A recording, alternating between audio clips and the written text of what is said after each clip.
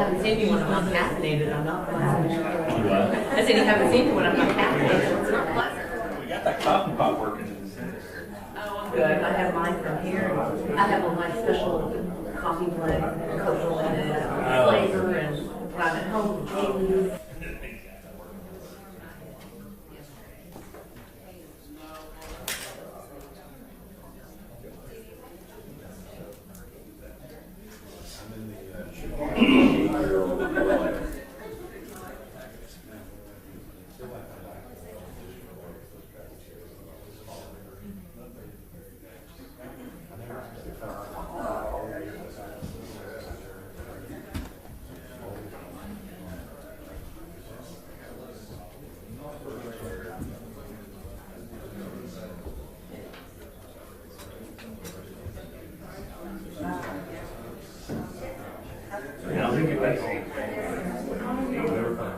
Hey, I've got a response from Driscoll.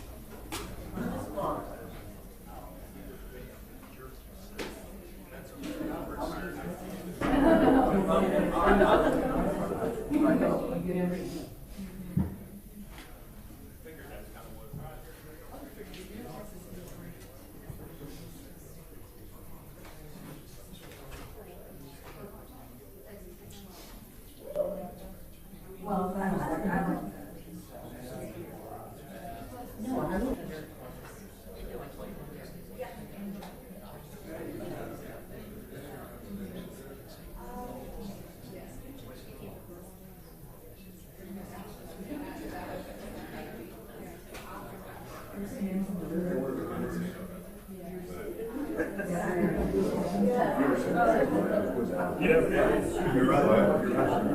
Oh, yeah.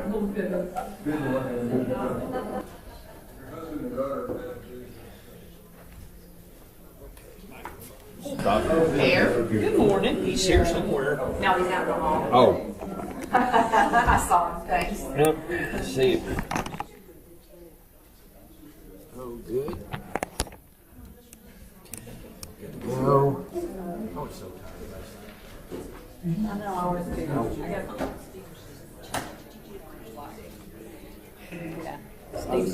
Steve was being all chatty, Kathy, and I was fast sleeping.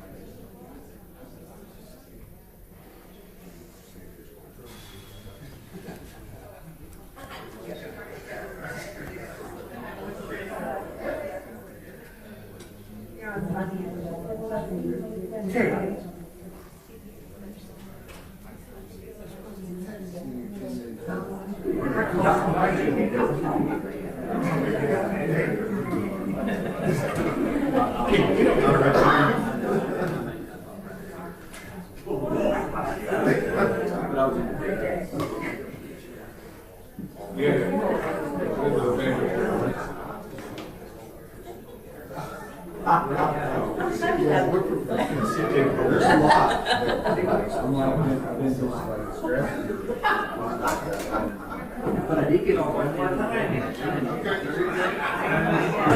Figured out that. step away. Somebody is.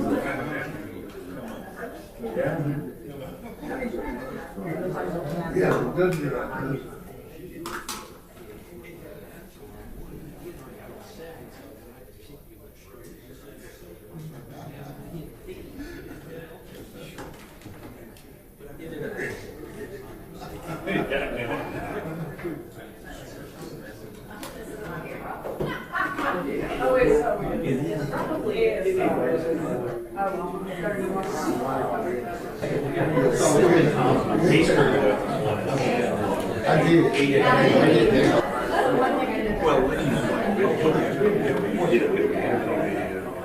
Gotcha. Oh, okay.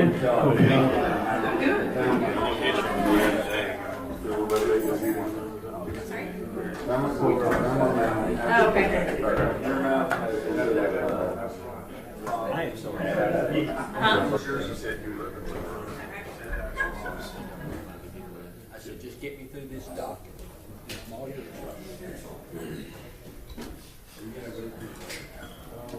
Oh, so I'm not having, oh.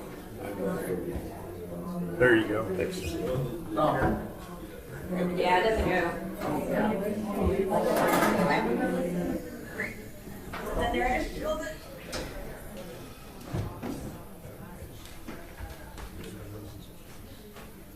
There are minutes.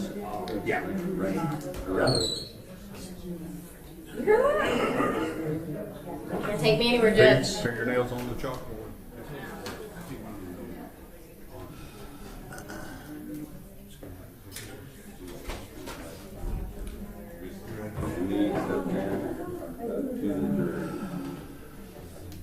All right, good morning, everybody. Let's get started. Mr. Goebel, it's my understanding there's some matters you wish to bring up for the record. Yes, Your Honor. I'd like to renew my objection to the materials remaining on the screen when a witness isn't actively testifying about them. That we running objection with each witness. That's granted, it's overruled. You had an objection to certain portions of a video. Yes, Your Honor, but I believe we have agreed to redact that portion of the video. Okay. And I didn't know if you wanted to put it in the record or not. Well, we've agreed to redact a certain portion of the video that deals with the 404B or an extraneous offense. My understanding of that agreement is not only will the audio portion, but the video portion as well will be redacted. That's what I requested the DA to do.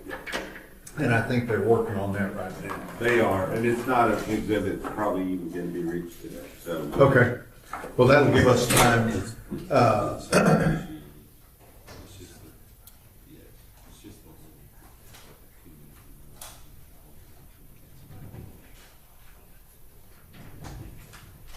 They're doing So when they get done, at some point, just make sure that the defense has an opportunity to review it. Okay. Are we ready for the jury? Ready, Your Honor. Why don't you call the next witness in and I'll swear him. Josh Espinosa.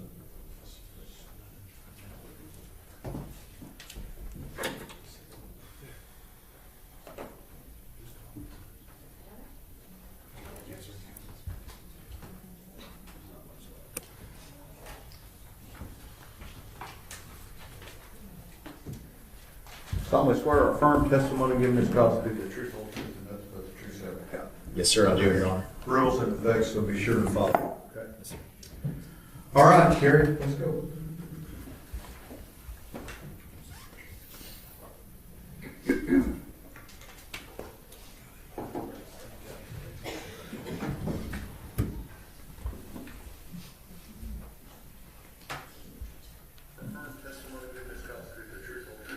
Better turn this off. Yes, sir, I'll do it.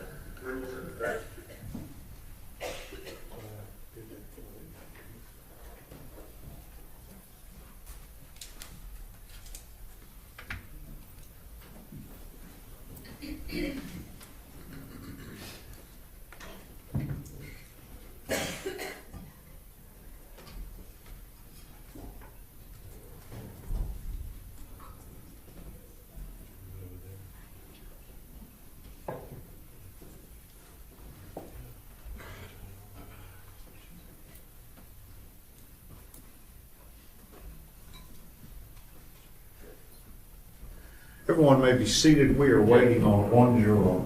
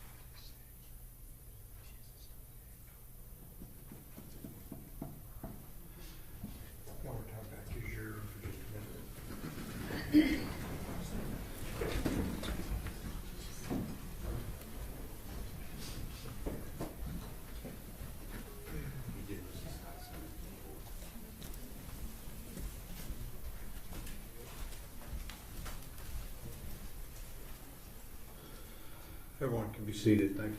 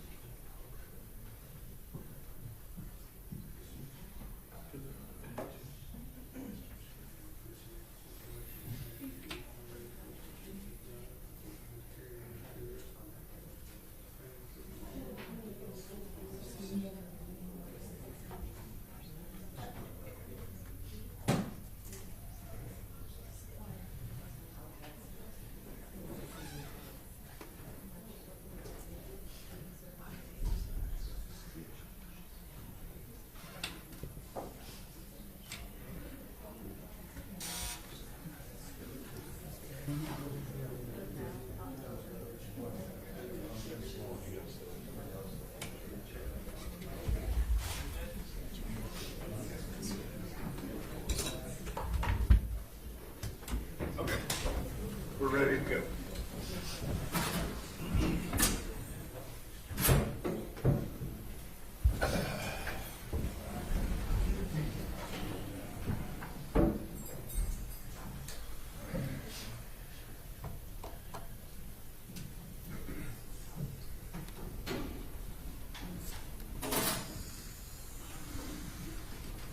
Okay.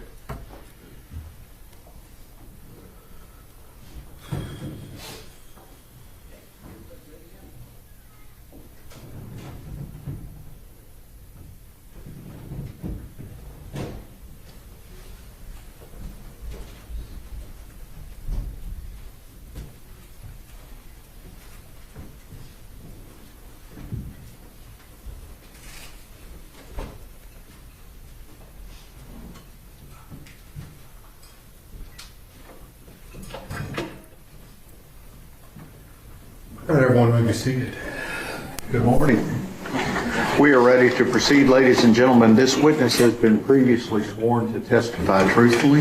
Okay, Mr. Staten. Oh, let's do it. Your Honor. Good morning. Can you go ahead and state and spell your name for the record? Yes, ma'am. Joshua, Joshua, Espinoza, Espinoza. And what is your occupation? I'm a Texas game warden. Now, what does a Texas game warden do? So Texas game wardens are state peace officers. We not only enforce hunting, fishing, and water safety related laws, but we also apprehend dangerous criminals and provide public safety to the people of the state of Texas. Now, are you a commissioned peace officer like our regular police departments? Yes, ma'am. So I hold the same commission peace officer license as any other peace officer, have the same arrest powers as any other peace officer in the state of Texas. Now, what type of training does a Texas game warden have? So Texas game wardens attend a training center near Hamilton, Texas. It's a 8-month academy. We train on the basic peace officer curriculum, everything from arrest, search, and seizure to firearms training to search and rescue training, boat operation training, quite a bit of extensive training. And what is a game warden's role in a search and rescue type of situation? So Texas game wardens often lead in search and rescue operations across the state, from major events from hurricanes, flooding occurrences. We actually had a dedicated search and rescue team. And are you part of this search and rescue team? Yes, ma'am. I've been a member of the Texas game warden search and rescue team for 10 years now. And so have you done a variety of search and rescues as part of this team? Yes, ma'am. I've done quite a few search and rescues, body recoveries, and victim rescues. And tell us, I guess, just generally, what are these usually coming from? So one of the very first events that I responded to was Hurricane Harvey, Harris County, providing victim rescues and that. And then most recently, the Kerrville floods, the devastating July 4th floods. So are these mostly, I guess, accident-based or? Yes, ma'am. Accident-based. Now, what areas do game wardens work? Do you have a certain district, a certain area? So we're assigned by county, but we have statewide jurisdiction. Okay. And so is Wise County part of your area? Yes, ma'am, it is part of my district. Now, at some point were you requested, you personally and the game wardens in general, to assist on the missing person search for Athena Strand? Yes, ma'am, that is correct. One of the Wise County game wardens was on scene, and also I was contacted by Game Warden K-9 Sergeant Chrissy Thompson with our K-9 unit that she was going to be assisting in the search of Athena Strand in Wise County, and I requested permission through my chain of command to assist with the search. Do you recall what date that was? It was December 2nd, 2022, approximately 10:26 a.m. So the search had already been going before you kind of had come to assist? Yes, ma'am, that's correct. Okay. And what information were you actually given when you were, I guess, heading to the scene? That there was a missing child, a 7-year-old child, Athena Strand, had been missing from a residence in a rural location in Wise County. And where were you asked to, I guess, report? I was asked to report to Athena's residence, which is, I believe, is 268 County Road 3573 near Paradise, Texas, a rural area. And when you arrived, what did you see? There was multiple agencies looking in the bar ditch, looking in the wooded areas around. I actually ran across 2 Fort Worth police officers and assisted them in searching a heavily wooded area after getting permission from the landowner. So at this time, you were mostly searching still in and around the victim's residence? Yes, ma'am, that is correct. Okay. At some point, were you contacted by a Texas Ranger? Yes, ma'am. While I was at the residence, I was contacted by the Texas Ranger. Was this still on December 2nd of 22? Yes, ma'am, that is correct. Okay. And have you worked with the Texas Rangers in any type of prior investigations? Yes, ma'am. We frequently work with the Texas Rangers and other agencies in assisting. And do you recall which Texas Ranger specifically called you that day? Yes, ma'am. Texas Ranger Job Espinoza.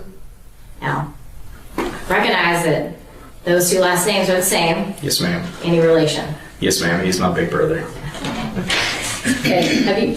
Do you recall if you've actually ever worked with your brother before? I don't recall if I have. I'm sure we might have crossed paths at some point. And on this specific case, though, was Texas Ranger Espinoza, was he the lead investigator on this? Yes, ma'am. He was the lead investigator. So although he didn't bring you out to scene, he did contact you for assistance at some point? Yes, ma'am. He did. Okay. And when he called you, what did he ask you to do? So when he called me, myself, and Game Warden Casey Pentecost, Wise County Game Warden, and Game Warden Chrissy Thompson were at the residence standing by, and when he called me, he said he needed me to find a FedEx truck and gave me an address and informed me that a FBI agent was following a FedEx truck and that I needed to respond and detain the suspect because he would potentially abducted or kidnapped Athena Strand. Okay. And so at this point, who all was with you heading to this address that the ranger provided you? So myself, Game Warden Casey Pentecost, Game Warden Sergeant Chrissy Thompson, we all were in separate vehicles and were en route to the address of, I believe it was Bethel Road was the initial address that was provided. And at some point, did that address change? Yes, ma'am, it did. And do you recall what the address changed to? So Wise County Communications came over the radio and notified of an address on the corner of Hope and Faith Trail. To your knowledge, were they getting information from the FBI that updated that address? I was unaware where that information was coming from. I believed it was from the FBI. Okay. Now, where were you, or did you eventually locate the suspect? Yes, ma'am, I did, eventually. Approximately where were you at? I was at a residence at the corner of Hope Trail and Faith Trail near Paradise. Now, at this time, were you in a marked unit? Yes, ma'am. And did you have your lights on? Yes, ma'am, I had my red and blue emergency lights on. Now, when you saw the FedEx truck, can you just tell the jury what happened?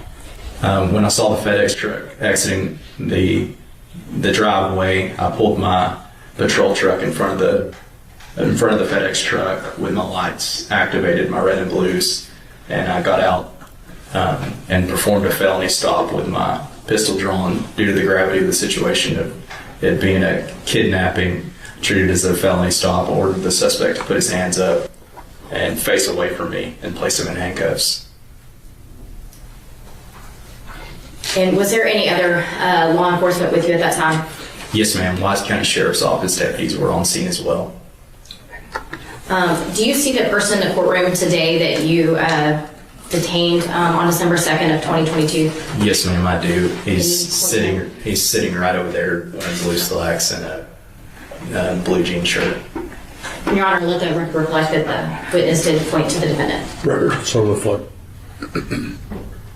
Now, at this time, you and the Wise County Sheriff's Office have handcuffed the suspect. What else did you do at that point? So I conducted a pat-down frisk for weapons of the suspect, and once I was sure that there was no weapons, I reached in his pocket and retrieved his wallet and pulled out his identification to positively ID the suspect.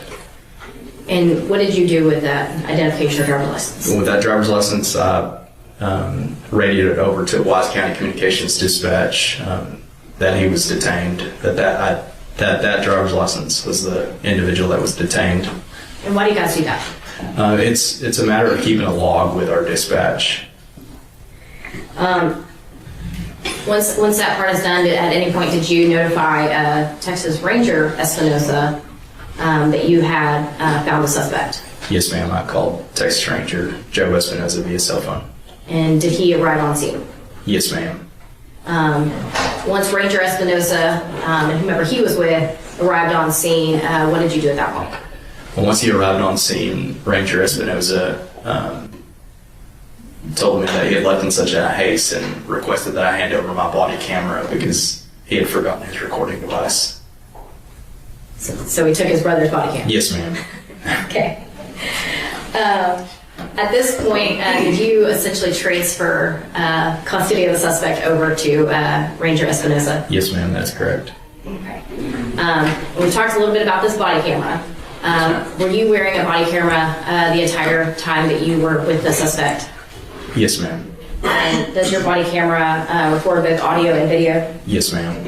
And did you activate your body camera prior to meeting the suspect? Yes, ma'am. And have you had the opportunity to review that body camera footage? Yes, ma'am, I have. Your Honor, may I approach? Yes, ma'am. Now I'm going to show you what's been marked as State's Exhibit 34. Do you recognize this? Yes, ma'am. And what is that? It's my body cam video on a flash drive with my initials. And this is the same footage that you have reviewed? Yes, ma'am. That's And correct. does it fairly and accurately depict the events where you detained the suspect? Yes, ma'am, it does. Your Honor, at this time, the state offers into evidence State's Exhibit number 34 that's previously been provided to the defense discovery. Any objections other than those previously tendered to the court? No, Your Honor. Those objections remain overruled and State's Exhibit 34 is admitted. Thank you, Your Honor.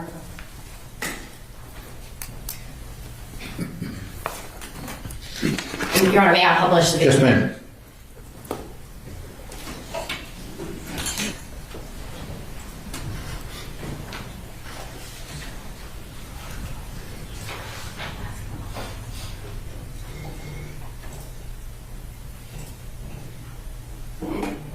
Josh, this will know. I'm going to ask you one quick question while there's no sound. Can you explain why there is no sound right now? So the reason there's no sound is when the body camera is on, it has a 2-minute pre-record where it records only video and no audio, but once you hit record, it actually picks up the audio as well. And so right now what we're seeing is you driving, and I guess, what is that you're looking at? That is my cell phone. I'm using Google Maps to find the location. Thank you.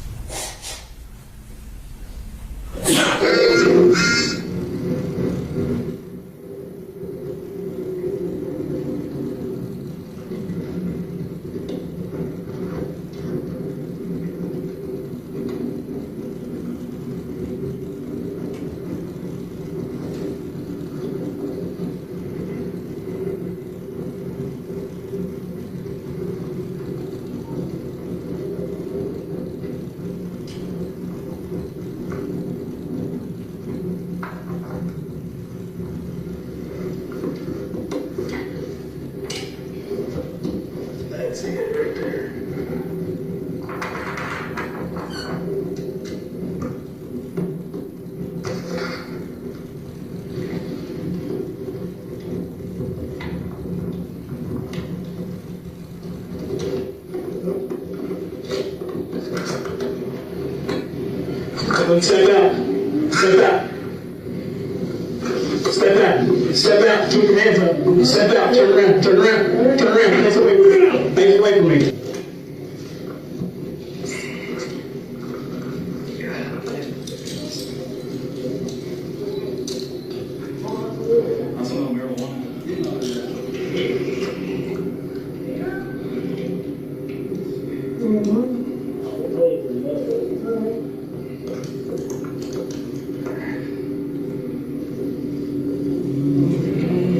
Firearms on anybody?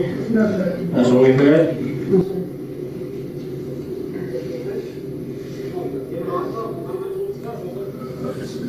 What is this? What you got in your pocket? Keys?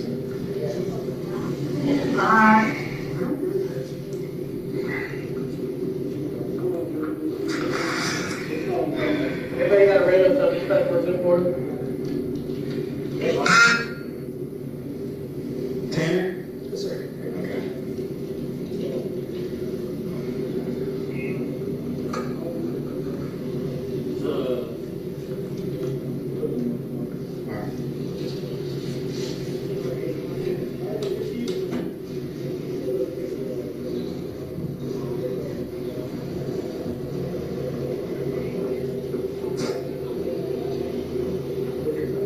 Yes, sir.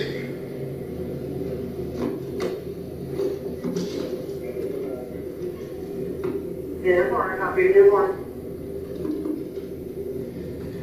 6417 Watts County. I got a DL for the one in custody.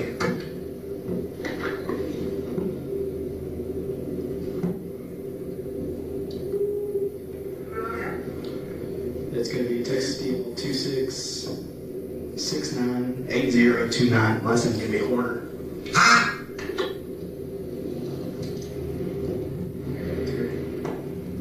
Good one. Take your card.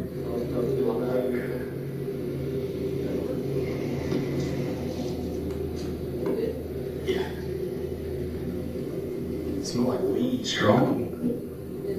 Yeah, when you rolled out of the van. I didn't think he was going to stop. My brother said that's all the FedEx tried to take it down. He's like, take it down. So, let me call him.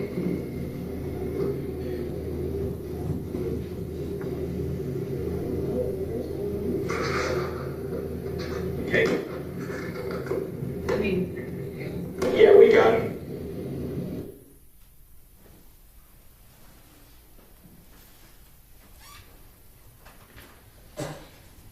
Gilmore Espinosa, in the background, you faintly heard somebody yelling for Athena. Were you able to look in the truck for Athena? No, ma'am. My concern was officer safety, making sure the suspect didn't have any weapons. There was Wise County deputies that actually made entry into the truck and looked around for Athena. And was Athena Strand found in that truck? No, ma'am. We spoke earlier about you handing over the body camera to your brother Ranger Espinosa. Yes, ma'am. On that video, when you handed the body camera over, will it show you on that body camera footage? Yes, ma'am. And why is that? Because of the 2-minute pre-record, it catches me taking off the body camera and catches me on video. And will that body camera footage show, I guess, probably your name on the body camera footage? Yes, ma'am, that's correct.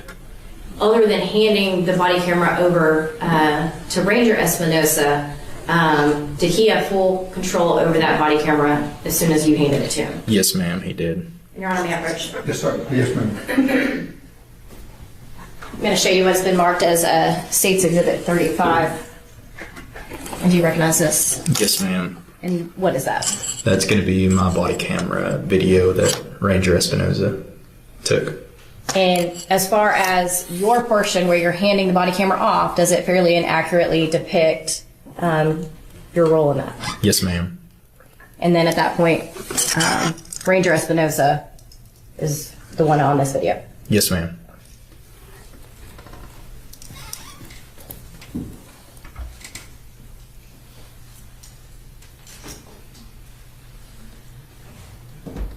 Once Ranger Espinoza takes custody of the suspect. Did you have any additional role in the search for Athena Strand? Yes, ma'am. What did you do?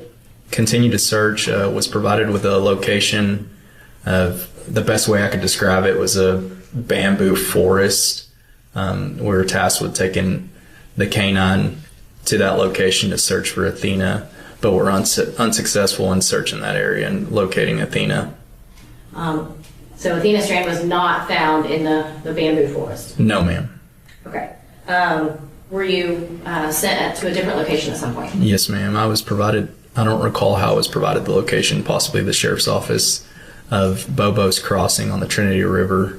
And we went to that location, but due to the nightfall and traffic conditions roadside, we decided it was unsafe to run the canine on that location. And you talked about canine. Was this your canine? It's Texas Parks and Wildlife Department game warden canine that's assigned to Texas Game Warden Sergeant Chrissy Thompson. It's her canine. And you were with her on that scene? Yes, ma'am, that's correct. At that time, who all was there with you? And it was just you and the canine unit, and who else?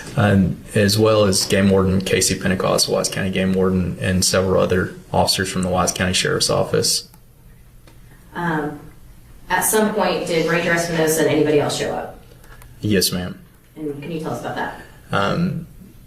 Ranger Espinoza showed up with Mr. Horner, and Mr. Horner was able to inform Ranger Espinoza where he had put Athena.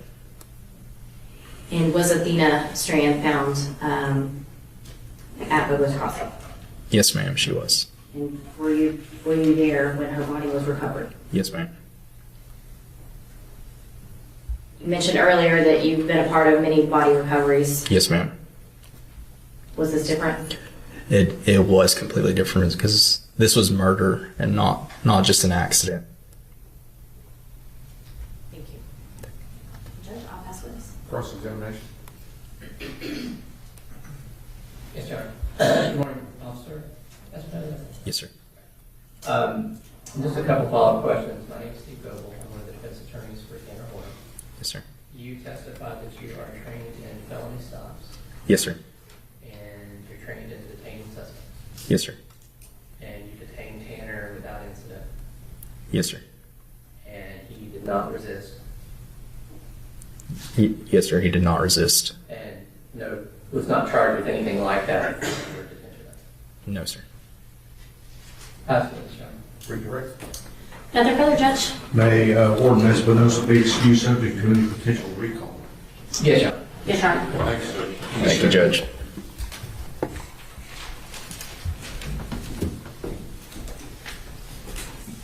Who do you have next? Texas Ranger Joe Espinoza.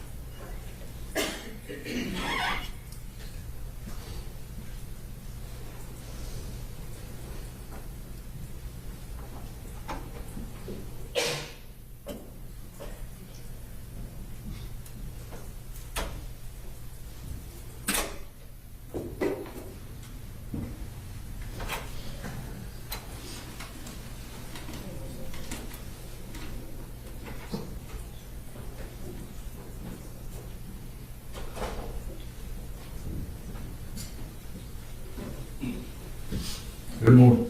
Morning. Remind you that you were still under oath from previous testimony. Yes, sir, Judge. This witness says you previously sworn to testify truthfully. Mr. State. Thank you, Robert. Congressman, you just heard from your little brothers. Yes, sir. How many Espinosas are there? There's two older and two younger, and I'm the middle one. You're the middle child? Five total. Yes, sir. The middle child. Yes, sir. Well, it looks to me that we're going to be chatting with you a little bit over the next day and possibly tomorrow. Would you do us a favor and introduce yourself to the jury with your first and last name, and then give us a short summary of your law enforcement training up to today? Good morning, everybody. Joe Espinoza, J-O-B, just like in the good book. I've been in law enforcement for going on 19 years. Started in 2007 with the Grand Police Department. Then worked with the Pelham County Sheriff's Office as a patrol deputy, and then worked on a narcotics and major crimes task force until 2015. Then I was hired by Texas DPS as a state trooper, and I was stationed in Mission, Texas, on the Texas-Mexico border, primarily assigned to Operation Secure Texas for 2 years. I was able to transfer and get back home, and spent the next 2 years in Mineral Wells as a state trooper there. And then in January of 2020, I promoted to the Texas Rangers in Company C, the Panhandle, stationed in Childress with the headquarters in Amarillo. In 2022, I transferred to Wise County, where I stayed until 2024. And I then transferred to Parker, Palo Pinto County, still under Company B.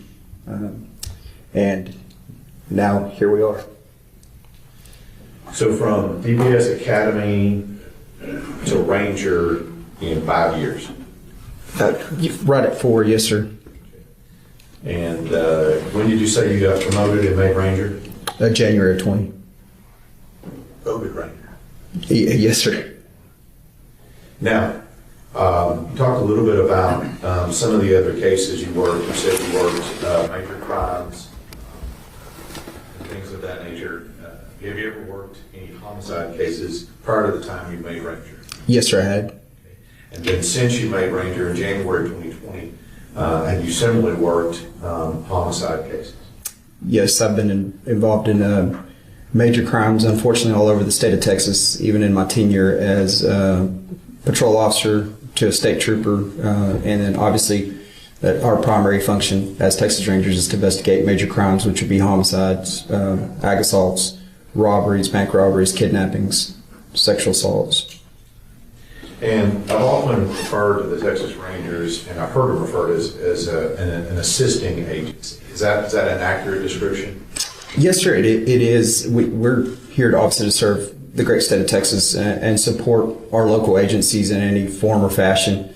We just come in and we are an extension of that office, working for that community or whatever community we get tasked to go to. And for what we're here for today with regard to Athena Strand, was that your capacity at that point, is to come in as an assisting agency with the Wise County Sheriff's Office and the FBI and other agencies? Absolutely. Just there to provide all the resources we could on a missing child. And let me, just to get an idea, you mentioned the word resources.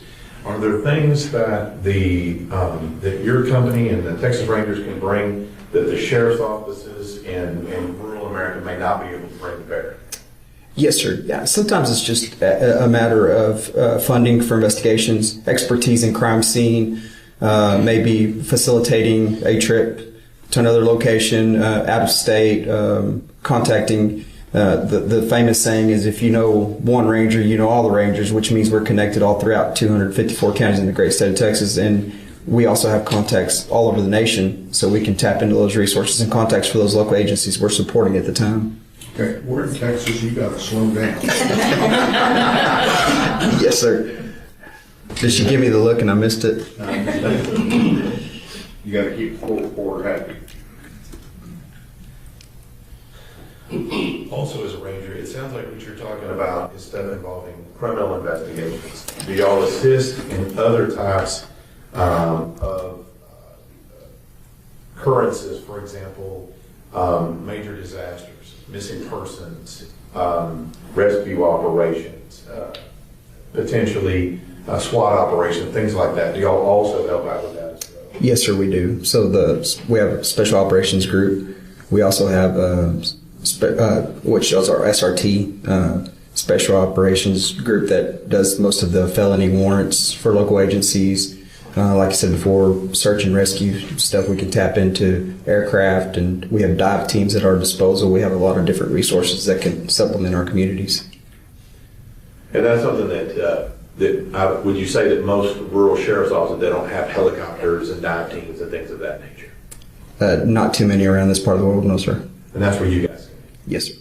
And in this particular case that we're talking about today, what was your role overall in the investigation into the abduction and murder of the teenager? Initially, it was just that missing 7-year-old little girl. Hey, let me get out there. Let me provide resources. Let me see if I can't call our partners in Fort Worth first for a helicopter. Let me see if I can get some troopers on scene. Let's find her. It's cold. It's late. That was just the initial response that I had. And then at some point, and I'm just trying to make sure, are you the lead ranger in the entirety of this investigation? Yes, sir, I am. And so in that capacity, would you say that most things that are going on with this investigation are coming through you in some capacity? Yes, sir. Yes. So basically, the way that works is when we come in and we're working with that agency, especially when it's something to this gravity or a big scene, we form a command post. And then when I tap into those resources, I delegate out essentially tasks. If I call in a resource, you're going to be given a task or a job or a duty, and then nothing gets done without getting phoned back to the command post. So there's nothing that went on in this investigation that I didn't have a good idea of what was happening or directed that to happen. So we just heard from little brother, and he indicated that. Objection, Your Honor. He is informing a witness what another witness had testified to. Sustained. With regard to your little brother, you mentioned that you give people tasks and things. And did you give your little brother a task in this particular case? Yes, sir. Okay. And what was that task? On that particular day, my brother happened to be one of the closest marked units to the area where the FedEx van was located, and I needed the driver detained. So I directed him to that location to detain that driver. So when you're talking about these tasks you're handing out, is that an example of one of those tasks? Yes, sir, it is. Now, let's talk. I'm going to take you to November 30th, 2022. It's been a couple of years. Yes, sir. Do you remember when you first got notified that there was a child missing in Wise County? Do you remember when that was? Yes, sir, I do. Tell us about it. I just actually got home from a training. It was pretty late at night, and I have, as the ranger for any area, I get notifications on my phone, state phone, which essentially says exigent things going on in the county. The notification on my phone was that there was a missing 7-year-old child. I contacted Wise County Dispatch and say, hey, what's going on with this? It's like, oh, they're saying this little girl wandered off from home. And she's missing. So I then contacted the on-call investigator. I said, hey, what can I do to help? And he said, she's wandered off before. Maybe we can find her quick. I said, well, it's really, really cold tonight. I'm a father, and this is my county. Let's find her quick. I don't want her to be cold. I don't want her to be lost. I'm going to come out, and I'm going to provide resources.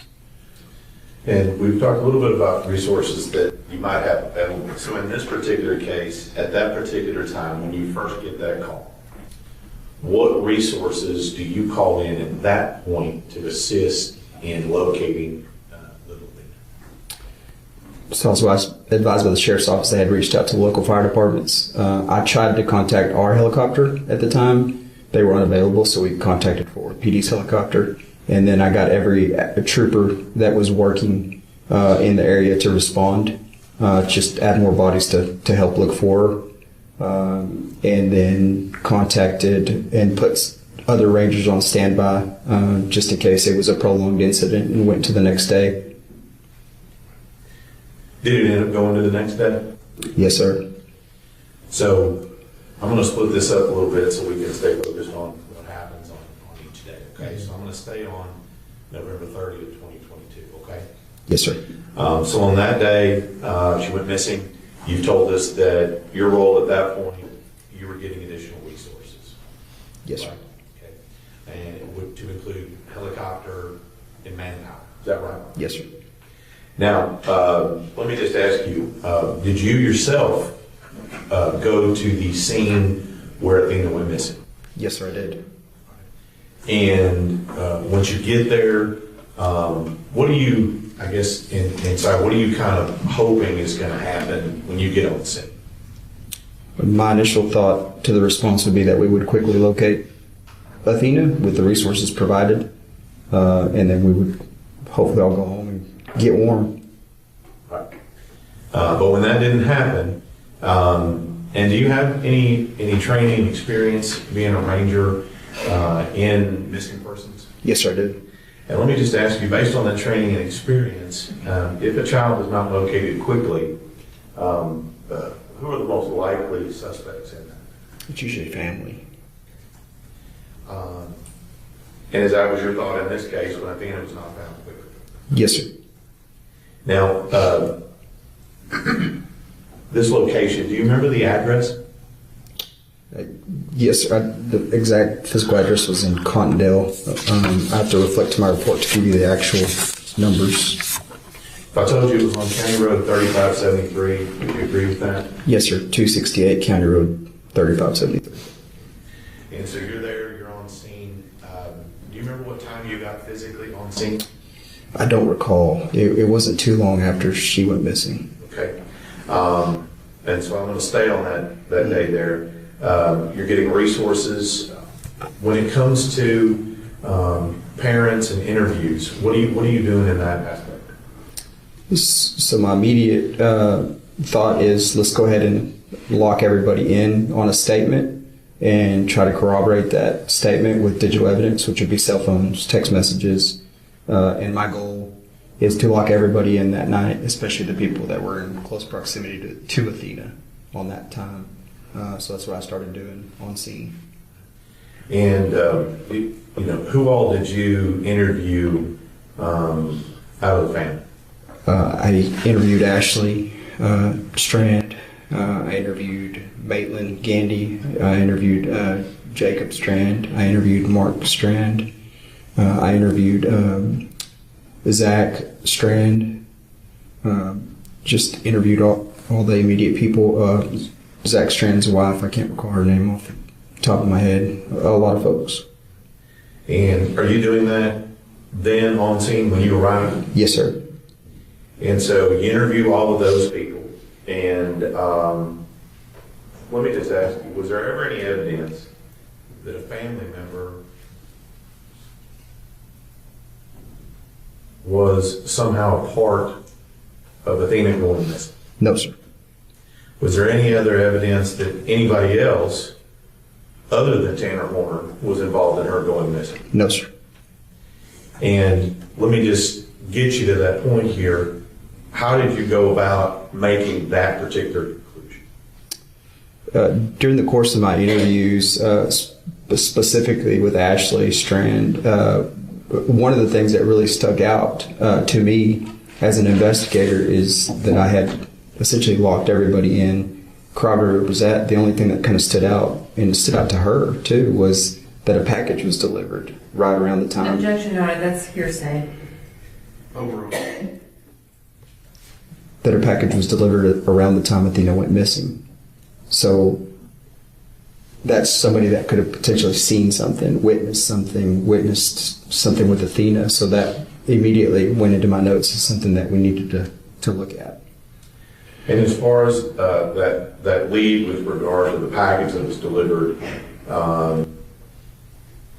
did you begin working that on that first day, that November 30th, or at some time after that? Yes, sir. At that point, we're going on to the next morning. Sun hasn't come up yet, but we need to start moving more resources. In my gut, I just knew we needed to shift this a different direction, which is that somebody had taken Athena. So I reached out to more resources. And when you say more resources, let me, you said it's early in the morning. Would that be the next day, December 1st? Yes, sir. And at this point, have you been working steadily since you arrived on scene all the way until the sun rises the next morning? Yes, sir. What is going on with the search from the time that those resources arrived all the way until the sun rises that next morning, December 1st? We're still looking. There's nothing's really changed other than I'm bringing in more resources. Is the helicopter still in the air? Yes, sir. Are the search people still doing search things? Yes, sir. So we talked about this package, okay?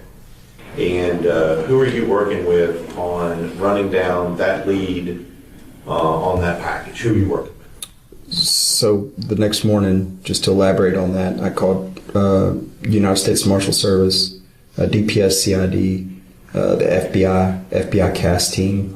I got additional troopers. I got additional rangers, and I also got our Special Operations Group rangers to respond to the scene. And as I delegated the tasks, I was informed that there was FBI agents in Fort Worth that could be tasked with identifying who delivered the package to the residents. And my main objective was who delivered it? What did they see? And that's what I was going to ask you next is, what kinds of information were you looking for from those assets that you brought in? So again, like I said before, everybody was tasked, different tasks. The United States Marshal Service and DPS CID were tasked with a canvas, which would be essentially canvassing all the houses, registered sex offenders, anybody in the area. Troopers were tasked with the same thing.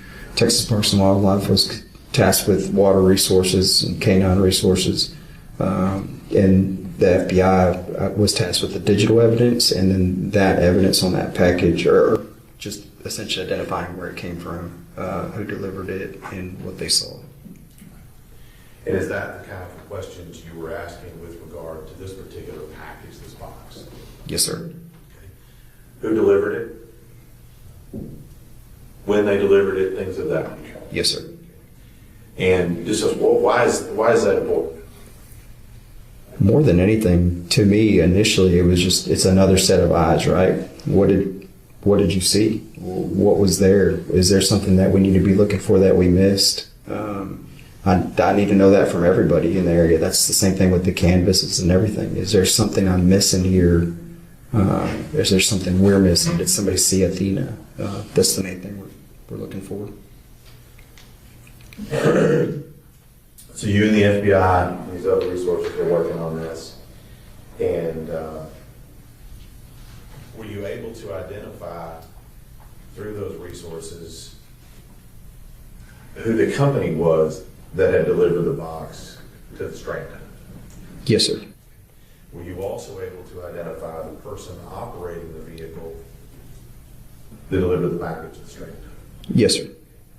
And again, are those all things that you were going to be relying on at a later date when you continue this investigation? Yes, sir. So, can you tell us who the parties were that were involved in the delivery of this box to the Strand? So, we initially found out that FedEx had delivered the package, but there was a company called Big Topspin that essentially contracted for FedEx and hired delivery drivers. And then so that kind of spun into getting hold of Big Topspin to see who actually was the driver that delivered that particular package. And who was that driver? Tanner Horner. Is that the same Tanner Horner sitting in the courtroom to my right at the end of the table? Yes, sir. It is. Now let me ask you, as part of your investigation, do you know who was the first person to contact either in person or by phone Tanner Horner as part of your investigation? Yes, sir. And who was that? Patrick McGuire. And was he the one working on it from the FBI side? Yes, sir.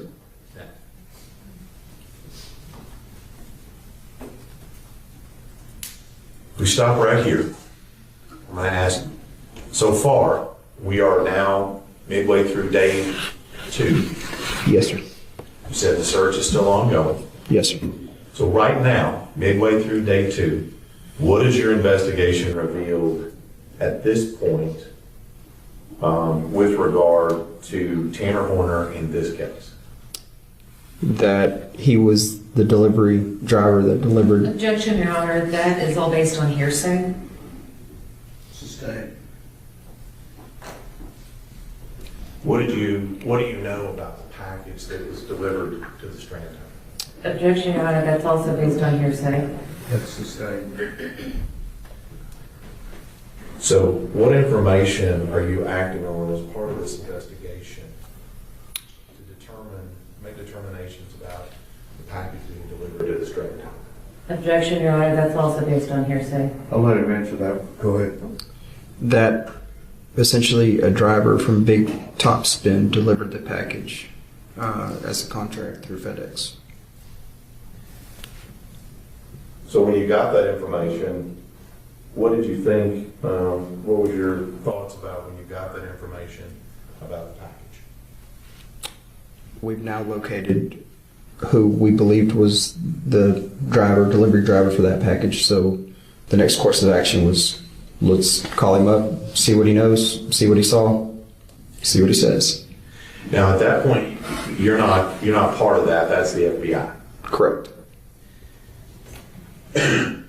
So what was going on, and not necessarily getting into who told you what, but what was going on in the investigation?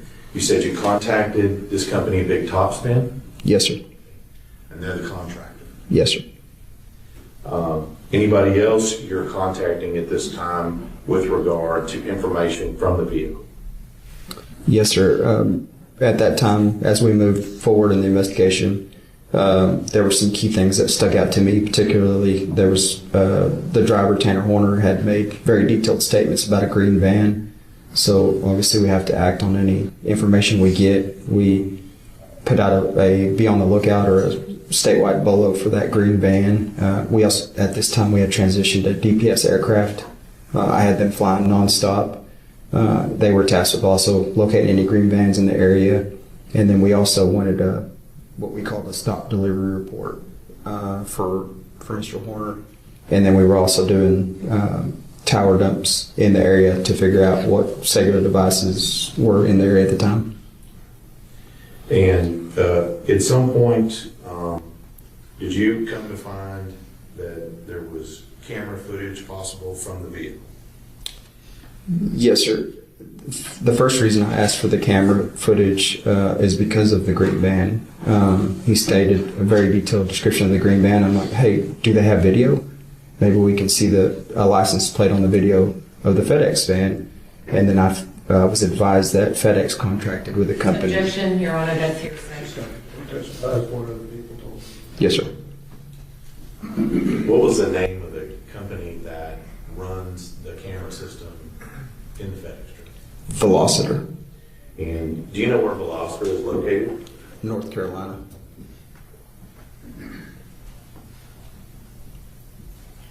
And who is your contact at Velociter? My contact at Velociter, I have to look back on the notes to specifically remember. May we approach? Yes.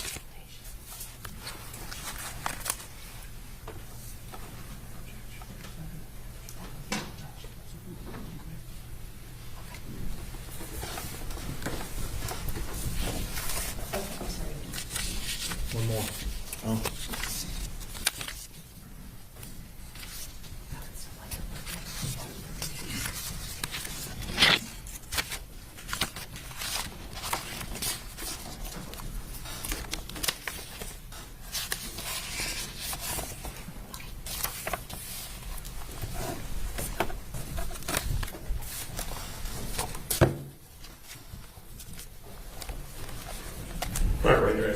Who's your contact at Veloster? Jim Becker. And again, what is their role in this particular investigation? They essentially provide the camera software for all FedEx trucks.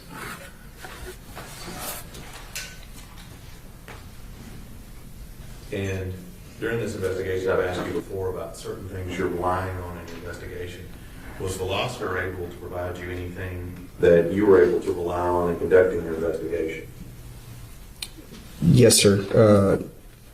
Jim Becker, with the assistance of the FBI, was able to provide us video from the FedEx truck. And let me just ask you, how much video were you able to acquire at that time? At that time, it was just 2 short clips.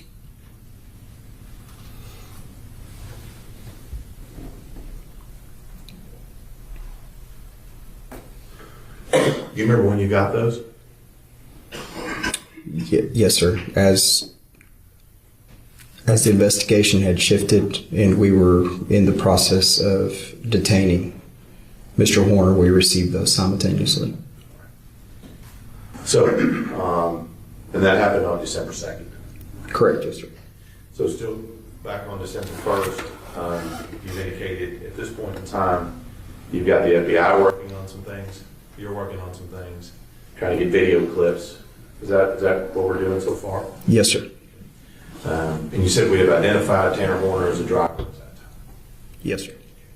So as the sun sets on December 1st, what's the status of the search at that time? It's continued. We still have every resource available going. Everybody's still looking, and we still have aircraft looking as well. At any point up until the time we're talking about the end of the day, December 1st, has that search ever been discontinued? No, sir. Helicopter still going? Yes, sir. Search team still in the air? Yes, sir. And the movie to day 3. Okay. December 2nd.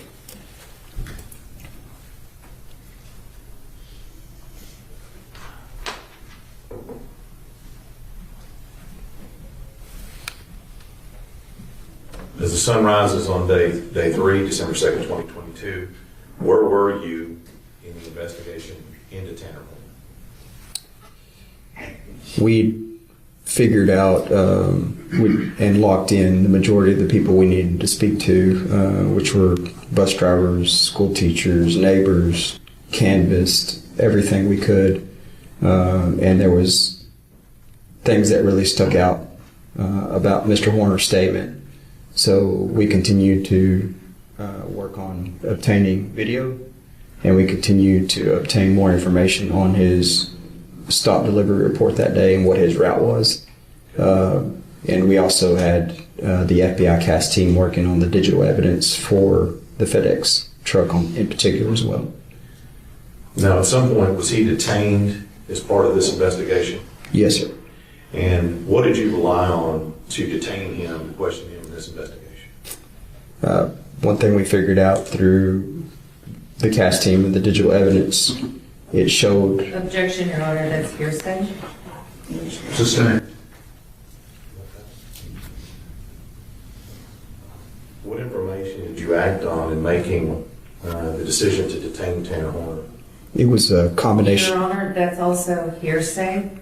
That's sustained also. What time was Tanner Horner detained? Approximately 3 p.m. Were you involved in making the decision to detain him? Yes, sir. And so, were you present when he was, at least sometime when he was detained? I arrived shortly after he was detained. Let me ask you, do you remember what time you first meet Tanner Horner? A little after 3 p.m. on December 2nd.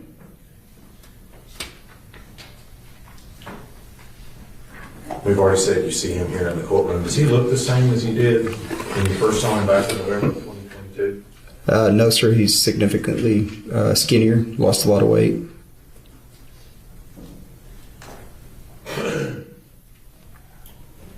once you have him detained, what do you do? I talked to him. Okay. You said you had gotten video clips. Yes, sir. What'd you see? I saw that Athena was still alive and that she was placed in that FedEx van by Mr. Horner. And based on what I was seeing, it was exigent. And I felt there's a possibility that Athena was still alive and we needed to bring her home.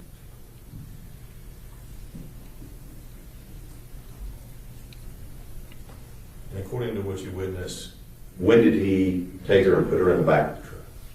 On November 30th.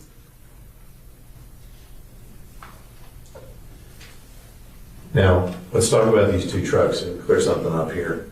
The truck that he was detained in on December 2nd, was that the same truck that he put her in on November 30th? No, sir, it was not. And were we able to acquire and locate the original truck that he was in on November 3rd? Yes, sir. As part of my investigation, we secured the original truck he was driving that day and had it secured at the Wise County Sheriff's Office. Okay. The truck that he was driving that day, are you aware, and I'm just going to do this by license plate, are you aware of the license plate on the truck that he was in on November 30th? Yes, sir. I have it documented as Nora Robert 4995, or that's NNR 4995. And that's the truck that he was in on November 30th? Yes, sir. That's the van that we identified that he was driving on the day that Athena was abducted. So keep this straight now, we have two vehicles at play here. Yes, Is that sir. correct? Yes, sir. And we have the vehicle that she was abducted in on November 30th. And then we have the vehicle that he was detained in on December 2nd. Correct. Yes, sir. And I know you didn't conduct any of the CSI work on any of those vehicles, did you? No, sir.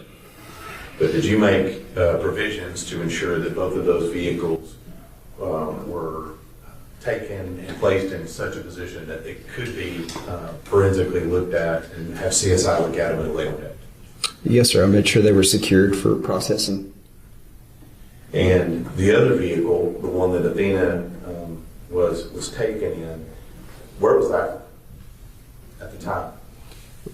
We had been in contact with Big Topspin, who told us that it was being operated by another driver at the time. So we instructed them that it was important that we get a hold of that vehicle and that it be brought to the Wise County Sheriff's Office. And was that done at that time? Yes, sir, it was. Now, so now we have him being detained. You're making revolutions to get both the vehicles to the sheriff's office, correct? Yes, sir. You did say that you talked to him. We're going to get to that in a second. What else is going on in your investigation at the time that he is detained? Again, at the time, based on the video that I saw, I believed Athena was alive. And under exigent circumstances and public safety, I had our special operations group, SWAT team, essentially, make entry into the Horner residence under exigency simultaneously as Mr. Horner was being detained, and pretty much let me know if she's in there or not. Same thing with the detention of him, is let me know if she's in the truck. You used a term there, exigent circumstances. In law enforcement terms, what does that mean?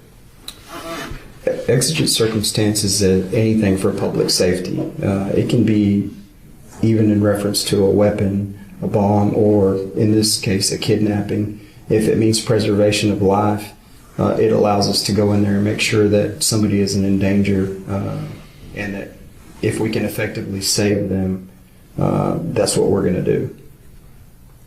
And so does that allow you to detain people in furtherance of preservation of life? Yes, sir. Does it allow you to potentially enter a residence in the interest of preserving life? Yes, sir. And were both of those done in this case? Yes, sir. And with regard to entering a home, during that time, whose home was entered and searched at that time? It was Tanner Horner's family home where his grandmother and family resided Where is that located, if you remember? in Fort Worth. And so you said that happened at the same time that he was detained. Yes, sir. That seemed to be something that's important to you, that we do it at the same time. Why is that important? Based on my training experience, especially with kidnapping cases, if you hit something, or by hit, I mean if you make entry into something sooner and somebody there can give a heads up if she's not there in that house, and then it puts that person in danger. So we have to do it simultaneously so nobody's forewarned and we can keep any phone calls from going out, because ultimately it's about preserving life.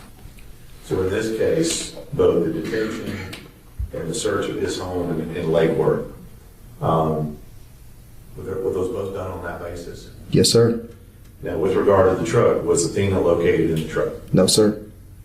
With regard to the Tanner Horner's home in Lake Worth, was Athena located there? No, sir. So at this point, if we press pause right here, we have Tanner Horner detained. We have not located Athena. Yes, sir. So at this point, what are you hoping for at this point if we stop right here? Objection or irrelevance? Overruled. I'm hoping to find Athena alive. Now, you said, as part of this, you arrive on scene and you talk to Tanner Horner. Yes, sir.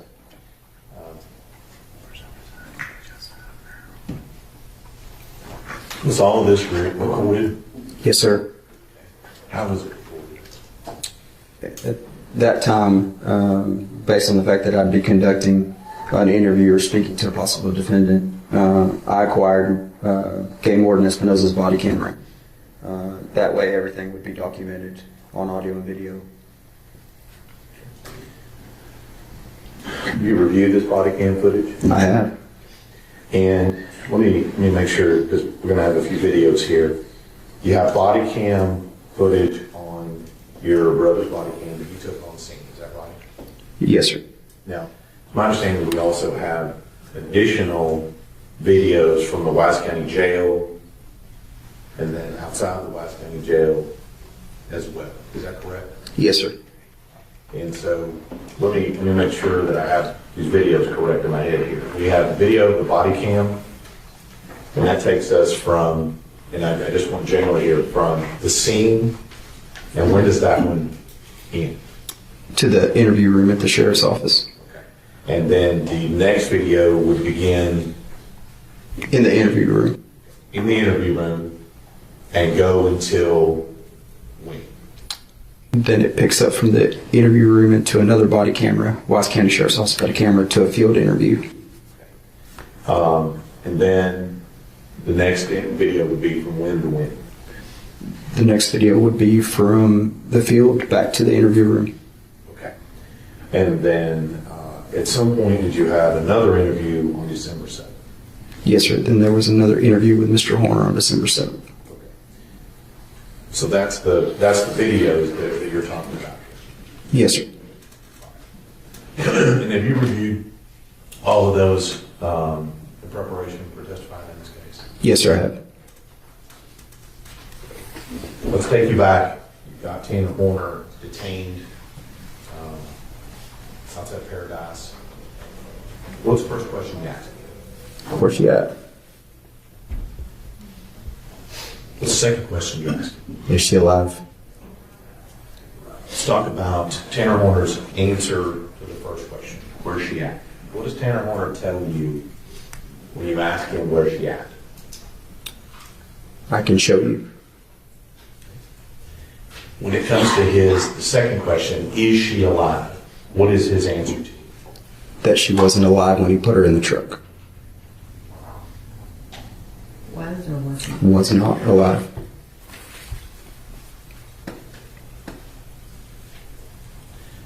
Now, at that point in time, what do you know about the answer to that question, is she alive? I knew that. I didn't know if she was alive or not. You said you'd seen a clip on that day with her alive in the vehicle. Yes, sir. I believed she was alive and based on that clip. But when the answer to the question is, she wasn't alive when I put her in the truck, what do you know about the answer that Tanner Horner gave you at that time? I immediately knew that was a lie. Because you'd seen it on the clip. Yes, sir. Now, in the first few moments, are you asking him any questions about what happened? No, sir. Why not? That's not part of the public safety exception. The courts have ruled very clearly it's in furtherance of finding and preserving life, not questions on details of the case. At one point, he tries to say details and I stop him. What did Tanner Horner volunteer to you without questioning had happened in that case? Had happened in this case? That she was deceased and that he had transported her to a location with a lot of bamboo. Let me back up a little bit. What, if anything, did Tanner Horner tell you about what caused her to be deceased? That he backed into her with this van. Now, when he says to you that he backed into her with the van, what do you know about that statement as well? I know that's not factual because based on the two clips that I saw, you can clearly see Mr. Horner putting Athena into the van. But that's just not true. No, sir. So, got Mr. Horner detained, you're on scene, what do you do next? We get in the vehicle along with investigator Oliver and Ranger Briley, and we in turn have him direct us to the location where he put Athena, or stated he had placed Athena. Now let me ask you a couple of questions about that. Who's driving? Investigator Oliver. Okay. And where are you sitting and where is Mr. Horner sitting? I'm sitting in the back with Mr. Horner. Okay. And you said you end up at a location, you said there's some bamboo there? Yes, sir. Now, who is giving you the directions on how to get from where you are to where this bamboo is? Mr. Horner. And when he's giving you the directions, what level of detail is he able to provide you to guide you from your location where you are to the bamboo? Descriptive turn-by-turn instructions on how to get there. So is he able to tell you what roads to take? Yes, sir. Is he able to tell you what turns to make? Yes, sir. And he's able to tell you where he placed her body? Yes, sir. Now let's talk a little bit about this location. How long does it take you to get from where you detained him until you get to this location where he says he dropped the body off? I'd have to guess, but approximately 15 minutes. Didn't take you an hour to drive there? No, sir. Is it still in West County? Yes, sir. So this location, and I want you to describe it a little bit, if you will, for the jury, where Tanner Horner took you to this location. When you drive up, what do you see? We drive up, and on what appears to be the north side of the road is a heavily bambooed area, very, very thick with bamboo, and he indicates that that's where he placed Athena. When we say bamboo, are we talking 10 feet tall, 3 feet tall? What are we talking about here? It was 10 feet tall or more. And so you arrive on this location. What has Tanner Horner told you about why this location is important to him? What has he told you? He stated that somewhere where somebody might be able to find her. And so, is he able to give you a description of how far in the bamboo, how close to the road? Is he able to describe the exact point at which he placed her body?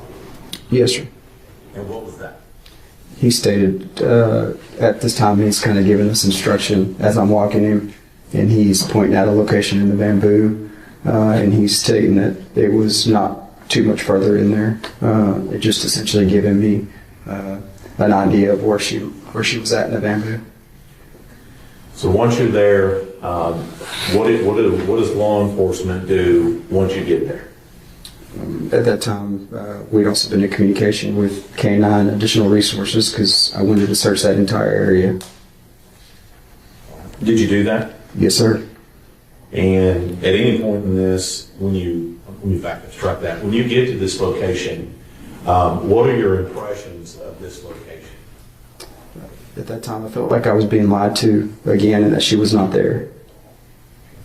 And based on your observations of this location on this road, why is that?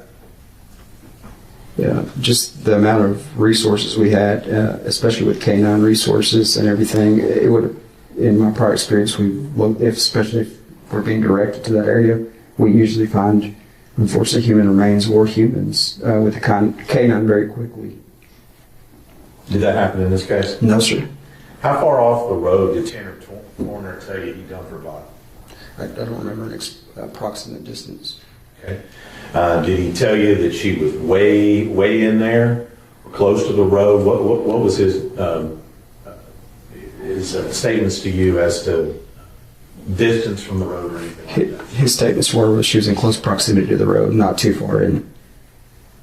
Why did he tell you that that was important? He stated that was so somebody could find her. You didn't find her? No, sir. So, when you're out there searching, are you personally out there searching? Yes, sir. And I think you mentioned just a second ago that you had Mr. Horner out of the vehicle and had him pinpointing things to you as well. Is that correct? Yes, sir. And is that when he's telling you where she was, where he put her, so on and so forth? Yes, sir. And again, is all of this still recorded on your body? Yes, sir.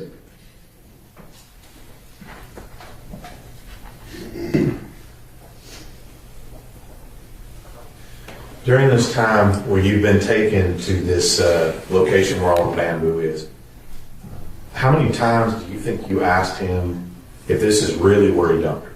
Numerous. And each time in this that you ask him that, what is his response to you? That's the location. And what level of confidence was he giving you when you're asking these questions? High level of confidence. And in fact, was he able to point at some point to where he had put her? Yes, sir. Still no Athena? No, sir.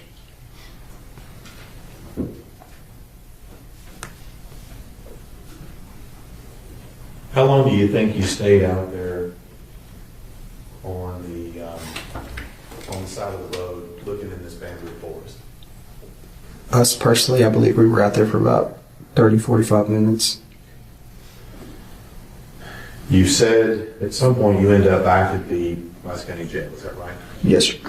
Why do we go from the bamboo forest back to the West County Jail? At that time, we exhausted resources as far as checking the home. We checked both vehicles. We checked, keep in mind this is day 3 also that we've been searching.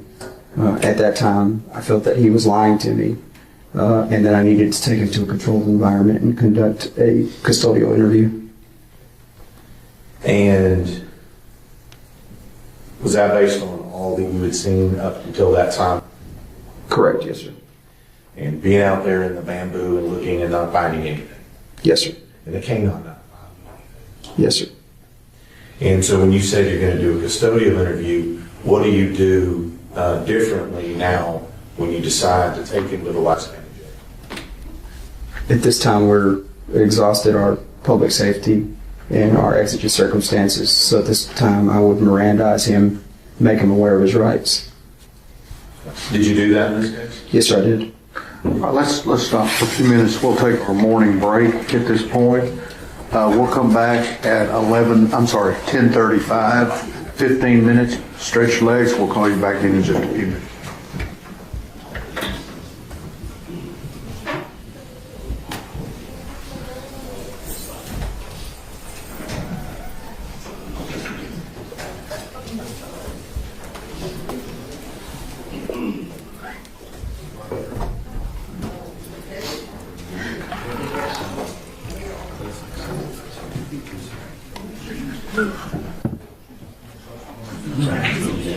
All right, 10:35, everybody.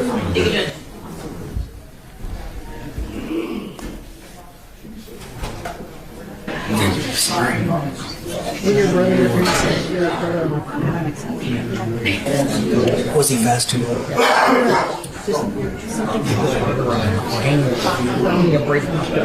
He said all kinds of bad stuff. Did you? I bet he did.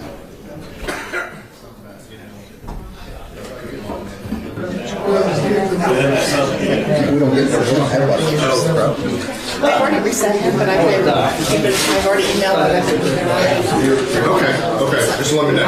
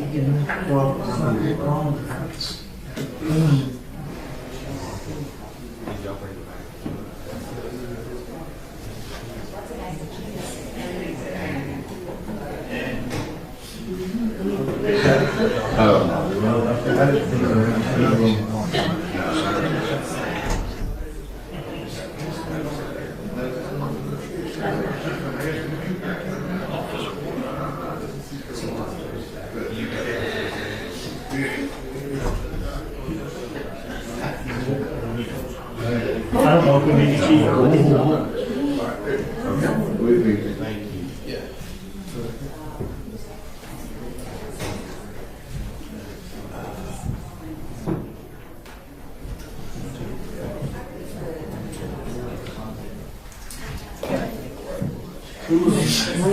Hey, how are you? Good to see you. Good to see you.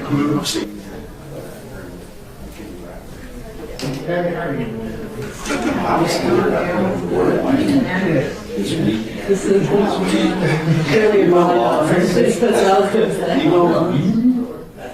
I know.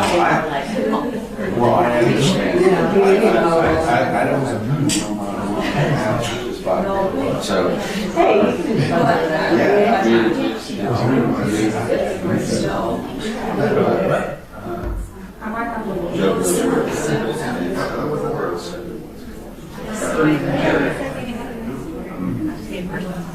I don't know where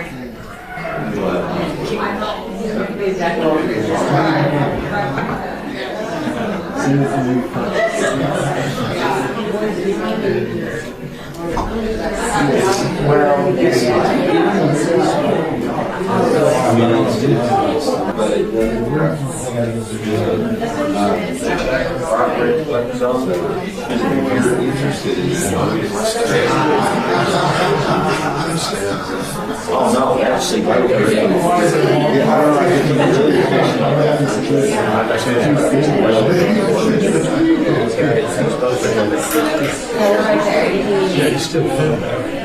That's the one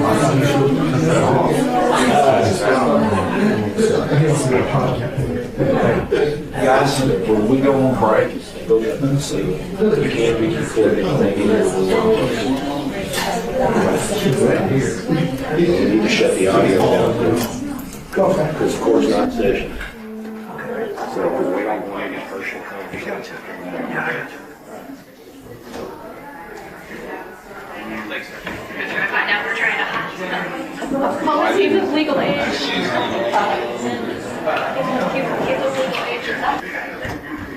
age.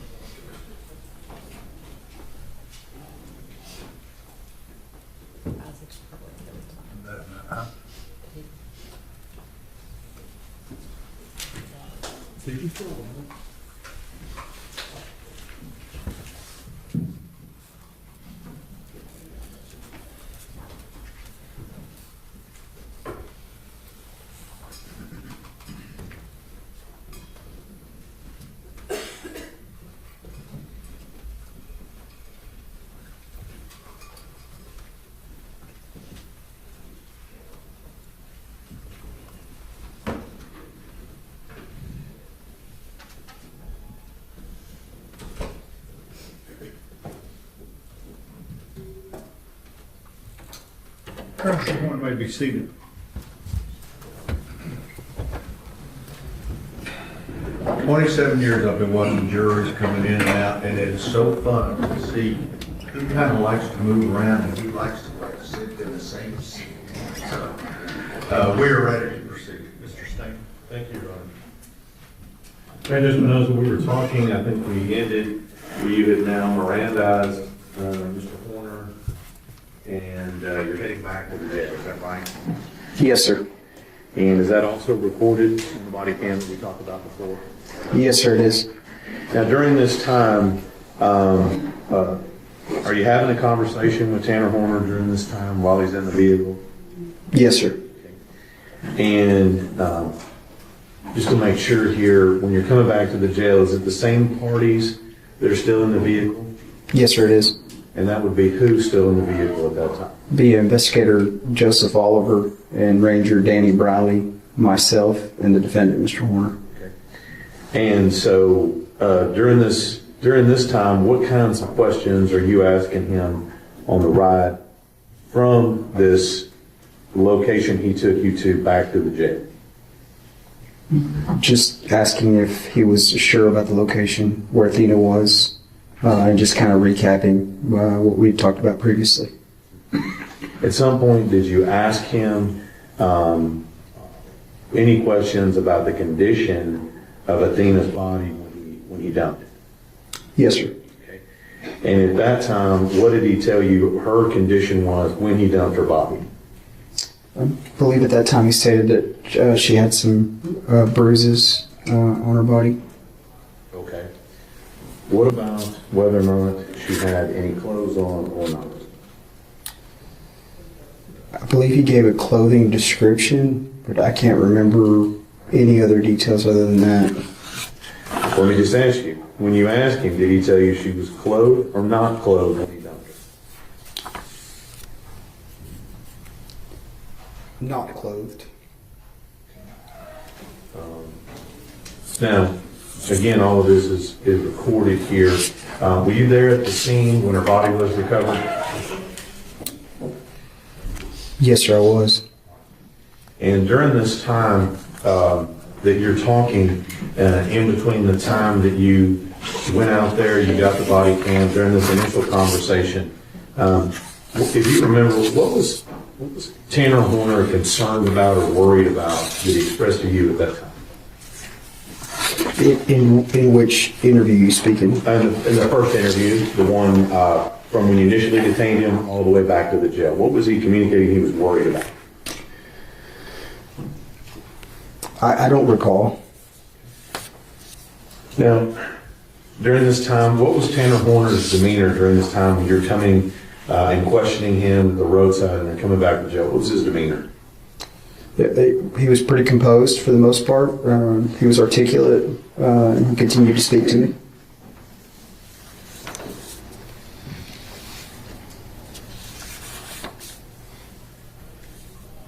You remember when you, at the point at which that you make the decision that I think you said you're not able to find her, this isn't working out, what does Tanner Horner offer to you as a possibility that something had happened to her? Potentially somebody had picked her up, or and again, looking into the future, where was she when you were interviewing him at this time? she was at Bubbles Crossing in the river. Now, we talked a little bit about whether it was things were audio and video recorded.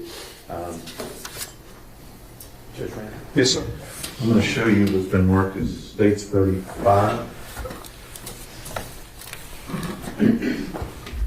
If Can you tell me what that is and whether or not you've reviewed that? Yes, sir. This is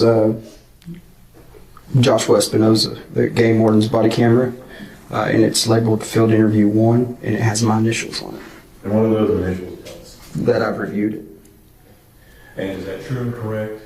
Depiction of what you saw and witnessed on that first video we talked about from the detention until you get back to the jail? Yes, sir.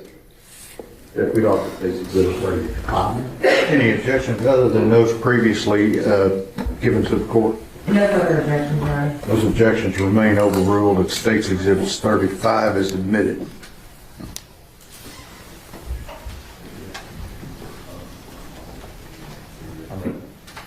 Let me publish, Your Honor? Yes, sir.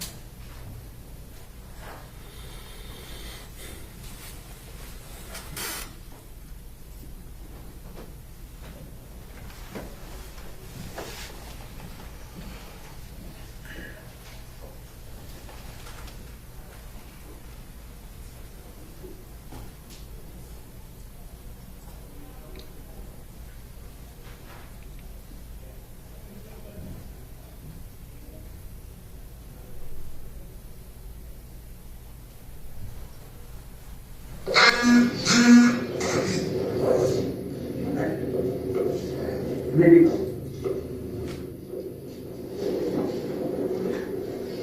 Sure, brother. Here. Listen, where's she at? No BS, where's she at? That's the most important thing right now. Come on. Where's she at? I can show you, I don't know what the word is called. She what? Okay. Listen, let's try right up there, okay? Let's go find her right now.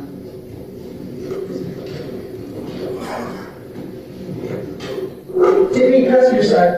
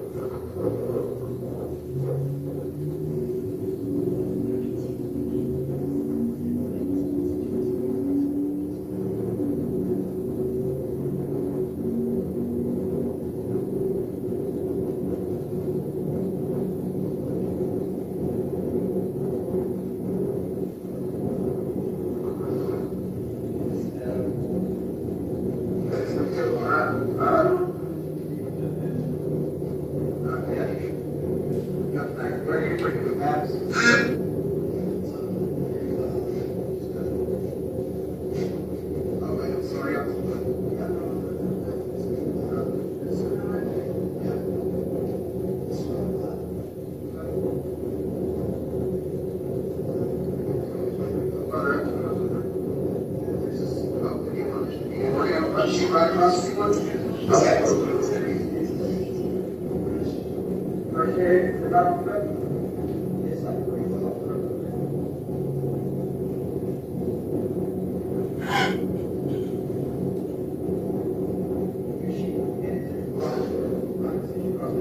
Right there.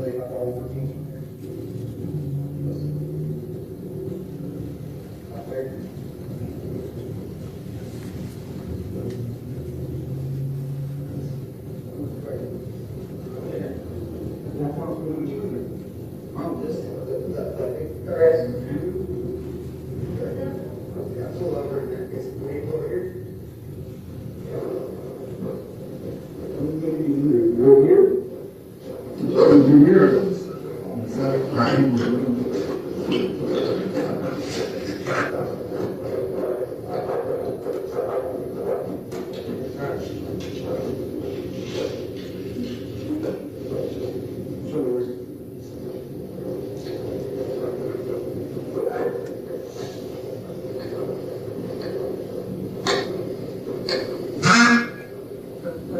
About 5 feet back. Can you go?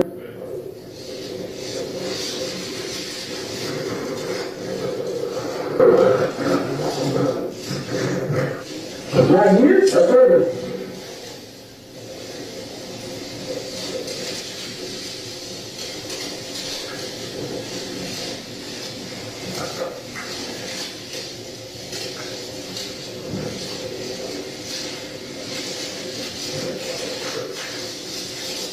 You sure you want 3 minutes? Let's not break down a little bit.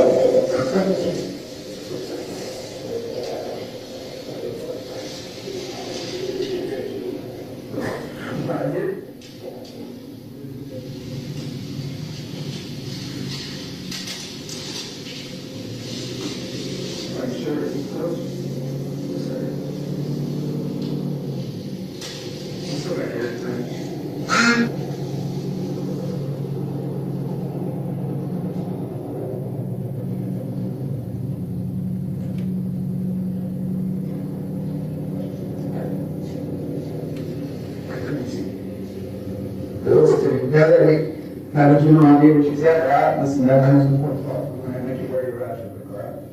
You have right to insult and make a mistake. Any mistake you make will be used against you in court. You have right to an attorney, and you have the right to have an attorney present.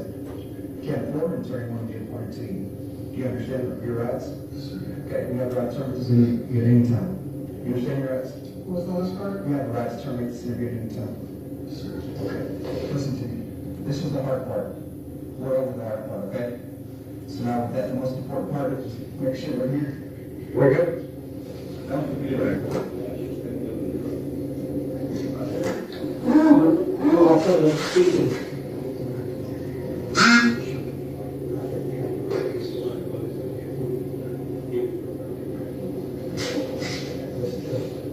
Where's she at?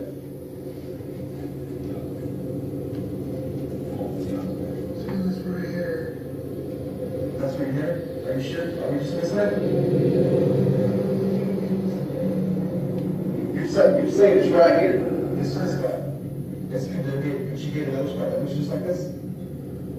I mean, she could be a little bit further down, but this is where. Well, they're checking here when they travel. Yeah.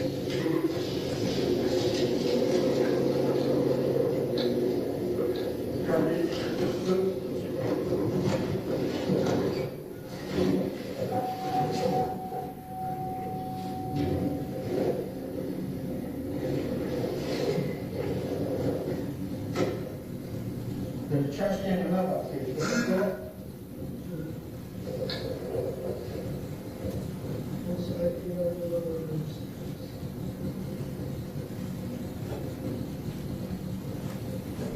So, you need it? Does this work?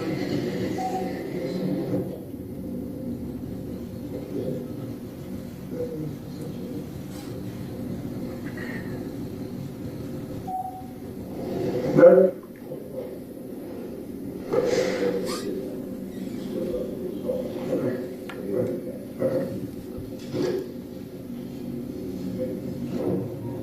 We just want to make sure we find them. If you can allow them to go somewhere, that's even better. This is not.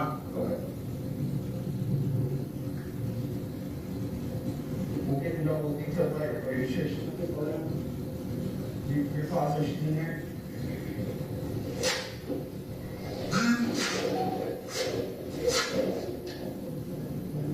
My fingers?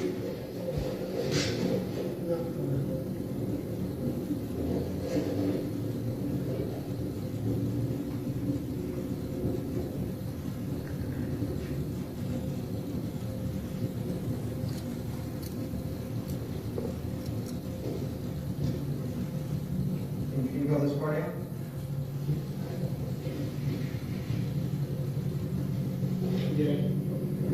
Good.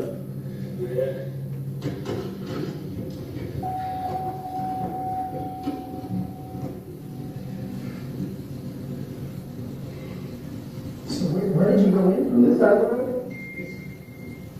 And would you say you went like right here? You said 5 feet.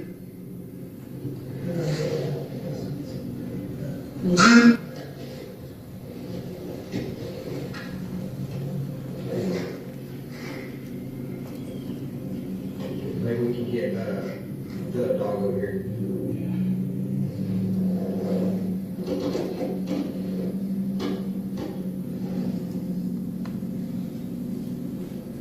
Hey, when we get you the location, can we get you the dog over here? Alright, bye.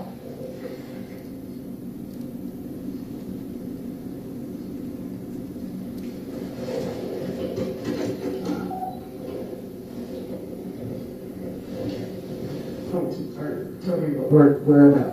Right there? There's a big red right there? Pull it up. Pull the middle one. Stop.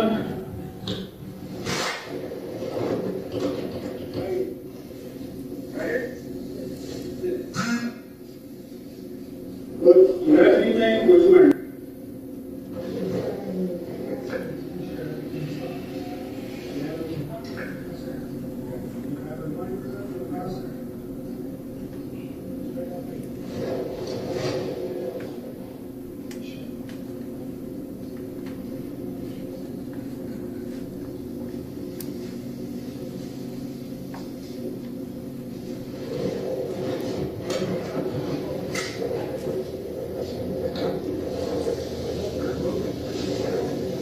That's about how far she was.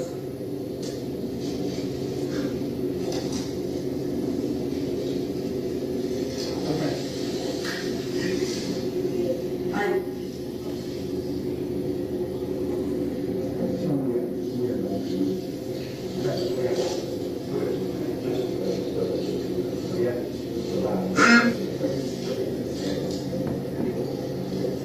Sorry?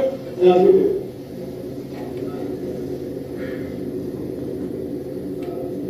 So, what she said was there any confusion about where you might have put it, and she's not alive. Okay.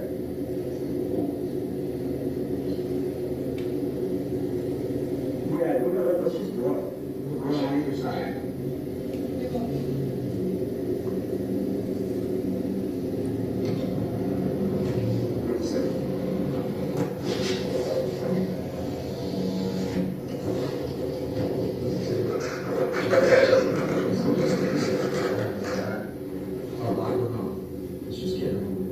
That's all that's important. You understand that? That's all that's important. Trust me. You can trust me. Okay? There's always a reason for everything, right? Too many times we get all excited. You know, look what happened, but there's always a why. Alright? We'll get there. Right now's not the time. Right now, let's just get there. That's very most important. Do you agree with me? Okay, perfect.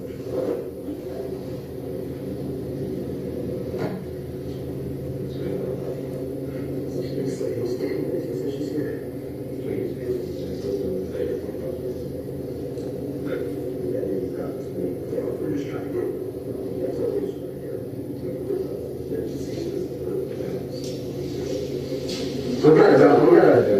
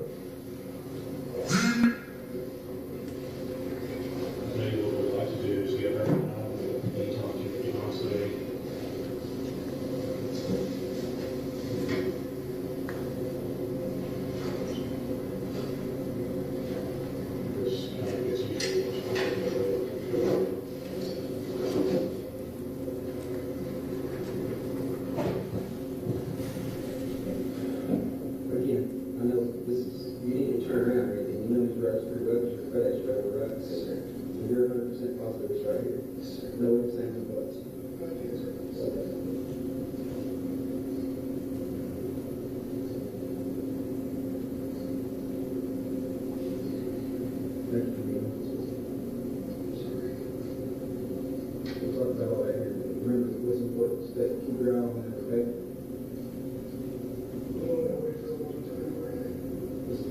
We're staying focused on finding her, okay? That's what's most important right now. Let's find her, and we'll get involved in any of that stuff. I'll answer all your questions, and I'm sure you got other questions for me too.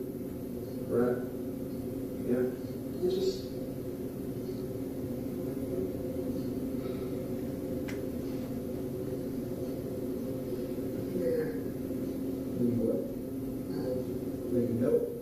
Now, listen, if she's right here, we're going to find her. If you're being truthful with me, you're being honest with me, which I hope you are, we're going to find her. If you're being 100% honest with me, this is where we're going to find her.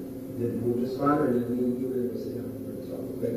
Just and then we're going to get all the details and get into some of that, why, as opposed to the what. And then we're going to get all that put in front of us, and then we'll resolve all that stuff. Then we'll let you start making some phone calls, say whatever you want to do, okay? I promise you that. Yeah. Absolutely. Yeah, man. That's a small picture, right? That's a small thing. We'll get to that. We'll get you that one. Time's on our side. We got enough time. Okay? Just be patient. This is priority number one. Okay? Thank you. Thank you for being honest and getting here. Okay? I just wanted that. I just wanted to go. That's it.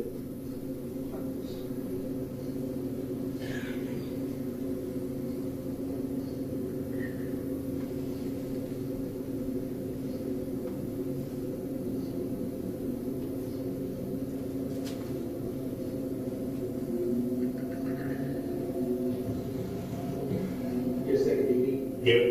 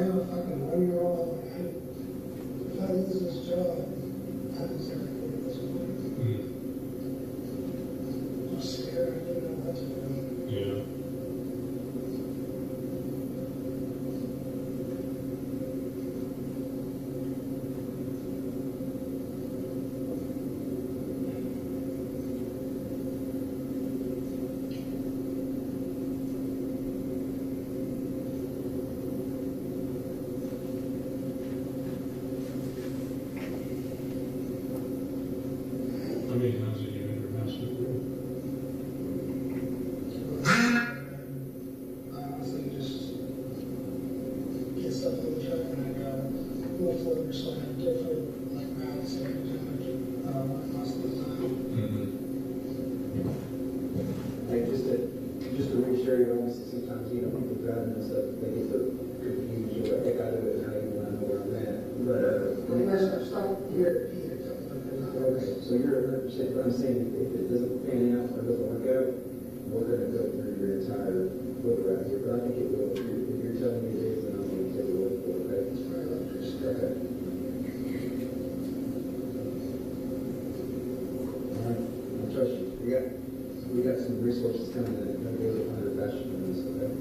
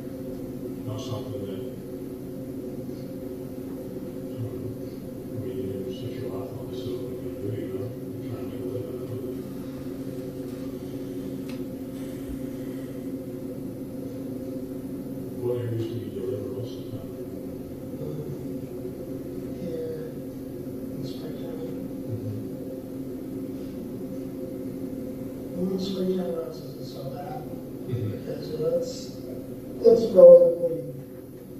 I mean, it's not volume to the extent of like a North Bay road and Campbell, but the other one is like over the it's a whole lot of here with this other.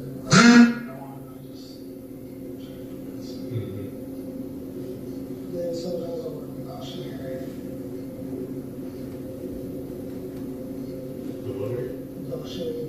Oh, yeah, yeah.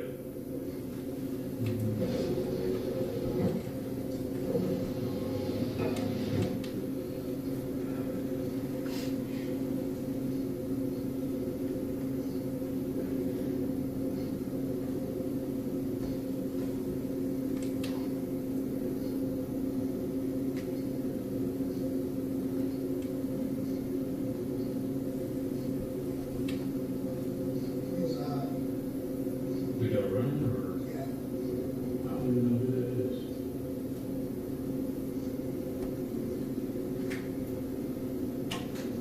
Dude, she should be right there.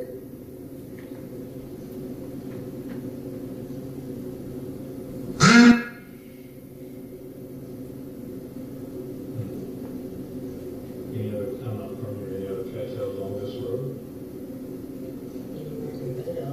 This parish just goes from 51 to 114. How far is 114 from here? About a mile back up.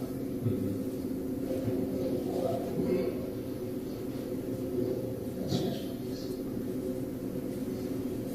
You scratch face? no, just that. Oh.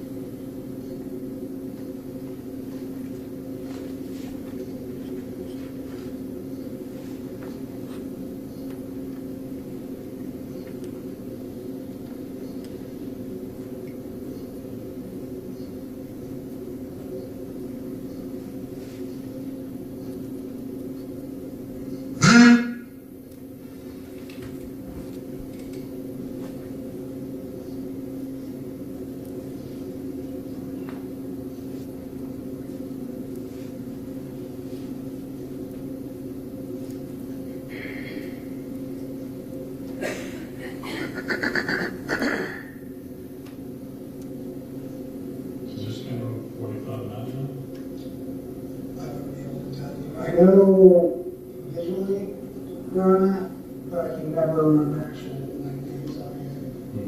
So, because it's all county road, this, private road, that. Don't remember any numbers.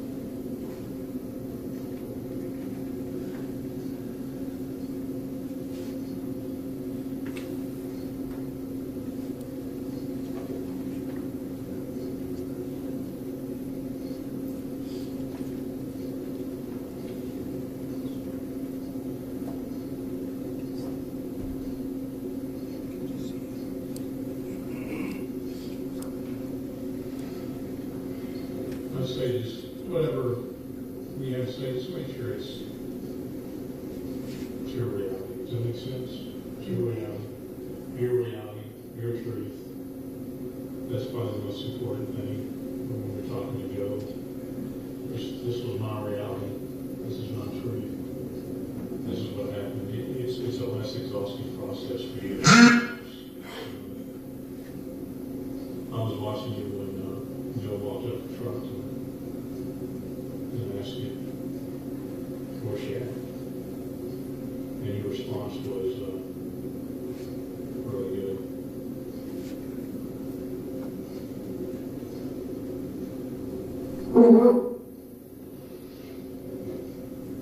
Doug is big. No, he didn't.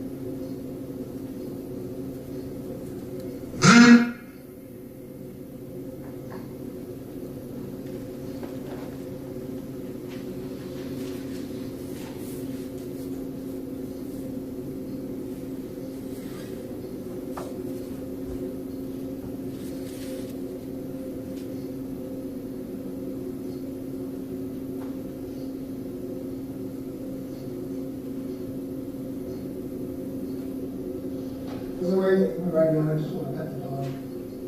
I'm sorry. Sorry, I deal with dogs a lot when I'm doing this. Oh, yeah? Yeah.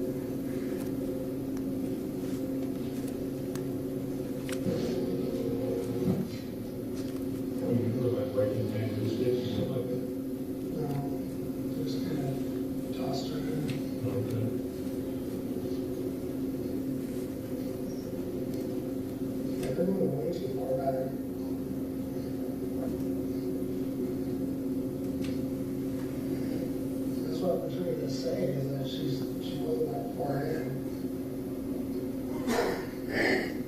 They're going pretty far back.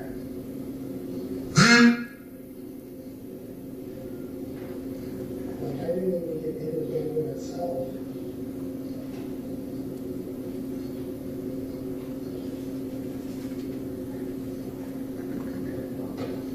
I would let them know that they're going too far. Yeah. Hey, they're going too far.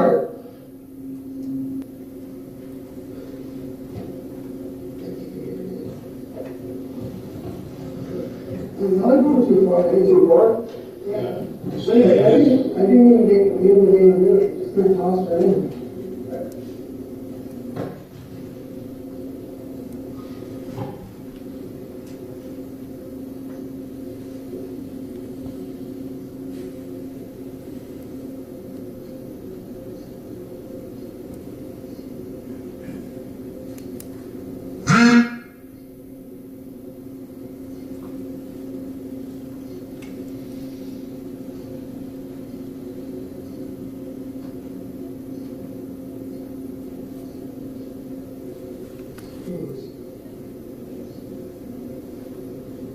What are your hobbies, son? Music, video games. Lately, I haven't had time to deal with either of those things for the most part. My main goal has just been to get out of my grandmother's house. I mean, I feel like I go some back, but I don't even know when I'm going to see my son again.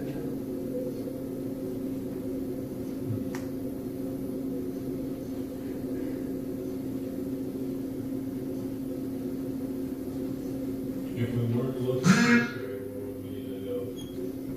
I mean, I'm 100% sure I was here. Okay.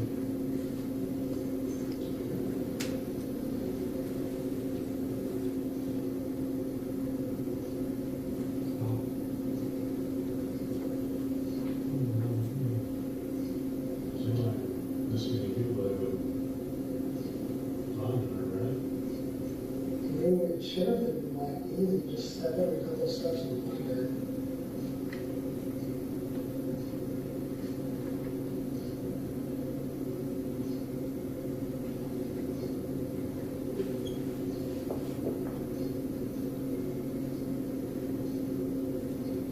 Where you at, back into her?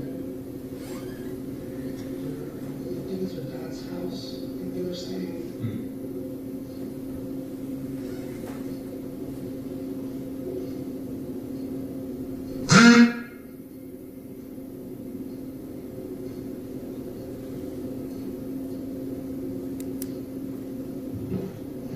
Pretty dark when you did it? Yes, sir. It's pretty dark. Is it all there, your keys? Yes, sir. Like I said, I've stopped by this exact little rush area a decent times. we're thinking about pulling it out and just market. What do you think? Yeah, man. We go this way. So let's just start like right up here. Hang on a second, actually. I'll put that poster running. Oh, okay.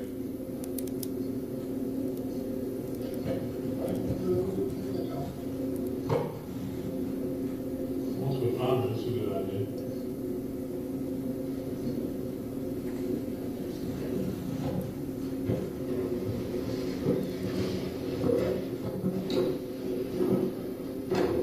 And when we're talking about this, about confusion.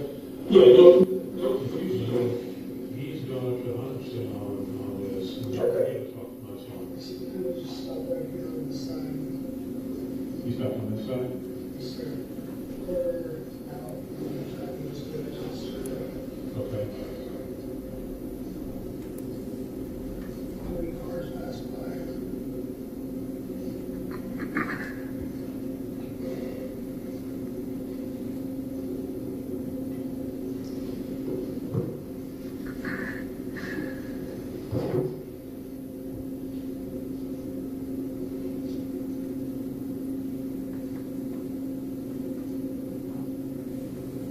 And how long ago was that?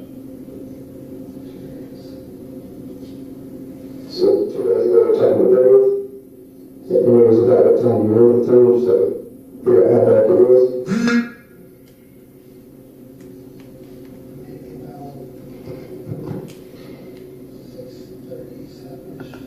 6:37. Okay. So it sounds pretty done. It's 6:37. Also starts going down 5:30. It's kind of dusty.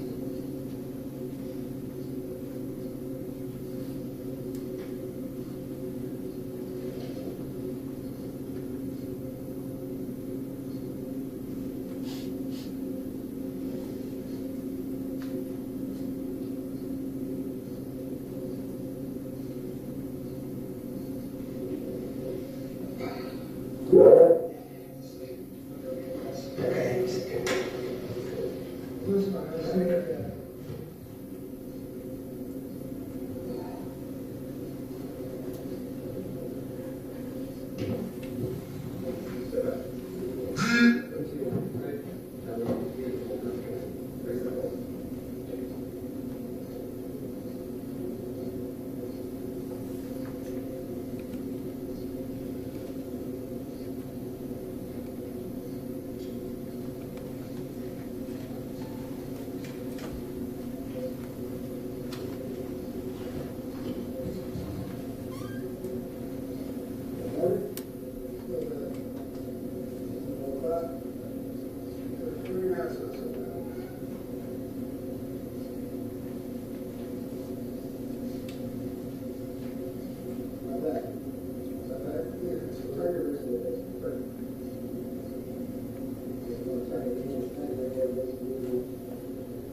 I mean, it's fine.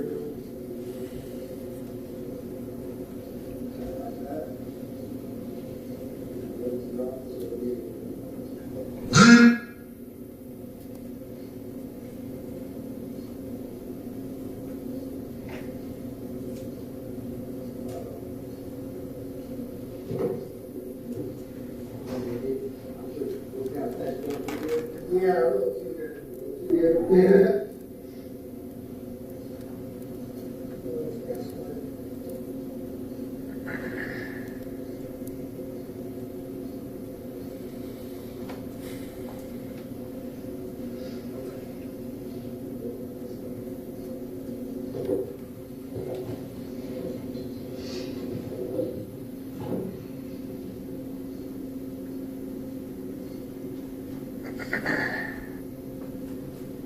Worked anywhere else before? Worked anywhere else besides FedEx before? You see FedEx, before that I did Amazon. I did just, you know, during the 20s, I fucked around a lot. Really, I was young, didn't have any kids, all that stuff. Now, I'm 31, you know, I was ready to settle down, I had a kid, and you know, I fucked it up.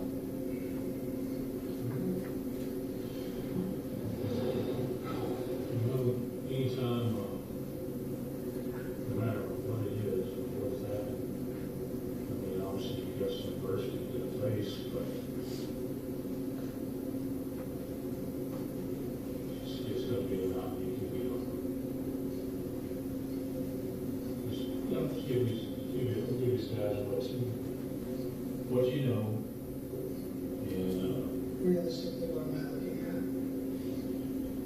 I don't know, I mean, for example, let's just, I'll give you some, say you're saying she's here, and she's not, because, you know, she's somewhere, it's just something just hypothetical. Those kind of things would go against you, you know, in terms of punishment, you know, if you screw them off for, you know, 3 hours at a location he knew she wasn't at. So, if that's not the case, or if it is the case, I mean, I would say, you know, kind of stop now, let's go with where she is if she weren't here. You want to do everything you can to be truthful to minimize the impact on yourself. So that's what I do. I encourage people to kind of like chat with me, you know, hey, let's get it out here so we can minimize the impact on ourselves. Still technically an answer the question. What are you looking at? Because your question was, what are you looking at? I'm like, I don't really know, because we haven't found her, you know, or we haven't found her with the information you've given us. You think we will find her here? Really should, so I don't have to already. Yeah. She could be right. Like, really just toss her like that. Yeah. Yeah. Well, is there anyone else that would know? Okay, I think we're going to go. So we can figure out some reason. Hold on. Now, hold my truck real quick. I need something. Go ahead. Go ahead and go do it.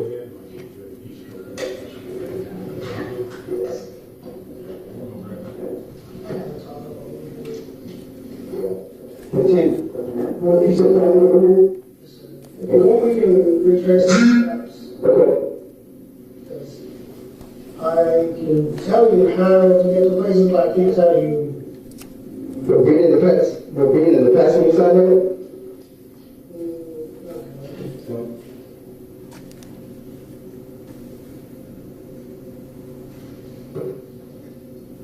I tossed it right at me. I don't know why I haven't found it yet.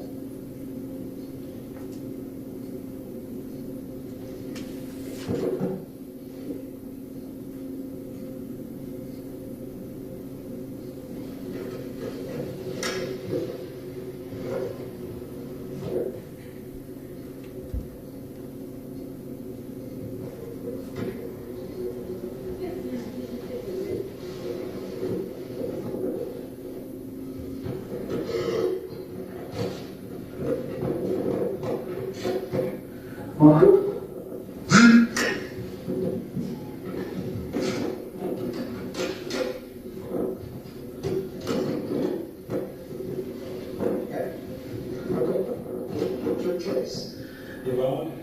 Yeah. What do you think?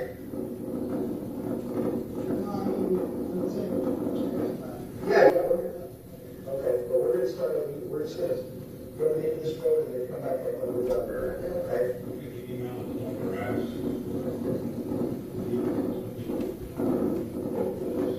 to Me and Pete Lopez.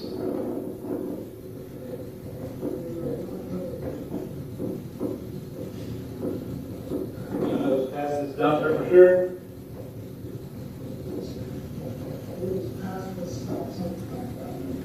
Let's turn around. Hey, hang on a second, pull right up here. I'm going to ask this fellow something. In case. Okay.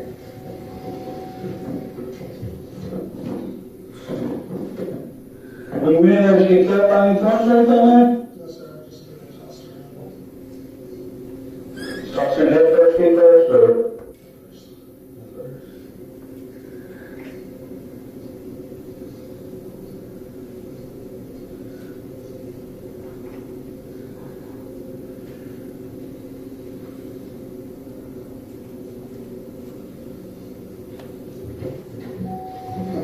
That's all right. We're going to get some help, so let's do it.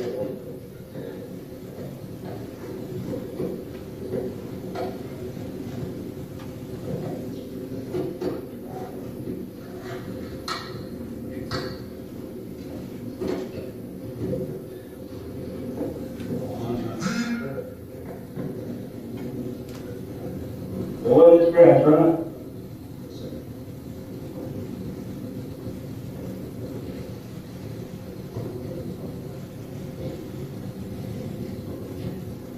But this is kind of tough, right? We talked about very well.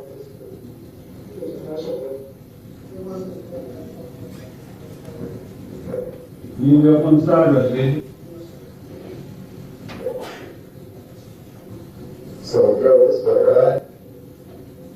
You're sure you are 21.3, this 21.3. I'm sure. Yeah. Turns into something else.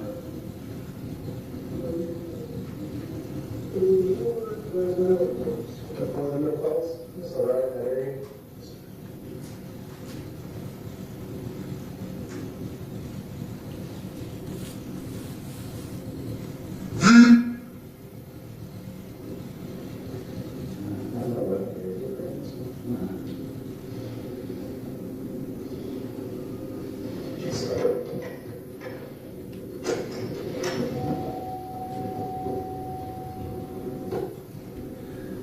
He's unlocking.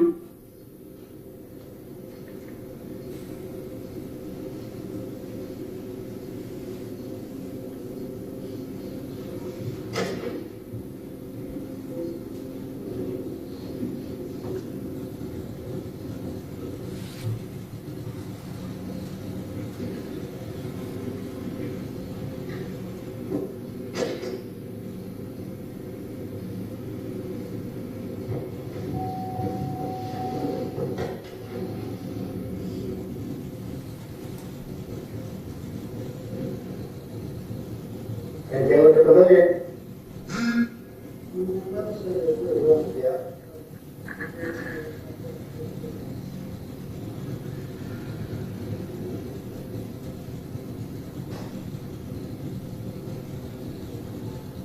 And because it turns into a curve right here. Did you go this way after you built the road? Okay.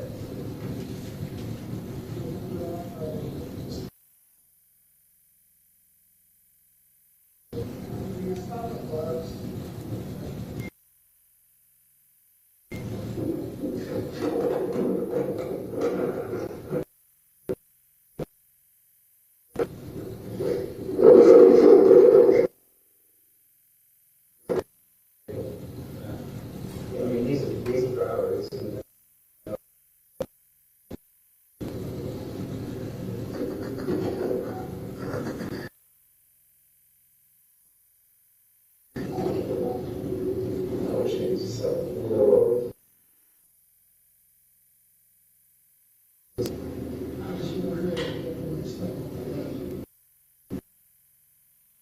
This over here.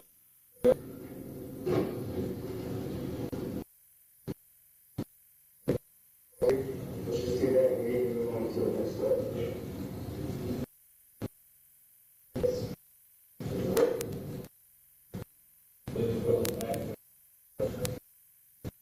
We get to this part.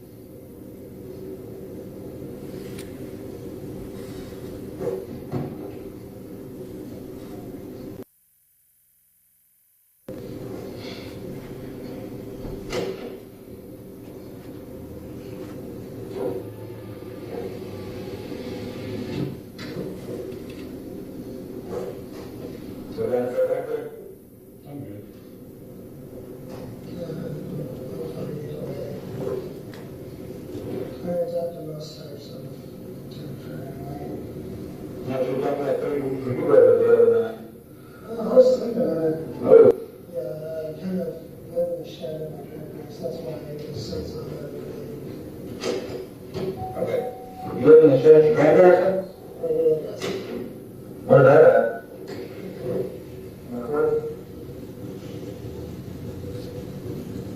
Where's your son staying?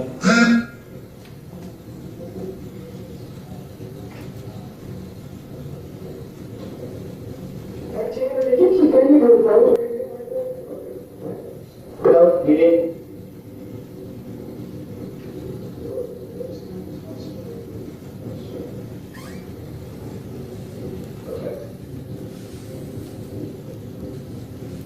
Well, you remember this new house and all that? You got it at time, right? And you went past this.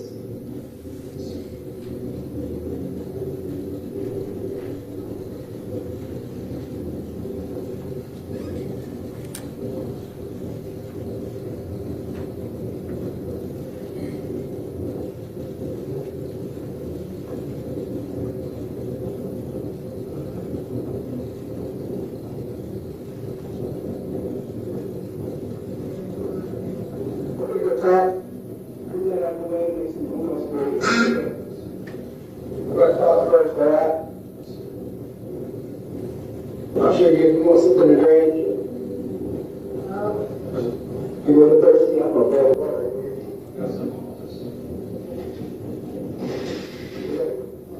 No, you want to fish out the people? Germs? Yeah, I'll play.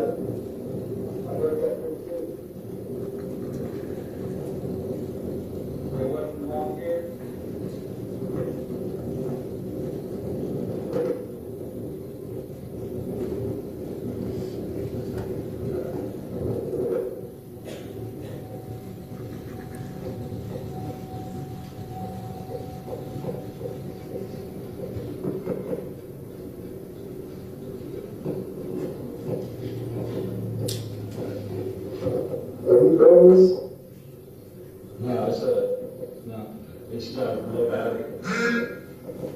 You go turn on the battery, that's up. That's good.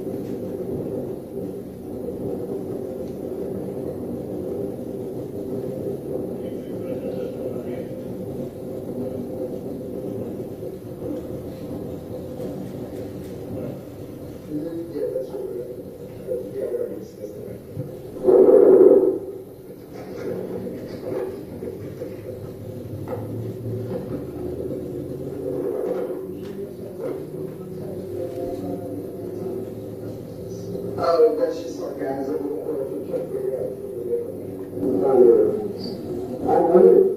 It's good to you. When you're looking at it, we're working on one relationship. And that's how we tell each other the truth. We're going to keep things with each other. So that's what we are doing right now, right?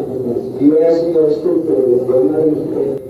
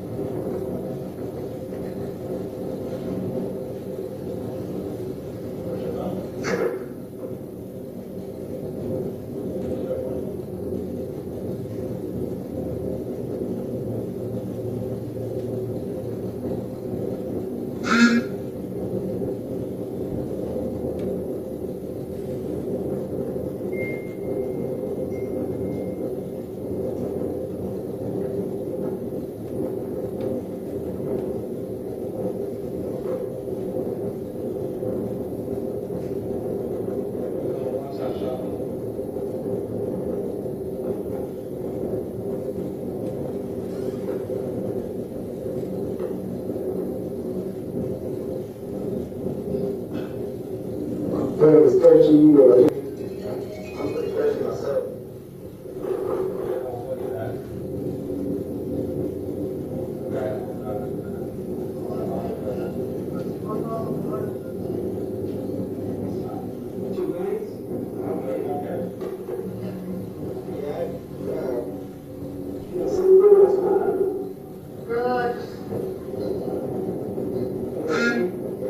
What's your favorite flavor?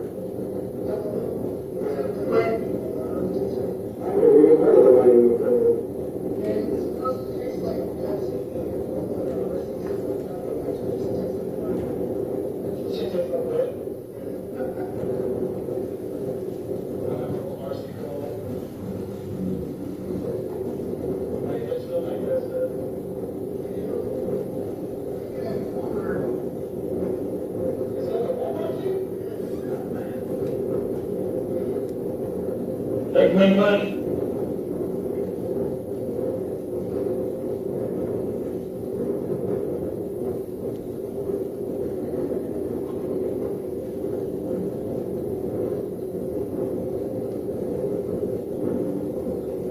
I think it's a little thing here.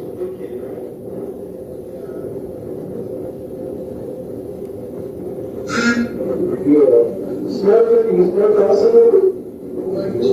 Oh, really?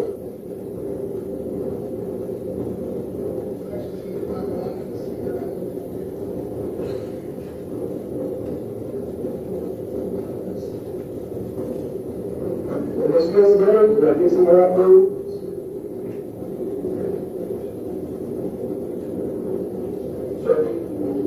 Which is first, cigarettes or pain?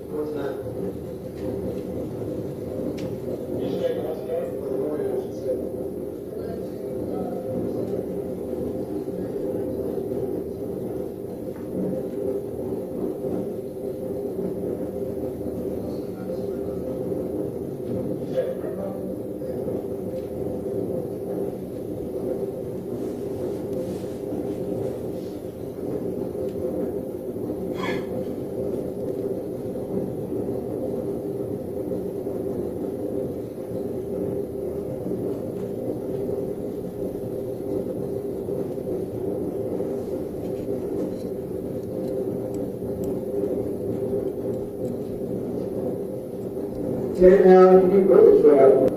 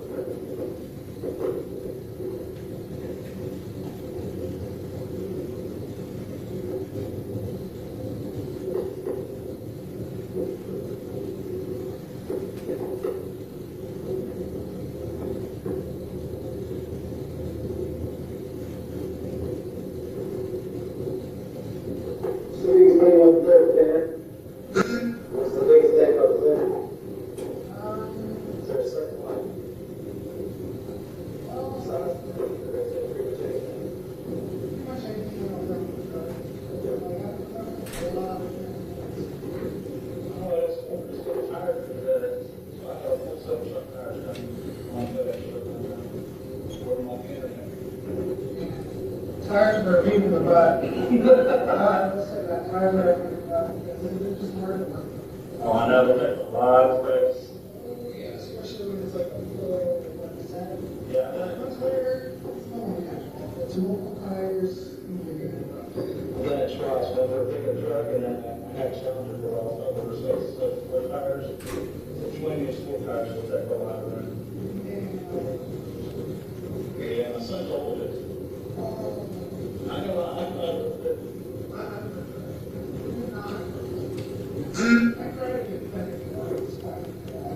hey, every don't need to drop it down. So, you ain't alone on that. And you didn't cry in mine, this thing didn't cry. Well, it's not my medication. Right now, medication I'm on, and it makes it more on this,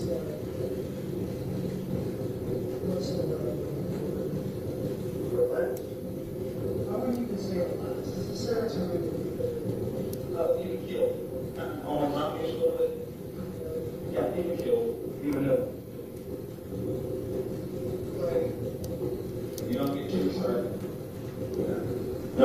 trouble, don't cry, not too much.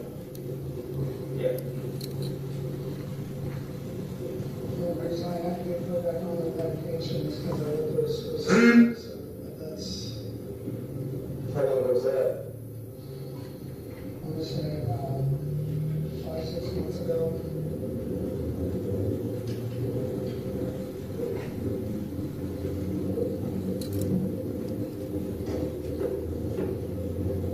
I've actually been meaning to talk to you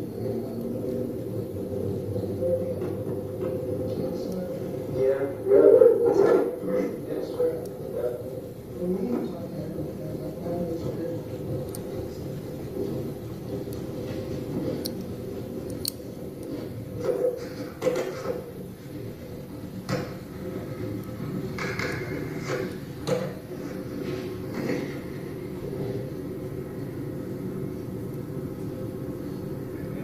Thanks, all very good. Choose what I got a little bit with me.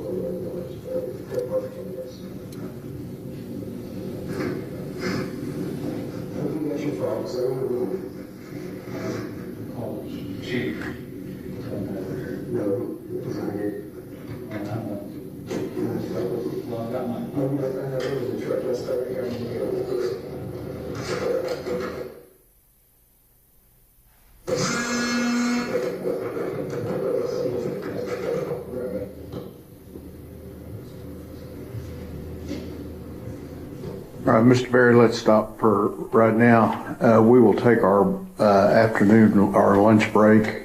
Your lunches are here. We'll start back up at 5 after 1, okay? All right.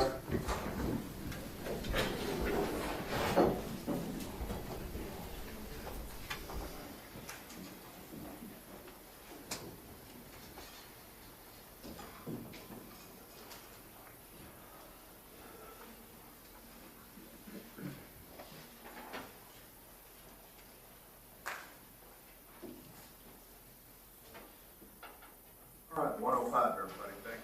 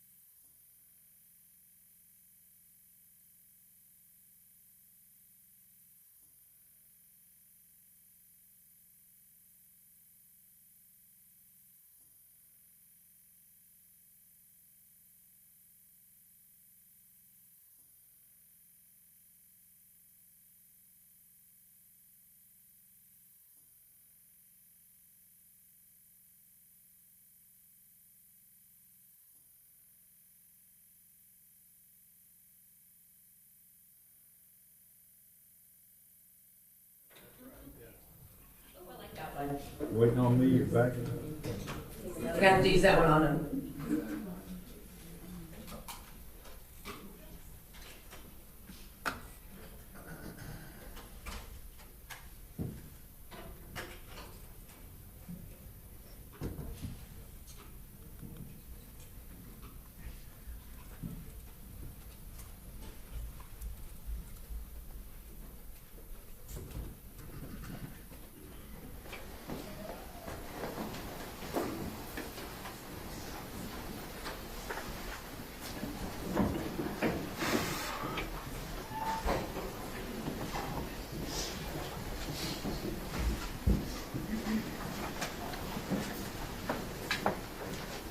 All right, everyone may be seated. Good afternoon. We are ready to press on, okay? Mr. State. Thank you, Your Honor. All right, Ranger, we got through that grind of a video for an hour or so. Apologize for that. I'm glad we can ask you some questions about it now, and we'll move on. Let me ask you, that video that we were watching before from your brother's body cam, where does that video terminate geographically? It ends at the Wise County Sheriff's Office.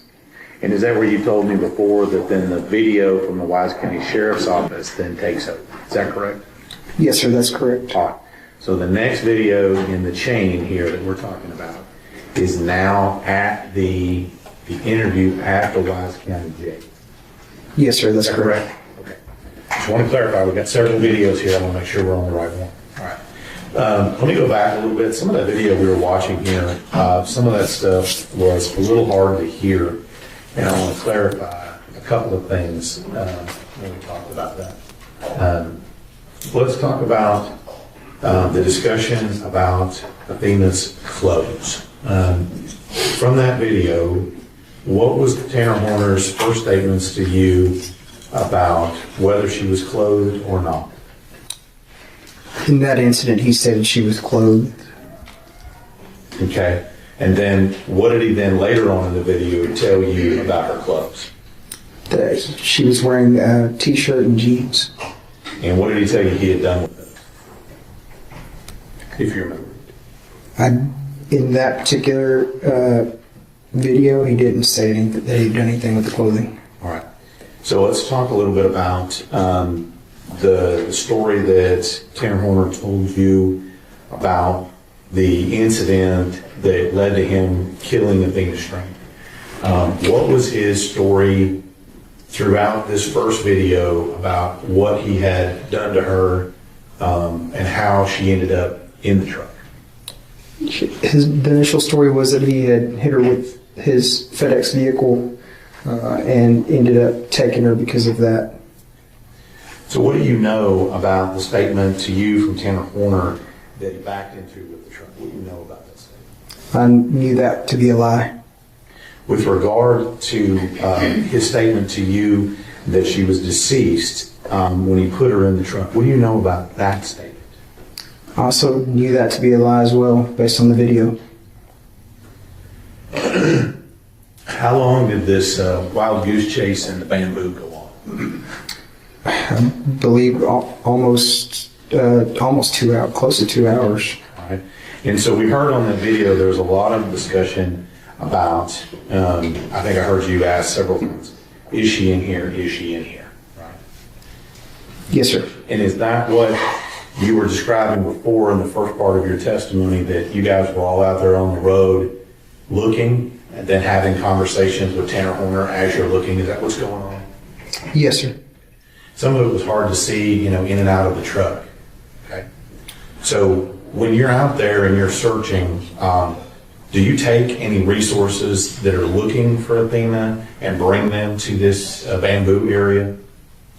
Yes, sir. At that point, we had other resources in other places, K-9, additional officers, and I went ahead and concentrated those into that area since that's where he was telling me she was at.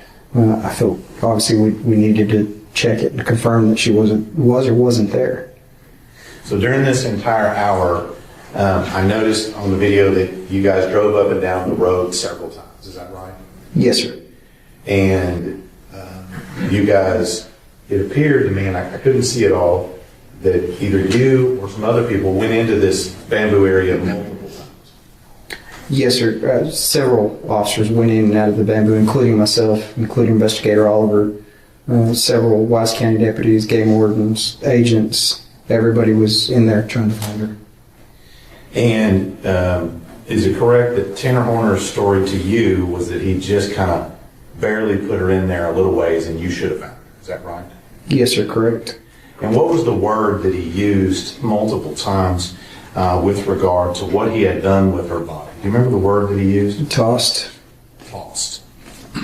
And did he tell you whether he tossed her head first or feet first? In that video, he stated he tossed her in head first. Now, I noticed on some part of this, there's some discussion, Tanner Horner, about y'all's desire to get the truth. Is that correct? Yes, sir. And is it also correct that you had told him that in the beginning, that you just want to know the truth? Correct. Yes, sir. And in this particular situation, at this location at the bamboo forest is what I'll call it here, because that's kind of what it looked like. When he's telling you that she's in there, what do you know about that statement? That was a lie. Because where was her body eventually located? At Bobo's Crossing. Which is that anywhere near this bamboo area that we're talking about? No, sir. Now, one of the other things that I asked you about, and again, it's kind of hard to hear due to the road noise and stuff, is that did Tanner Horner make any statements with regard to things that he was concerned or worried about during this situation? Yes, sir. He stated he was concerned about losing his job. He was also concerned about seeing his child and concerned about what was going to happen to him. But at this time, when he's expressing those concerns, had you even found Athena's body yet? No, sir. But this is what he was concerned with. Yes, sir. So this next video we're going to look at from the jail, okay? Is this a continuation of your interview from before? Yes, sir. Okay.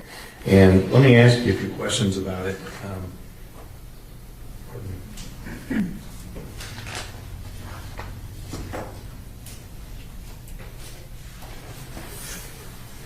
So this particular interview at the jail, who is participating in this interview? Present during the course of the interview is myself, Investigator Oliver, and Ranger Danny Briley.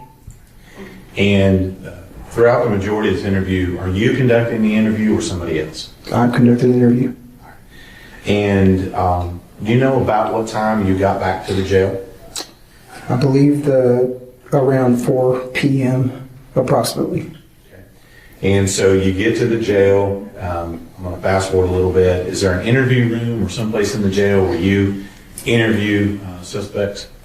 Yes, sir. Yeah, most of the interview rooms that we conduct our interviews in are audio and video recorded in a controlled environment where we can have a table, chairs, board to draw on if needed, things like that. And so when you get to the jail, are y'all in that interview? Is that where this interview room? Is that where this takes place? Yes, sir. And so when you get in the interview, what's the first thing you do when you get in the interview? Go ahead and advise Mr. Horner of his rights. Again? Yes, sir. And this is in addition to what you told him when you were on the roadside? Correct, yes, sir. So you're in there and you're conducting this interview. About how long do you think that interview was in the jail? Almost 2 hours. Now, if help me, correct me if I'm wrong here. We have the interview in the jail, right? And when that's finished, or at least a stopping point, where do you go next? We go back out into the field to try to locate Athena again. Back to the bamboo again? Yes, sir. So we have an interview at the jail.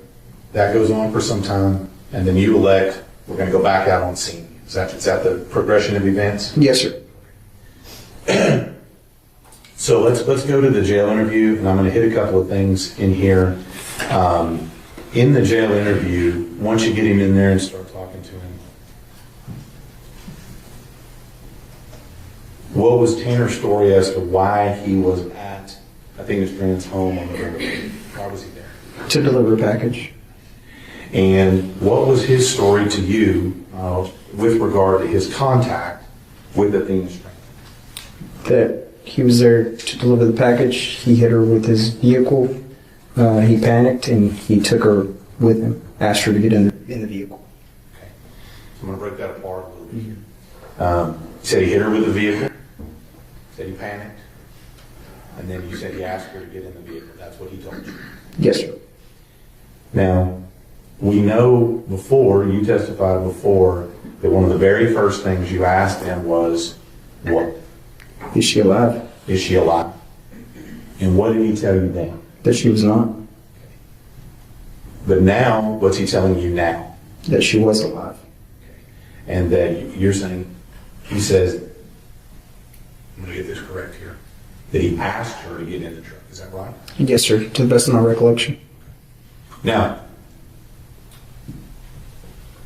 with regard to whether or not he asked her to get in the back of the truck, what do you know about that statement?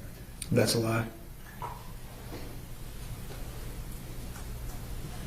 Now, with regard to Athena's physical status, her whether or not she was injured or not, what did Tanner Horner initially tell you in the interview that we're fixing to launch here about what her physical status was at that time? I believe he stated a few bumps and bruises. Okay. But not dead like you said before. No, sir. Now, with regard to any communication between Tanner Horner and Athena there at the Strand home, what did he tell you with regard to whether or not they had any communication at that time? When I asked him if he communicated with her, he stated that he did, and she told him her name and also asked him if he was a kidnapper. That's coming from Tanner Horner. Yes, sir. Now, let's talk a little bit. When you're talking to him and you are asking him, does Tanner Horner blame anyone for all of this happening? At one point, he tries to say that the van didn't have a backup camera or a sensor, so he believed that contributed to this happening. Okay. Anybody else? Not that I can recall. Okay. Now, I'm going to ask you I'm going to try to make this as detailed as possible here. At some point, do you ask Tanner what he did to kill Athena? Yes, sir.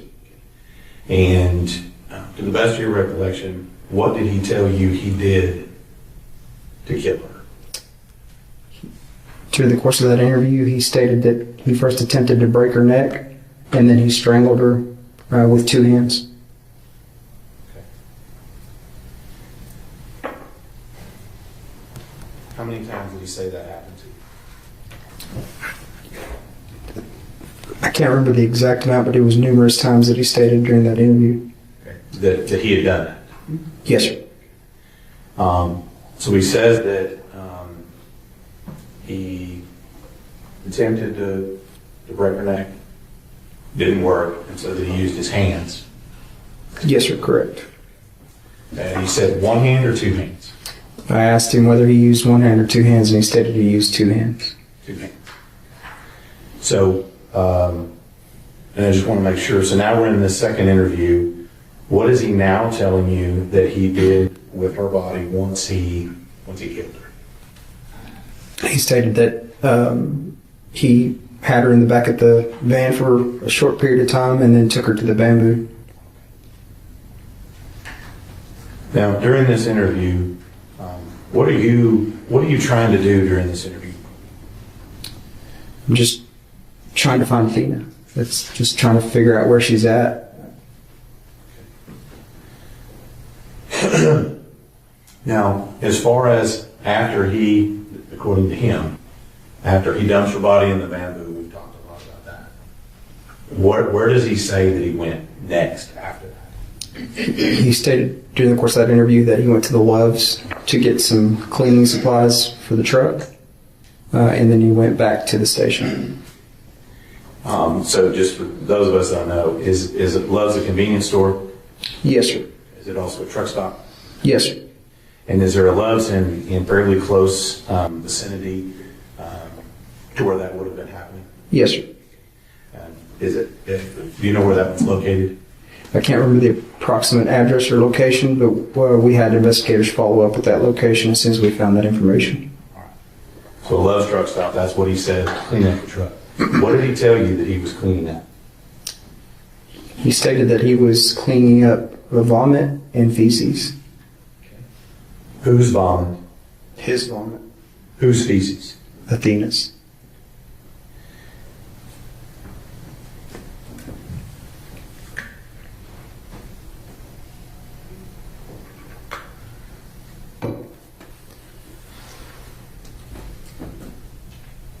During the course of your time being a ranger and being in law enforcement, have you ever heard the term used with a suspect when you're interviewing that they're playing the victim? Yes, sir. And what does that mean to you? Essentially, there's no accountability. It's just blaming everybody else. But then? Correct, yes, sir. And in this case, when we were talking about Tanner Horner and his interview, does he take on that role during that part of that interview? Playing the victim? Yes, sir, he does. And just give us a general, we're going to be able to listen to it, but give us a general overview of what he does from your recollection to play the victim, so to speak. Just never any accountability as far as what transpired. Obviously, I knew a lot of the facts in reference to this investigation, including some facts that I was collecting during the course of that interview. So throughout the course of that interview, I know he's continuously lying to me, and it's very self-serving because he knows if he tells me the truth. Objection, Your Honor, that calls for speculation as to what Mr. Horner may or may not have known. Sustained. Without speculation. Correct, yes, sir. Say your question again. I said, without speculating, is anything you can finish your answer if you want to? Just a lot of blaming everybody else and no accountability. And as part of this, when you say that he's blaming other people, you said that he blamed possibly FedEx for not having it working back at camp, right? Yes, sir. Which, from what you're telling me, would have led to him backing in there, right? Presumably is what he was implying. Right. Which you've already said that's a lie. Yes, sir. And so with regard to any other place where he laid blame for being responsible for Athena's kidnapping and murder. Yes, sir. Was there any other person, place, or business that he laid blame for causing her murder? Not that I can recall, other than him blaming his long hours and his work and some of the things going on in his life. All right. So I'm going to ask you to tell me about Zero.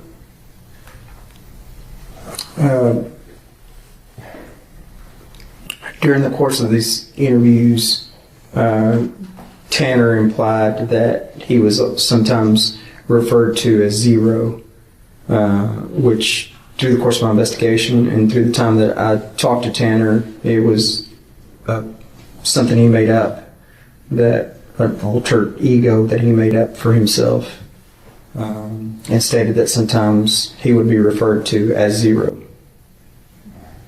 And so during this investigation, that's when this person, alter ego, comes up. Correct, yes, sir. And at one point during the questioning, does this made-up person come up? Yes, sir. Throughout the course of these next couple of interviews, the name Zero and that fake personality or alter ego comes up. Did he tell you how he made it up and how he created it? Yes, sir. Tell us about that. He stated it was something that he and his wife had discussed in the past, and he named it after one of his band, and actually had a tattoo on his arm that had 0 on his arm. So he created it and he named it. Correct, yes, sir. He made it up. Yes, sir, to the best of my knowledge, yes, sir. Okay. And so during any of this, when we're going to hear this, how does 0 come up in the course of your investigation? At one point during the course of this interview, he writes something on the board. When I step out of the room, I asked him what that was about, and he stated it wasn't him, it was 0. We talked briefly about it, and then throughout further course of the investigation, when I was hitting roadblocks, again, all I'm trying to do is find Athena. I played his game, and I spoke to 0. So during this course of interview, all you had to do is just start talking to him like that? Is that what you're telling us? Yes, sir. And did you miraculously get answers when you started talking to him like that? Yes, sir, at that point I did. And how long did he play this game? Until after we recovered Athena's body. Okay. And I know we've said that there are multiple interviews that are done, including one that's a re-interview on December 7th. Is that correct? Yes, sir. Is he still playing this 0 game all the way until December 7th? Yes, sir. Did you believe any of this? No, sir. Then let me ask you, Ranger, why play into it if you don't believe it? It's obviously a common technique that we use to maintain that rapport and to play into that, because ultimately it's about locating Athena and getting the truth. And if whatever he wants to be called, I'm willing to do that as long as it means actually getting to the truth.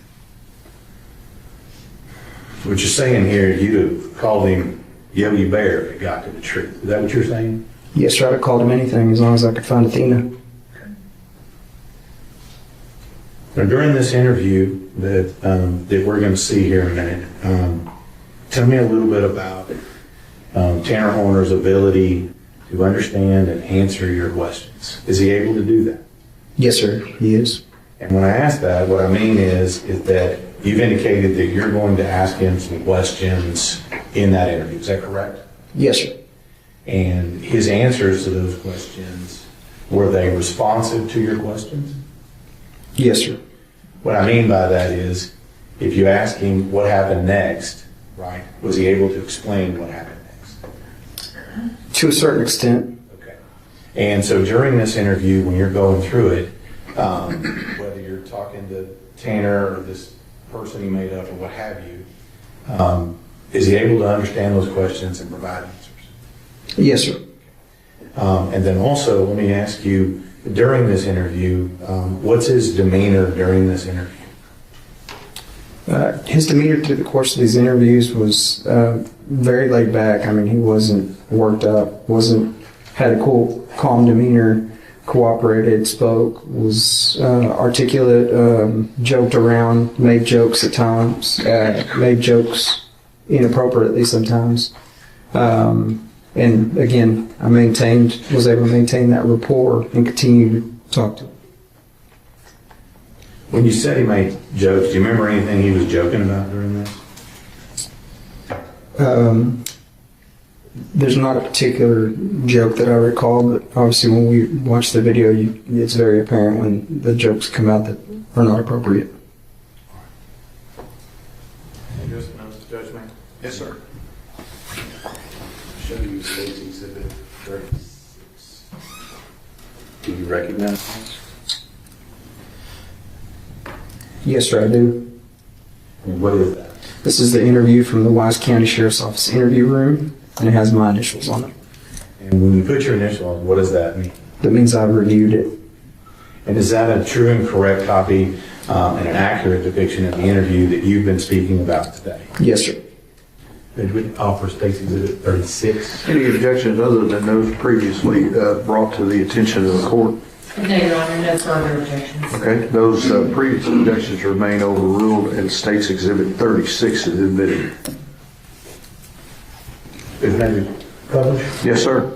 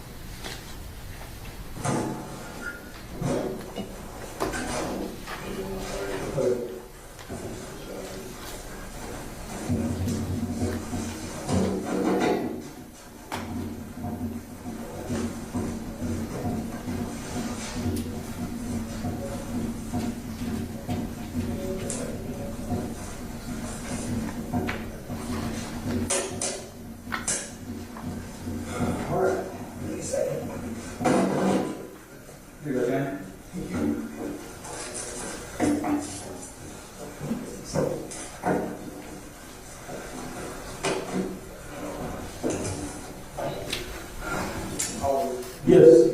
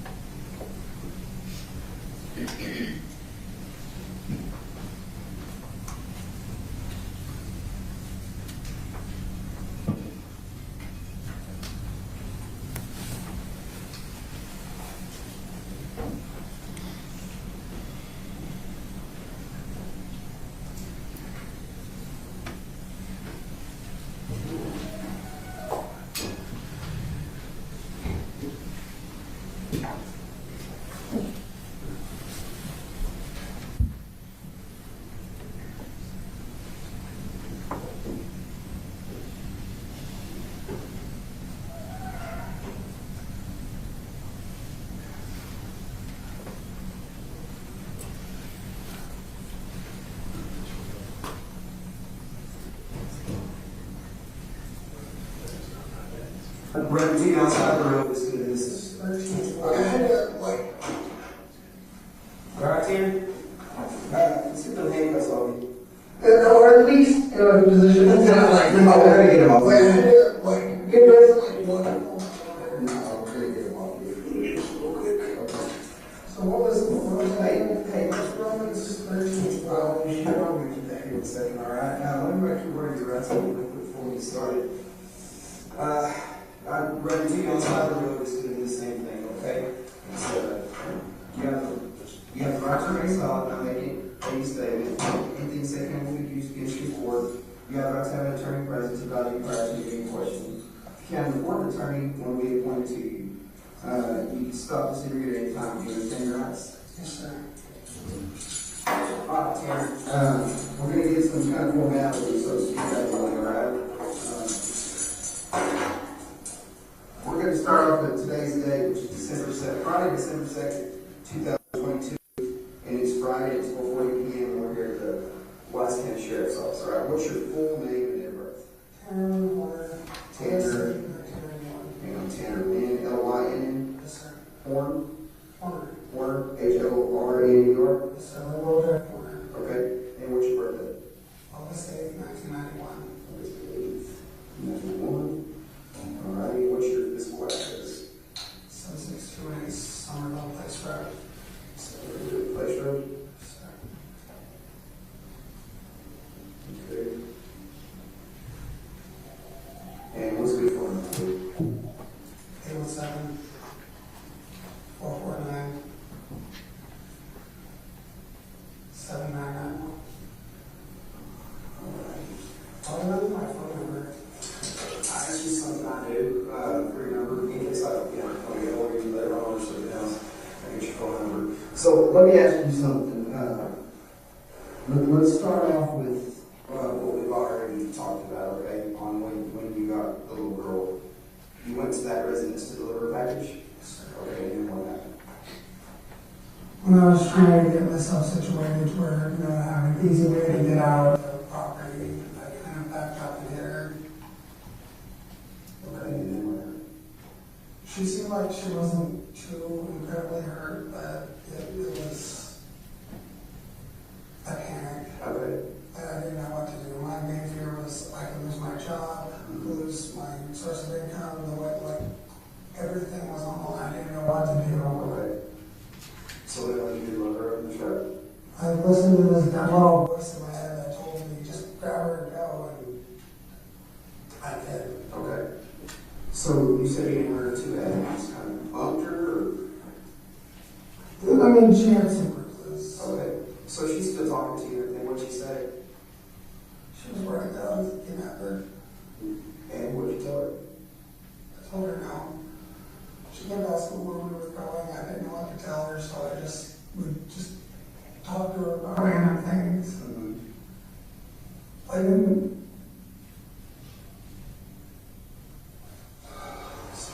It's okay. You didn't want it. She was a sweet kid. Okay, so you were in fear of, hey, I'm going to get in trouble for hitting her with my truck. That was your biggest fear. Okay, then what happened? I was driving around for a bit just trying to figure out what I was going to do about the situation.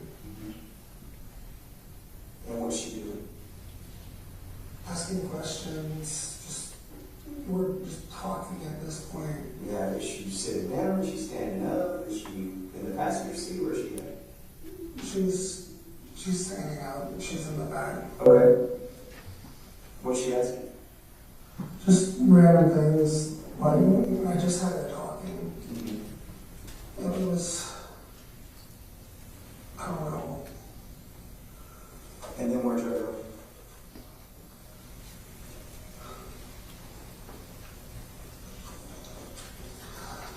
We went down this private road and I listened to that little voice again. What did it take this time?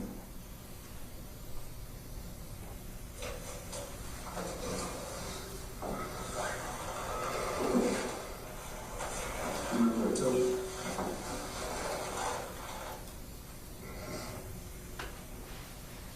I heard it. 200? And you listen. Then how'd you heard it?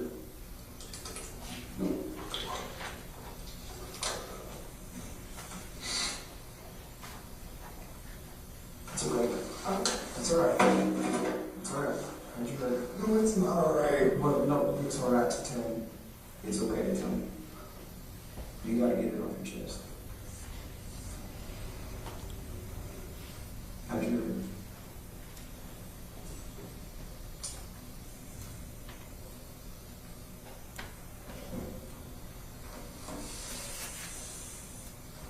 Sorry. You gotta get it off your chest, okay?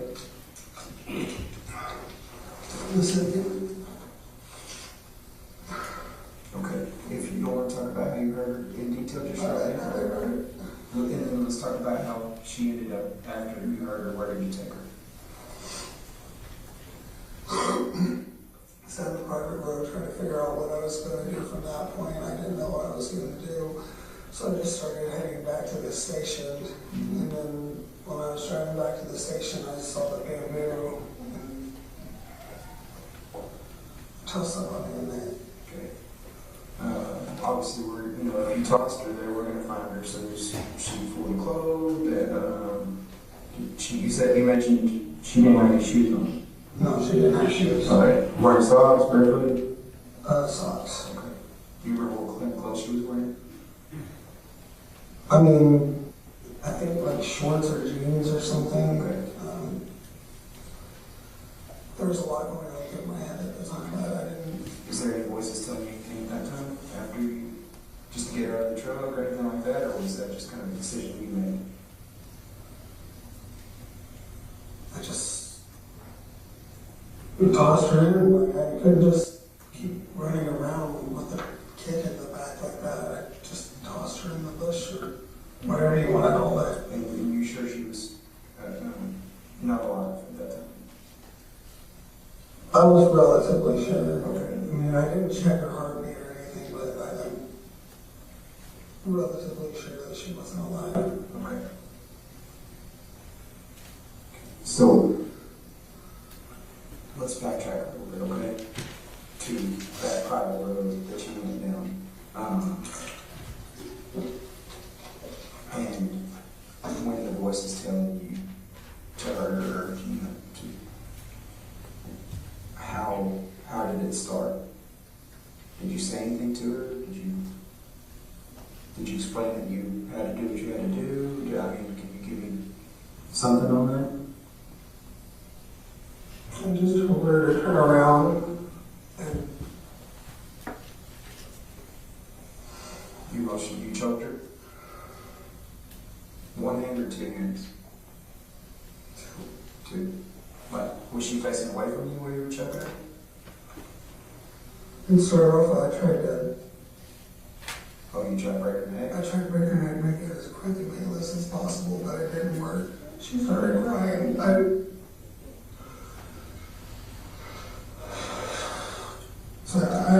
trying to calm down. I'm trying to. It's all right. Hey, listen, what I tell you earlier, right? A lot of the time we're too fixated on what, right? On what happened. So now we know a little bit of what happened, right?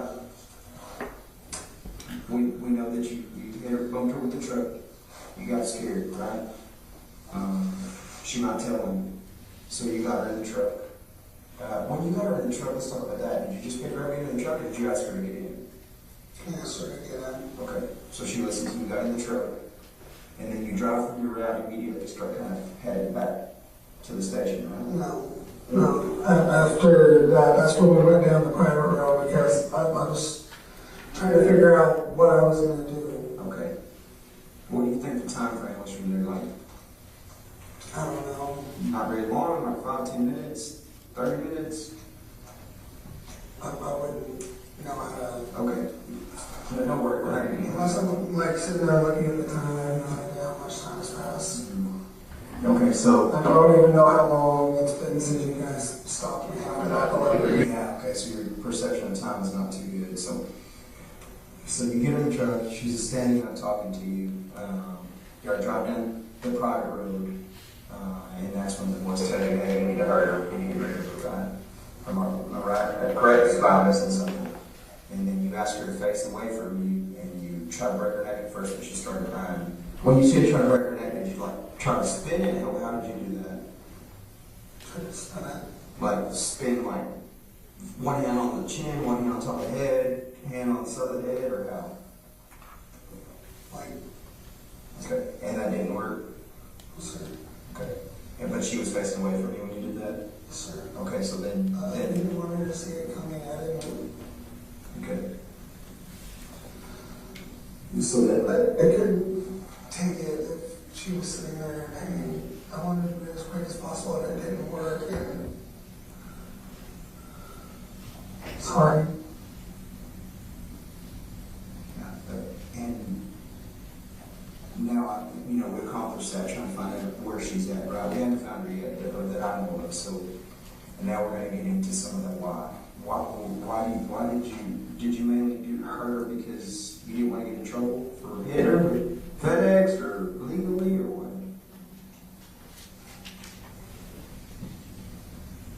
essentially was panicking. I didn't know what to do, and then it almost seems like it was a dream. For the most part, it just kind of seems like I wasn't, you know what I mean? Seems like I wasn't behind the wheel at the time. Out of body experience, so to speak. Almost. But stuff like that's happened my entire life. Where like I'll have these like out of body experiences. Most of them I'm like getting in a fight with someone or something like that. But sometimes I'll kind of like phase out and not know what's going on. Other times I'll just kind of be in the back seat almost. When you were talking to her, did she tell you her name? Yeah. What's her name? Athena. Okay. Did she tell you her full name, or did she just not refer to you? Did she tell you her last name or anything?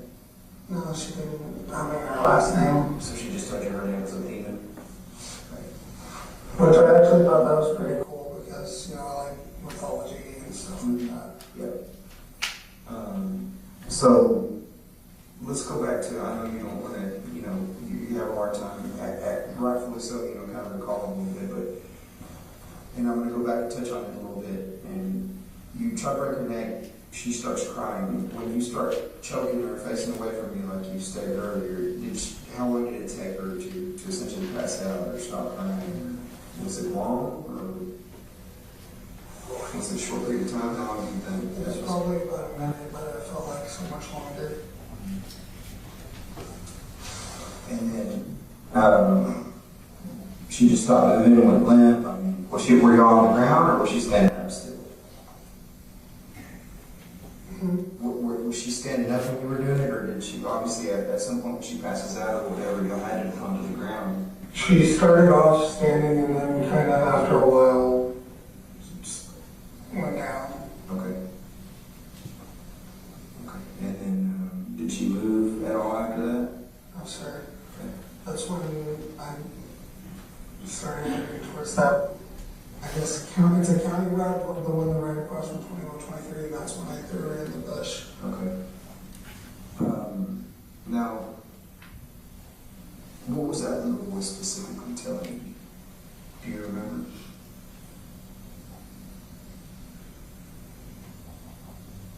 That we needed to stop her from pretty much telling anybody. Okay. So that was the main concern. That's the whole reason why. Everything was at risk. My job, my family, everything. And I didn't.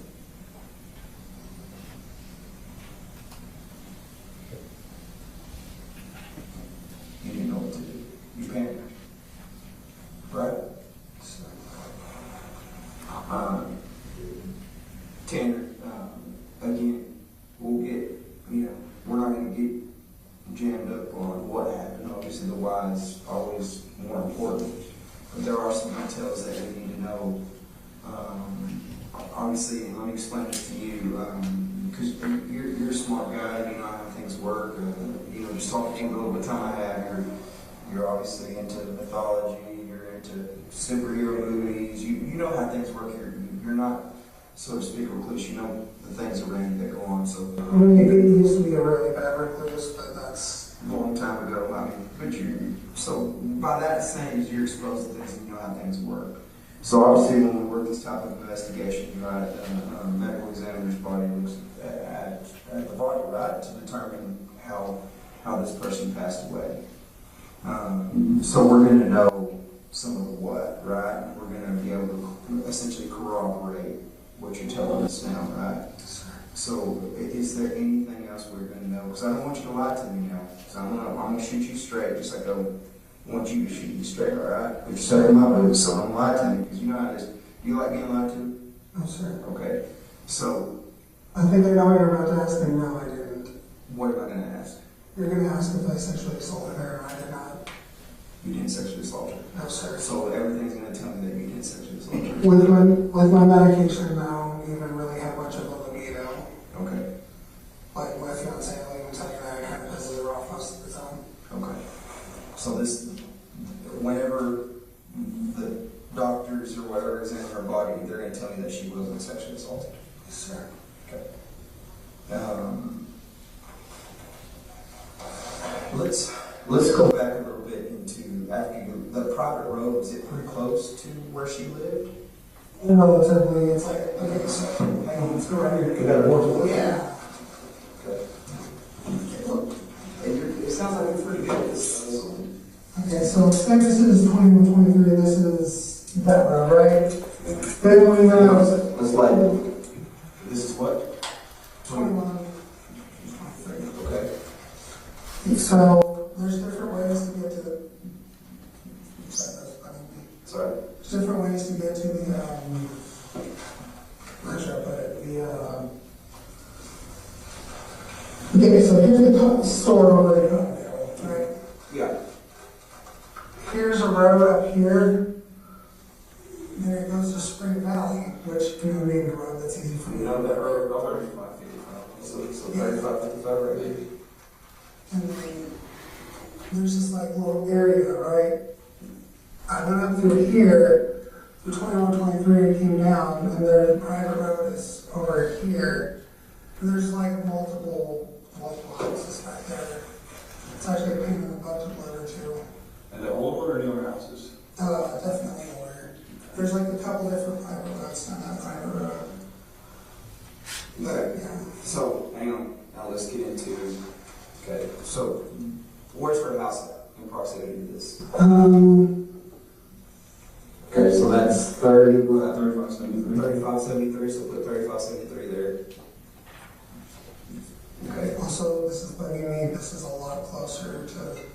Oh yeah, that other road. Yeah, I know what you're talking about. It cuts back. So let me do this. So her home has kind of like a long drive, right? Do you remember that? Yeah, my phone so we can get a map. Okay. So we got that long road here, and then this is the home.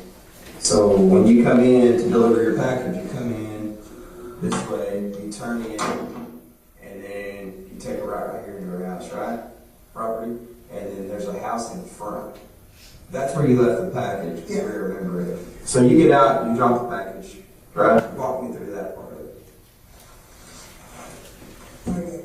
So you get out, you're out of the truck now. You don't necessarily have to drive, you just kind of tell me. Yeah, I kind of. So I went in through here, pulled that way, and then that's when I backed up and I hit her. Okay, so you're backing up? Yeah, I went this way, backed up, and I hit her. So I grabbed the package. At first, I thought I had a dog, but then I saw the girl, and What'd she say when you hit her? Was she crying or anything? Okay. What'd she say? she was just crying. I was trying to calm her down. Okay. And after about 10 seconds, that's when I started panicking, started realizing the implications. Okay. The particular truck I was in doesn't have a working backup camera, so it's kind of a pain in the ass most of the time. Okay. So then what do you do after you hit her? You start panicking, so it's about 10 seconds. What do you do with her? Told her to get in the back of the truck, we're going to go on a quick ride, and then we were talking the entire way. Okay. So when she gets in the truck, she goes, does she jump into the driver's side, passenger side, or?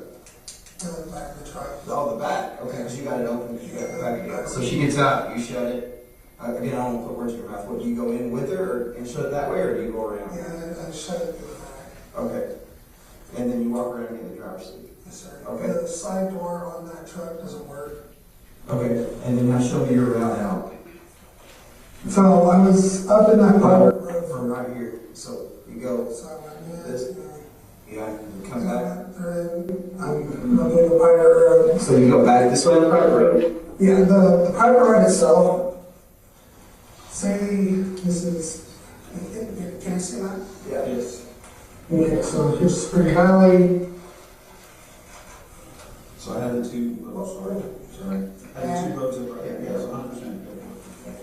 Okay. So where were we? Crap. Okay, there's Spring Valley. Okay, so the private road is right here. I went to I was in this area. Yeah. So we're here. 35, 75. Which road did you come up? Comes up 3555. So you come up 3555. Yeah, it came up 21, 23, I came in through here. Okay, so you came in the back way. Yeah. Okay. And then you come in and you go up to, it shows private road 3549? Yep. So EBT, what is that, 3539? 3549. 3549. I'm sorry, I don't know. No, it's all right. Hey, man, it's part of it. So you come around, come back down this road, which is, what is this one? What did we say? 3555. 3555. Okay, so you come around, come 3555 to private road 3549, and then you go all the way to the end of it. Is there like a little cul-de-sac? No houses there, or what? It's weird. So there's just like, okay. I'm sorry, we turned the rotation off. Let's go back to the rotation off. Oh, you know it. Okay. Okay, this is an iPhone. Yeah, I'm using 1996. Are you trying to? So let's just say we're looking at it though, just private road. So this is where you're at. And you're there how long? You think? Probably about 20, 30 minutes. Okay. So 20, 30 minutes there. Yeah, the first time I was going to try to leave the body down there, but people kept driving past. Okay. So I was just like, maybe not right here. Okay. So you were going to dump her off right there on that private road, but decided, hey, I need to go further. I wanted to put her somewhere where someone could find her easy. Okay. In all honesty, man, I'm a parent. Like, Yeah. I want my kid found. Yeah, that's what happened. Look at me when I tell you this. This is what I'm trying to do right now. I want to bring her home. That's why we're going through this, because I want to bring her home. Okay? So look at me. You got to help me bring her home. Okay? You going to do that? Okay. There you go, Tanner. That's pretty much on that. Okay, so with the way the railroad is, it's okay. You go back, and it's a hell of a drive. This is like a hill right here, but right here is about where. That's all right. You can leave that pin there. Okay. Is that the right pin, you think? Or should it be on the other side? It's somewhat, and I was trying to pin it on the road itself. Let's do this. You got this one out. And then try again. Well, I was trying to get it on the road, but I don't think that would work out too well, but. That's about closer than you get right there. Okay. So we were there, I was sitting there, like, trying to figure out how I was going to get rid of the body. And then after I remembered that bamboo bush, that's when I was just like, God, that's where I was going to drop the body. So I started heading out. Oh, okay, there's 21, 23. Straight along Okay. through here. So you're going 21, 23, and you walk me through it to the next road we did. 51? Yeah, 51, and then. 51. And then you go right over to 51, right? Mhm. Okay. So this is 51, and obviously it's not to scale here, so you jump it here. Okay. Starting, that's where the bamboo brush is. Okay, so the bamboo brush is right here. And where'd you park your truck? Like right on the road, on the side of the road? So you're on the road here. Okay. And then did you have to go through the back to get her out, or did you access her through the front? I got out through the back. So you popped the back door? Yeah. Okay. You made sure nobody's around, I guess, is that what you're gonna say? I don't want the words in your mouth, is I it? mean, Okay. And I'm then, not exactly the dumbest person in the world. yeah. Okay, so this is kind of like a little lot here. So we're gonna actually label it. And then this is the bamboo. And then, you said, so when I say this lot, I'm drawing it here, because from here to about here, and then the T-posts start right here. Right? Is that what those are called? Yeah, T-posts. Yeah, the green posts. Because the top of it is like a T. So, or if you look at it from the top, it's like a T. So, and then you said you you didn't even walk in far into that bamboo here? I didn't even really walk into it. I just kind of stood like right in And then what do you do from there? Let's talk about what your next course of action is. Got the truck, I sat for a minute, thought about everything, I ended up throwing up in the back of the truck. Like it was. Did she bleed or anything in that truck?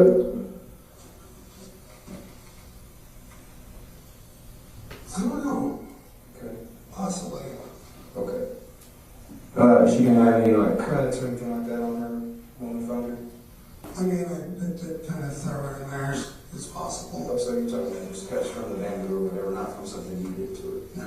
Okay. I'm not some psychopath, so. Because I don't think I am. So then after you don't leave, she's fully clothed, right? Sir. Okay. Then what's your next route home? And you can draw that down here. And on the system. If it's too complex, we don't have to. Just kind of explain it to me. So I went 114, pretty much all the way. I had to stop a couple times because. Where'd you stop? On the road. Okay, just on the road? Yeah. What'd you stop for? Okay. Did you throw outside the truck, up outside the truck or inside the truck? A little bit of both. One point I ran on the side of the truck. And then I stopped at Love's to kind of clean out. Okay. Yeah, the truck still smells like the road. Okay. And then, so that's 114. Yeah, 114, stopped at the Love's / McDonald's. Put in M, McDonald's. For Love's, and then I headed back to the station. Okay. What time did you get to the station? I have no clue. Really late, later than normal? Later than normal. Which would be after 8, before 9? I wouldn't say after that. 9. I wouldn't say that right. I don't think. Okay. At some point in this deal, did you ever turn off your phone? Did you ever get off the radar or anything? I mean, my phone died there for a bit. Okay, where'd your phone die at?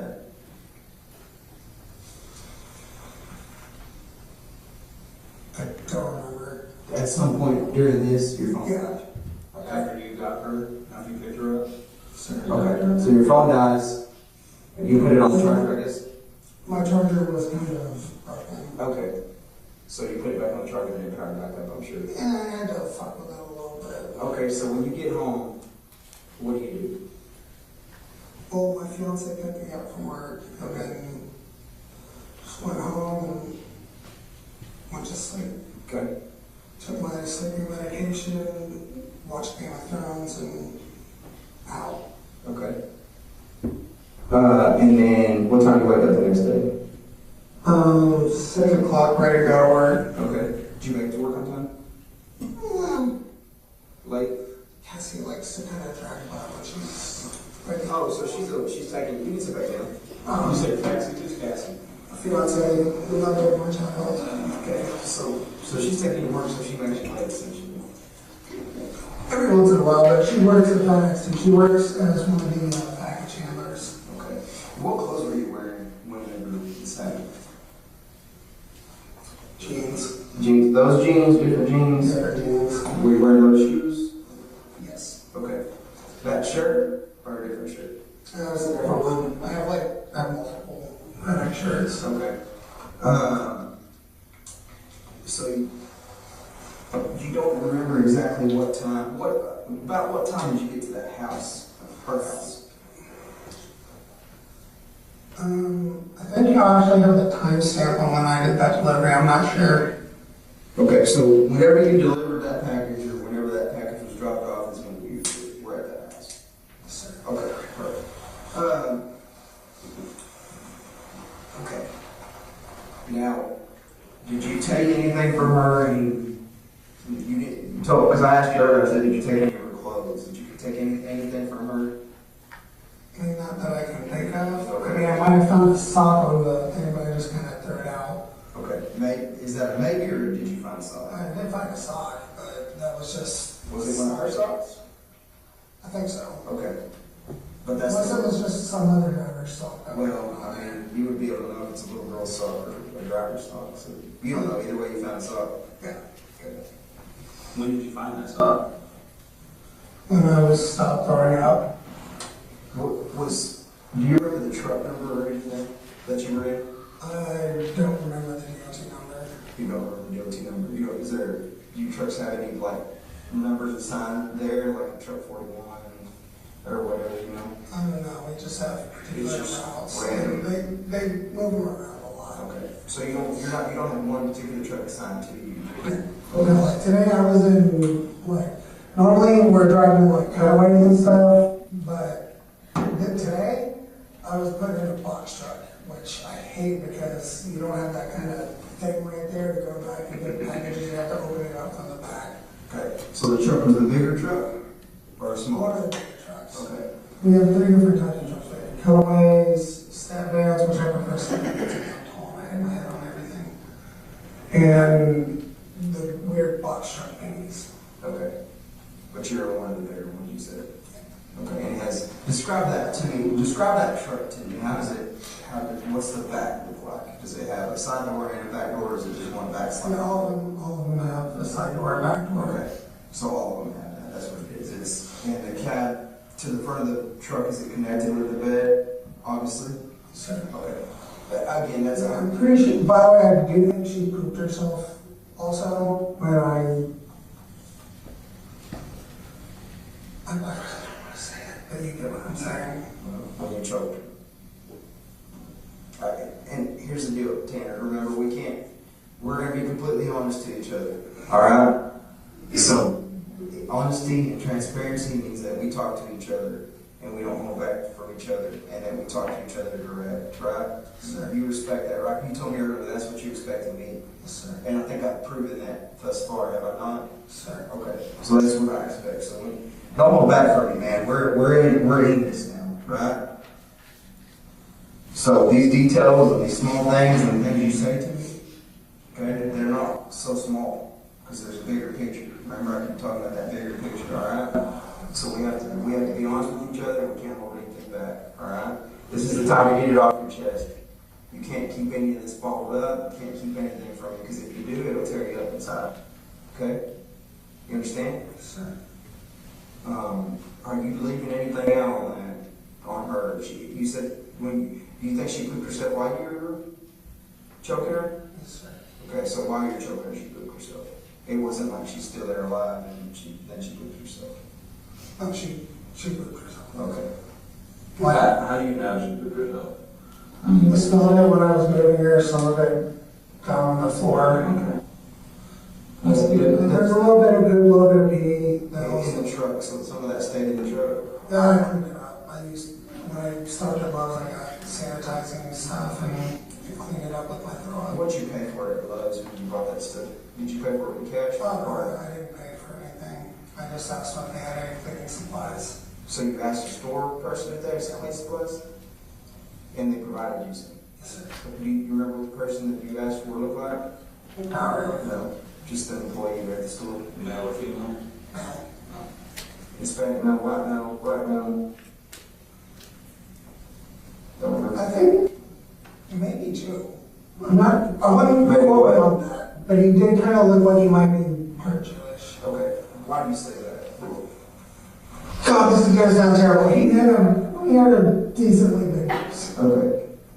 All And right. I know that sounds so terrible, and I'm sorry. Again, where are we at? I know. Open line of communication here, all right? I know, but still, I try not to discriminate because it's just kind of shitty. This is 2022, so like, You're not discriminating, you're describing somebody with their features. So don't feel like you're discriminating about it. Just like if you're talking about me, you're going to say the fat guy that's bald headed, this brown. Right? I mean, when I had a tan, that would probably describe me. So, I'm not going home. No, you're not. Remember, I'm going to be honest with you, you're not going to go home. All right? You can't, obviously, with what you're telling me here. We're going to have to, we're going to talk about that here a little bit too, okay? But, am I going to go home at all? not, obviously, there's a process that goes through with it, and I'm going to explain all that to you, but like I said, I want to get to this because what's the most important thing, right? We're going to get her home. We're going to get her home. Hang on, listen to me for a second. Let me tell you this, all right? At any point in that, did you think about just letting her out? I did. Okay, why did you do that? I was just telling me not to.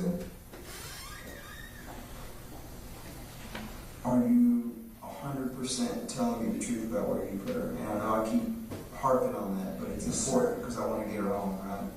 I want to make sure that, you know, you're not leaving out in detail because you think it's you know, going to mess something up or whatever. Sir, that's where I left her. Did you, I know this is kind of silly, but did you tell anybody about what happened? Did you write about it?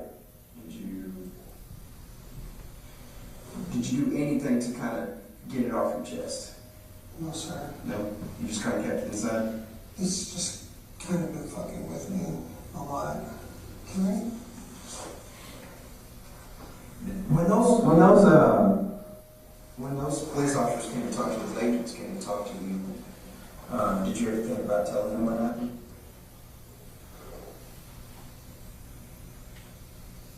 You did? I was told you got emotional. Tell me about that. Can I hurt a kid? She's a fucking child.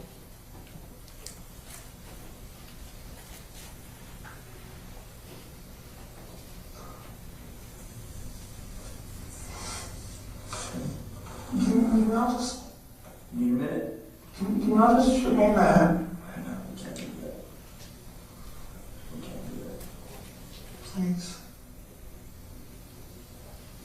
You need a minute? No, I just want to be with my family. You'll get a chance to talk to your family and kind of explain it to them, okay? And tell them what's going on and fill them in. We're going to give you that opportunity, all right? If you want to do that tonight. We were just...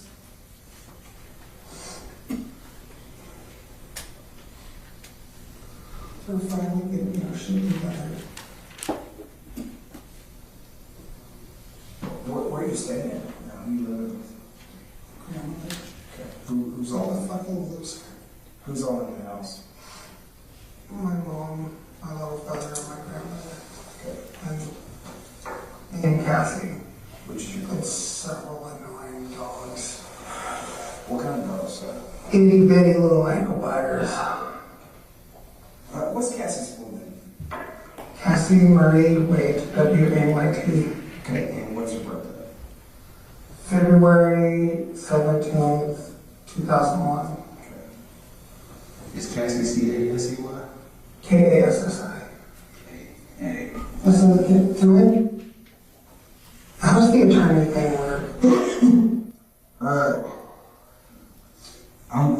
I don't give legal advice. I'm not going to give you legal advice. Okay, that's something that's up to you to research. I can't give you any type of legal advice. Does that make sense? Okay.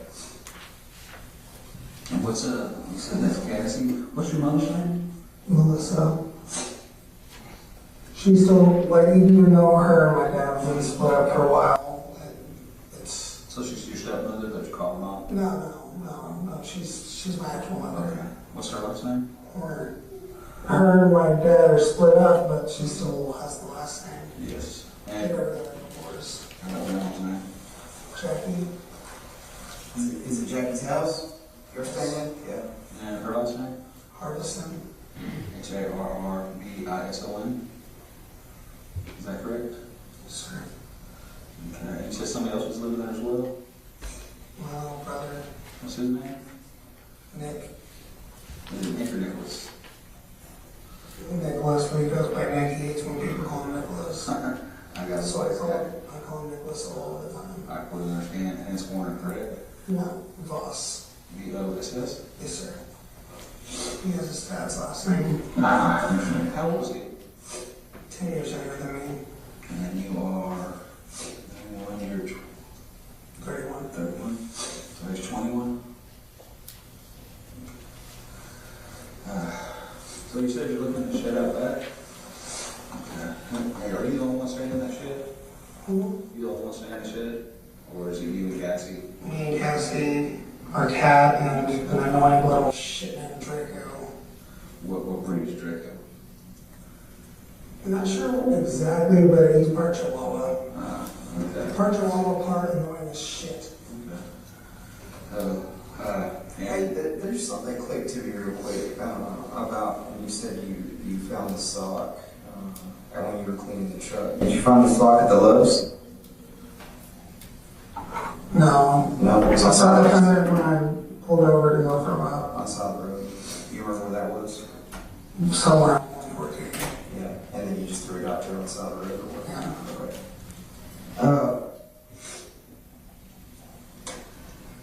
I tell you what, this is a lot for you, and I can tell you kind of probably need to catch your thoughts for a minute. So give us just a second. I can give it to you. Nicotine? I'll tell you, I can do that. Let me get you a cigarette or something. Cigarette or tobacco? Chewing tobacco? What do you like? Cigarette, for sure. Let me get you a cigarette, and then we'll talk a little bit more, okay? Hang tight. Obviously, you can't go anywhere, so stay here for me, okay? Did you grab my stuff out of the... Yeah, I got it. Yeah. And I'll get your phone and all that good stuff, okay?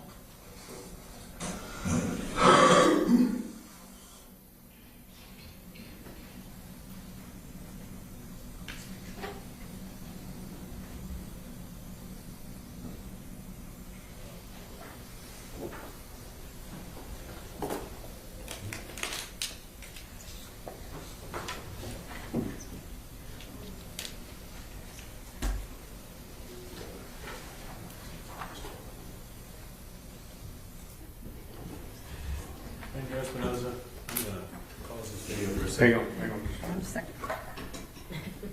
Okay.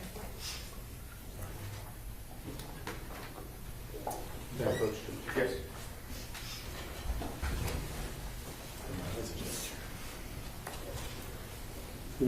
Ranger Espinoza, I'm showing you what we marked State's Exhibit 223. Can you tell me what that is? That's a picture of the board from that interview room with the writing from that day. Let me ask you a couple of things. Is that what we just saw, this board? Is that what's on the left of this video? Yes, sir, correct. And I noticed on part of your video you were talking about locations and maps. Is that right? Yes, sir. And is what you wrote and what Athena Horner wrote on that board? Yes, sir. As far as the maps are concerned? Yes, sir. But I noticed on there he got up and he wrote something else. Yes, sir, that's correct. Now, what he wrote, is it also on that? Yes, sir, it is.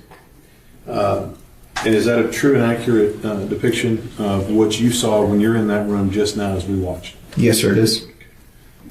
Judge would ask to admit states 223.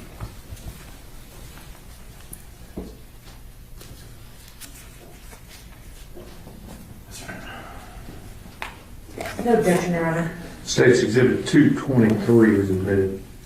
Major Espinoza, would you read what Tanner Horner wrote on that board? He wrote in red, "He's going to hurt me, please help." And was that the first time that he had indicated to you something about somebody else being involved in this whole thing? Yes, sir. And is some of that what he's reflected on there? Do y'all discuss that with him later on in this video? Yes, sir. During the course of this interview, at some point, I bring this up. And is that where this whole zero thing comes out? Yes, sir. And is that where y'all talk about it? Yes, sir. And is that what I asked you before? This is where it originated? Yes, sir. Okay. Now, I'm looking at this video and things, and I want to make sure here. You're sitting fairly close to Mr. Horner during this time. Is that correct? Yes, sir, I am. And during this time when you're asking him questions and you're drawing maps and things of that nature, does he appear to be distressed to you? No, sir. Does he appear to be able to answer your questions, at least the questions you're asking? Yes, sir. And does he appear to be able to answer them appropriately? Yes, sir. And I noticed on here, does he appear, at least at this point when he wrote that on there and then sat down, to be in any type of distress? No, sir. And then later on in this interview, does he indicate to you that he's under any kind of distress whatsoever? No, sir. And does he maintain the same or similar attitude that he has now in demeanor throughout the rest of the video? Yes, sir. Maybe continue with the video. It appears the video has about 30 minutes left. Do any of the members of the jury need to take a break, or do you want to try and finish with the video? Try to finish? All right. Okay.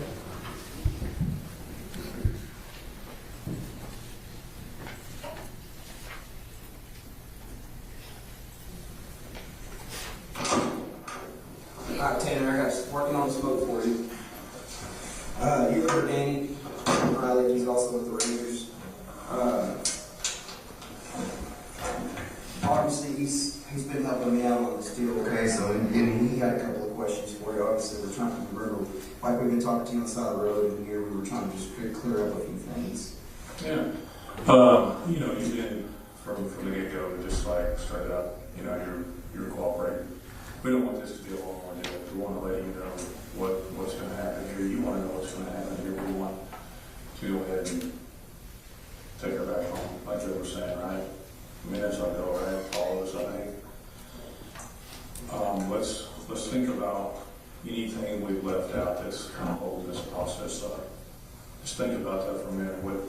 What is that? What would be holding it up in your mind? No. Okay. Something. You feel like there's something that's getting in the way of this? I don't think so, sir. Okay. Why would you not think so? I told y'all we're nerd. I told y'all we do everything that happened. I don't know what else there is. Okay. So the details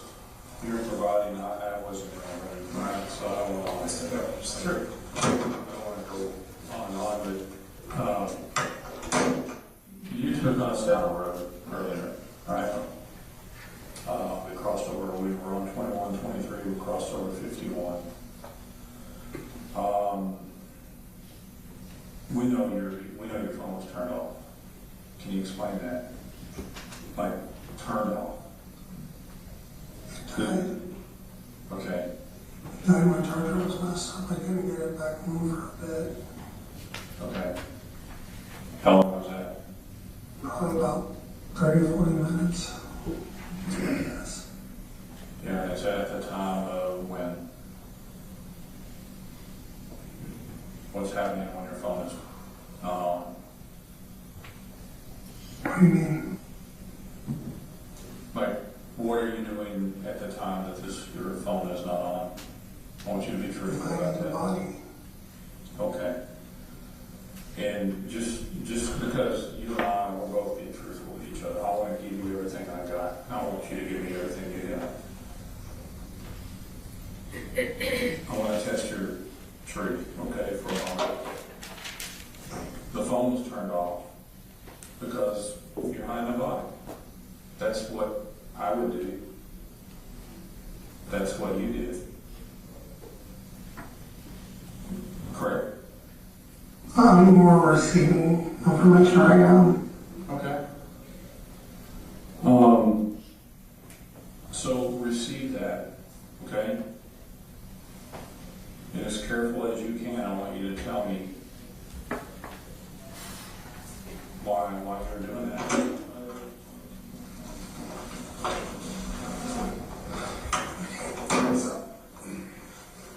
I'm gonna go ahead and do all this and blow this still up here. Thank you.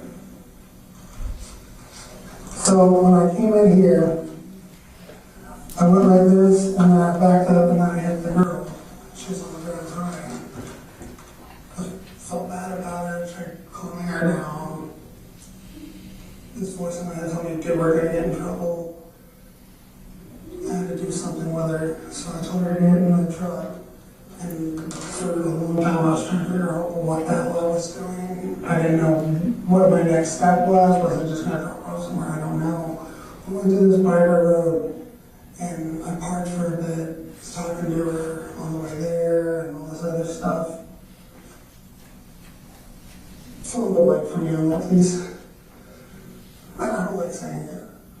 But you don't have to say it very descriptively. You can say what you did to her, though. I killed her.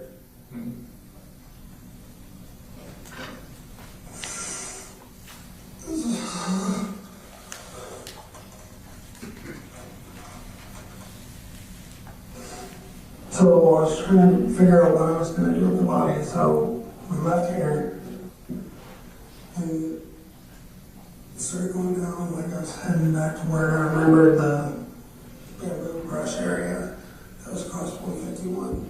Or 151 that was across on the other side of 51. So I stopped there, waited for a couple cars to pass. Took her out of the back and I put her in there. Just kind of tossed her in.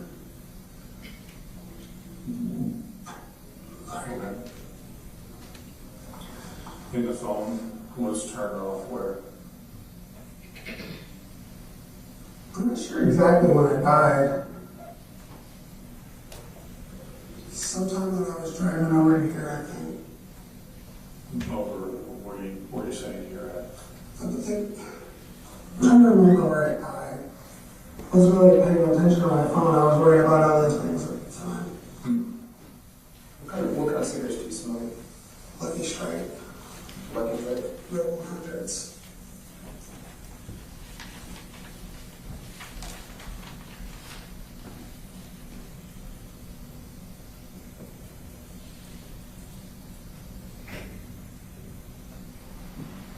Phone was off for a bit.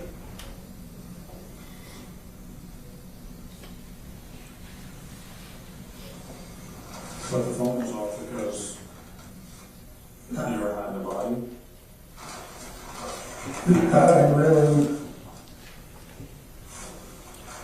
I heard you say earlier you were hiding the body and that's why the phone was on. That's why I didn't try getting it back on. That's why That's why I didn't try getting it back on. Oh.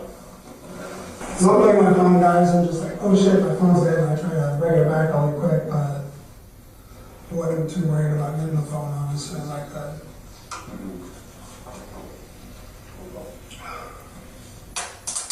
So we're still, that's where the body should be.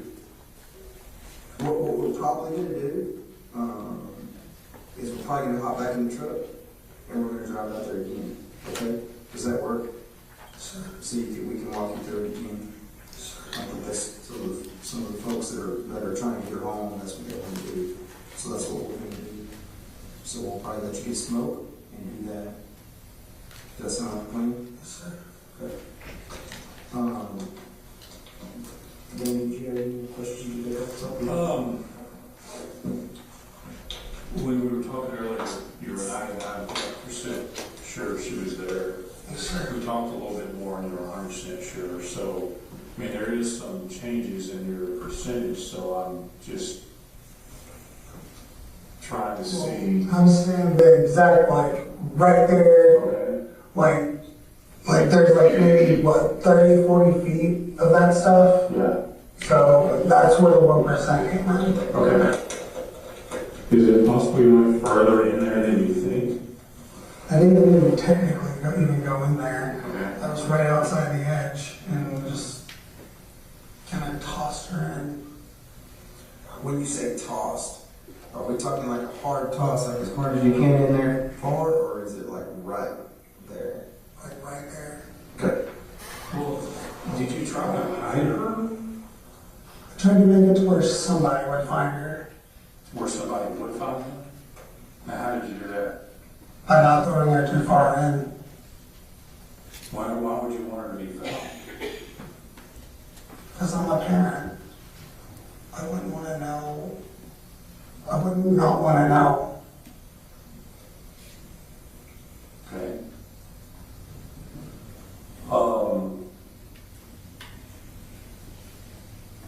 During the next couple of days, you didn't return? Sir. Why? You're a parent. I didn't want to know. I didn't want to know what was. I was hearing updates about this constantly. I was just gonna ask you that. Did you see it on social media? Did you see it on the news? My grandmother, she sent me stuff about it at one point. Then, I was passing that road yesterday, and I saw a bunch of people down the road, so I kind of already knew what was going on. Well, you met with FBI the other day and you didn't tell them you're a parent. And you didn't tell them the truth. Right? They were looking for her then and you're a parent and you didn't tell them. That wasn't That wasn't you. What do you mean? That wasn't me. What do you mean that wasn't you? They didn't talk to you? They talked to me, but they didn't talk to me. Okay. Interpret that for me.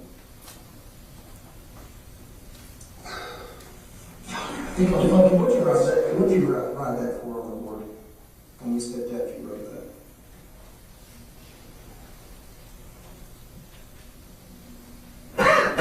Why'd you write that? If I say too much, I'm going to die. Why do you say that? Zero's gonna hurt me. Who? Who's gonna hurt you?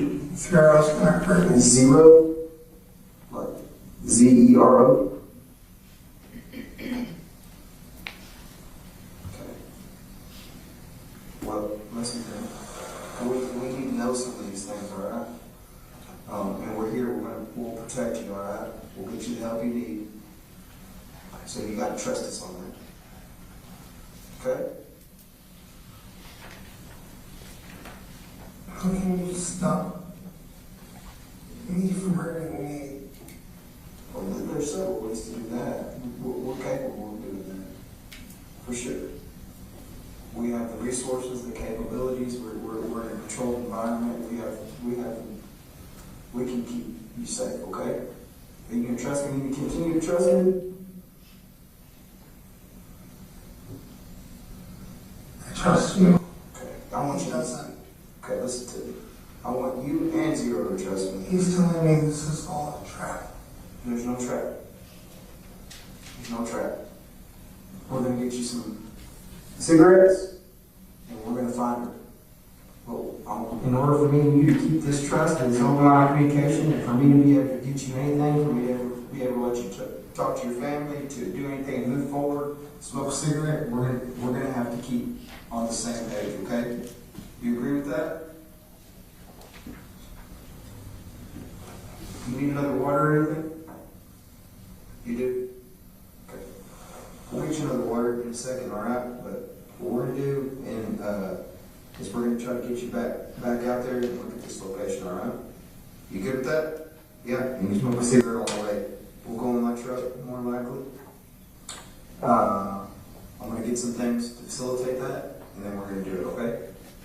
Danny, you got any more questions for me? No, I just think everything's gonna be fine, okay? I told you to trust us, guys. Yeah. Give us just a second, alright? You know, about what year? Whatever you need to do. So, if you can get some more water, we'll take another ride. You know, it's just about doing the right thing. And it's hard to do the right thing when you agree sometimes. So. I didn't know what to do when I hit her. I don't know. I was somebody kept telling me I needed to get rid of her. Yeah. I just wanted to leave her there because she wouldn't tell anybody. Yeah.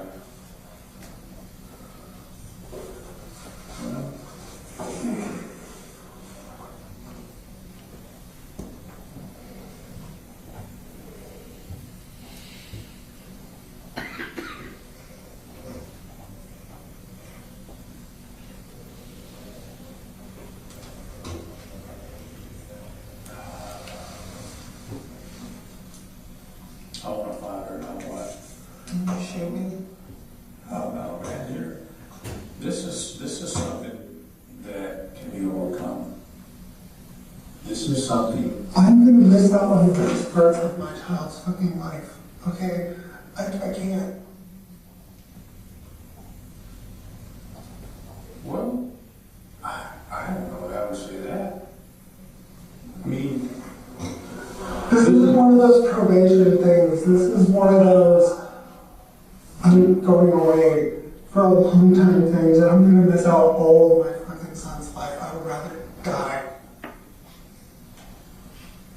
it is. This is a hard thing. It is a hard thing, but I'll tell you this, Tanner. You're going to be okay. No, I'm not. Why do you think that? I'm gonna miss out on all my son's Christmases, his birthdays, him growing up. I'm gonna miss out on everything. All because I listened to some stupid voice that isn't probably even there. A lot of people have done that. You're not alone. You're not alone in this. But you're not simply disagreeing that I'm gonna be away for a long time. I'm gonna miss out on everything.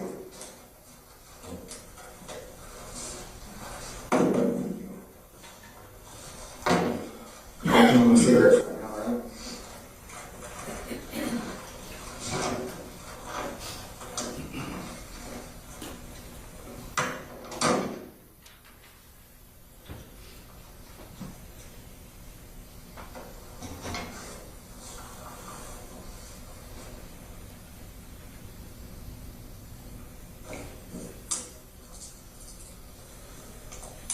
I think what we're trying to figure out is if there's anything that you're not telling us, you know, based on what we know. See what I'm saying? I think we're trying to help you, and then we're trying to figure out how much you're trying to help yourself. Thanks for that.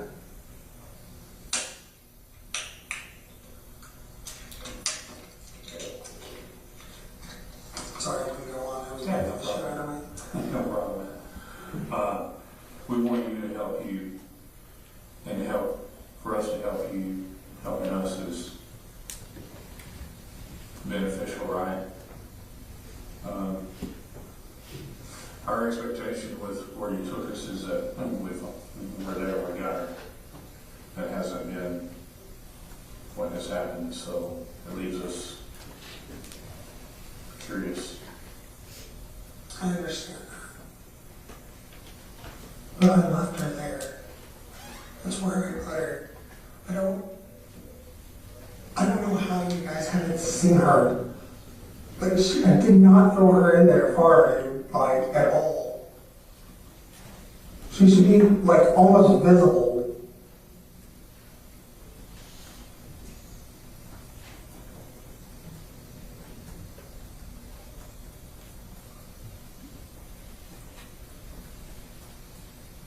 You thinking something maybe not visible?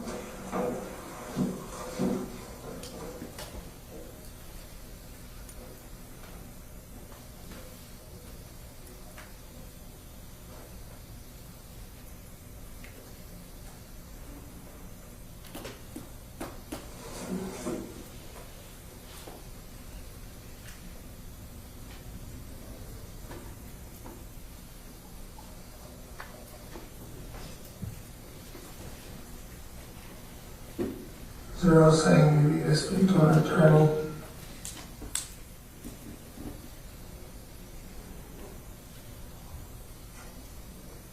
I don't know the implications of that.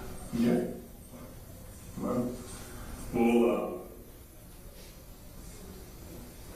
Also, I need to pee.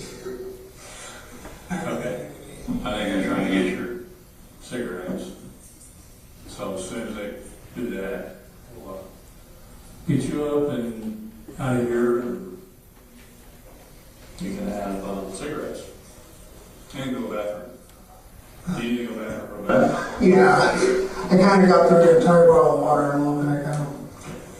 Okay, hang on just a minute, let me see. I'm not from here, let me see where the bathroom is, just have a seat. I'll be with you just a minute, right? One of these guys will. Bathroom? Holy shit, that was quick. There's a process here, okay? Whoa! This is that one for my dick. That was terrible. This is more of a comfort thing, okay? So what we're going to do first is we're going to put this one on here. So turn around this that way, please. Okay.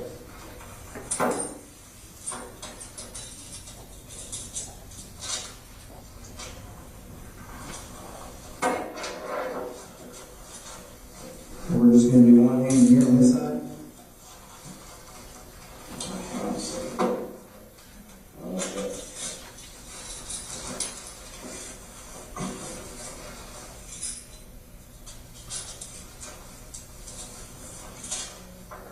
Is that too tight? No. Is that too tight? No. Okay. We're gonna go up here like this. Okay. But you got a pee, so what we're gonna do for now is just let it through there, just hold it like that. So just hold, do that. I don't know, just keep on in. Oh, because you got a pee, all right? Right? Did you say you had a pee? You can't exactly pee. Okay. Oh, there's an ankle shot. You just walking around with those. Alright. You want your water, right? Hang on a second, actually. Easy. Give me right top right here for a second.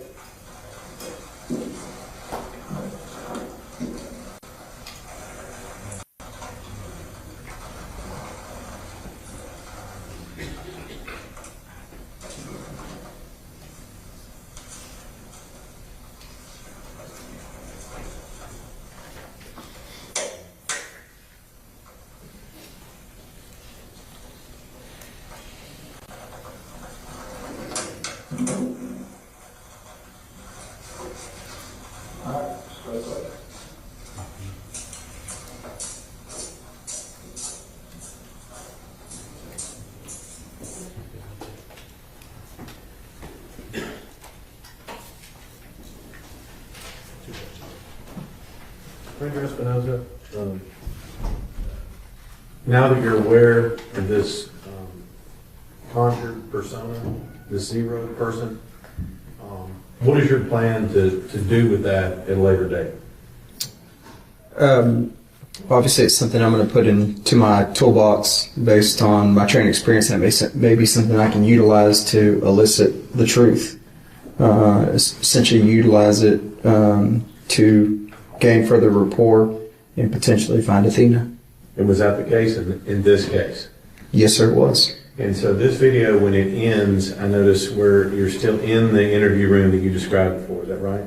Yes, sir. And then where do you go next? We go to my state-issued pickup, and we go back to drive the routes to see if we can jog his memory. All right, let's pause, take a break. We'll come back in about 3:05, okay?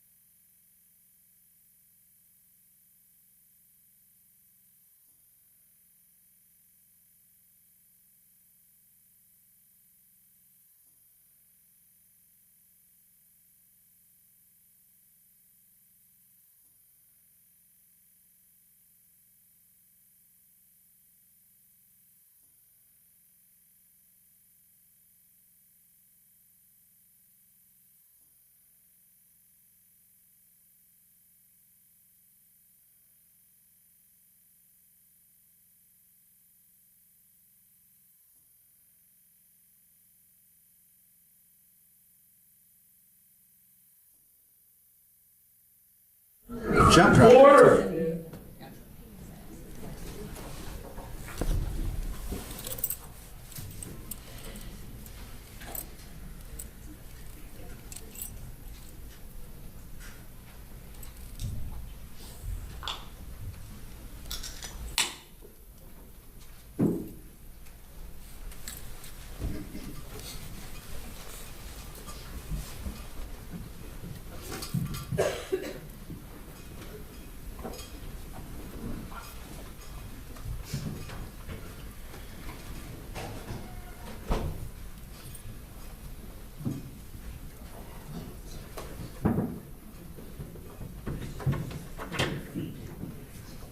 Everyone may be seated. We are ready to proceed. Mr. State. Thank you, Judge. Randy Espinosa, and again, I'm trying to keep all this in order. The next location that you go to from the jail is where?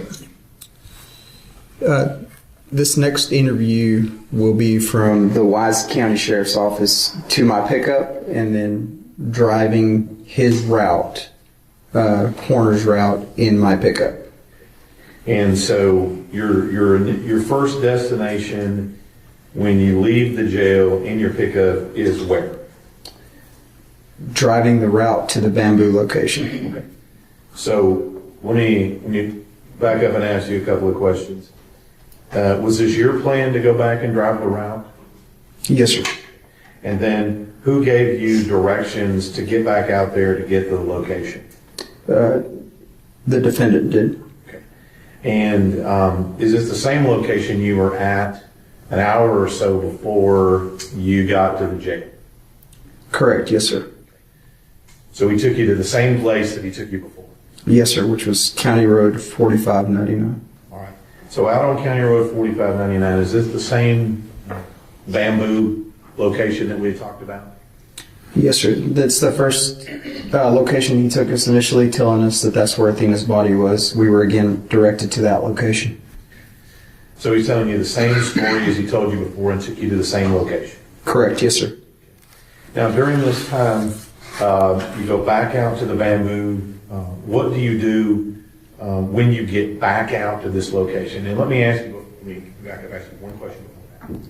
What time was it when you got back out to the bamboo? I can't give you an approximate time. I've been going all day. The sun was down. It was nighttime.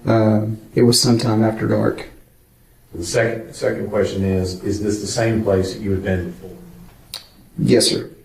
And then when you get there, who all is, when I say y'all, if you will, who is the y'all that gets to this location on 4599? At that time, with me in my vehicle is myself, Tanner Horner, Investigator Oliver, and Ranger Danny Briley. At the location, we have multiple resources still there searching the area. Okay, so let me make sure I've got the scene here. You guys have been at the jail for an hour or so, maybe more, maybe 2 hours doing this interview? Yes, sir. And you have resources that are out on 4599 doing search for Athena, is that correct? Yes, sir. And what kind of resources were being used out there at the bamboo? I still had all the resources. I didn't let anybody off the hook, so to speak. I still had air ops up. I still had our special operations group out. I had multiple rangers out.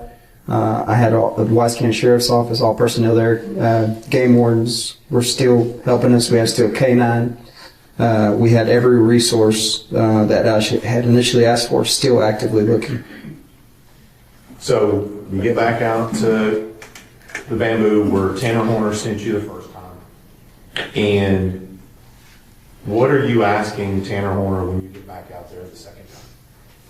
I'm again going back through, direct me, show me where she's at. What am I missing here? We're searching this area. Are we missing something? Are we missing the drive location? Are we missing something? If we drive it back, is it going to jog your memory? Again, let's bring Athena home. We need to give family closure. We need to bring her home. And what is his response to you asking those questions again? He continues to give me the same answers and responses as before. She's there. That's where I put her. That's where she's at. Same lies over and over. When we do overviews, it's the same things that I know to be lies. Now, in this particular area, what level of detail about where he put her body is he still providing you at this time? He's still providing the same details as before. Has anybody located any trace of her body out there at all? No, sir. And so with regard to that statement at that time, he's telling you again that she's out there. What do you know about that statement? I know that's a lie. Now, during this process, we had talked about some of your questioning of Tanner Horner. At some point, do you change tactics when you're out there at the bamboo and you're questioning Tanner Horner? Yes, I do. At that point in my investigation and throughout the course of the interviews with Mr. Horner, I knew that I was going to have to play his game. And I knew that I was going to have to address him as zero in order to find Athena. And let me just ask you, at some point, do you do that? I do. And let me ask you, when you do that, does he respond? Yes, sir, he does. And when you do that, is there any change in his attitude or demeanor when you do that? Yes, sir. And what is that? At the time when I made the decision on the side of the road, keep in mind we've got tons of resources out there. I make the decision to do this and make another attempt at getting some truth out of him. When I tell him that know what I've been missing is that I've been talking to the wrong person, that I needed to be talking to zero. His physical demeanor changes. His head goes into a sideways motion.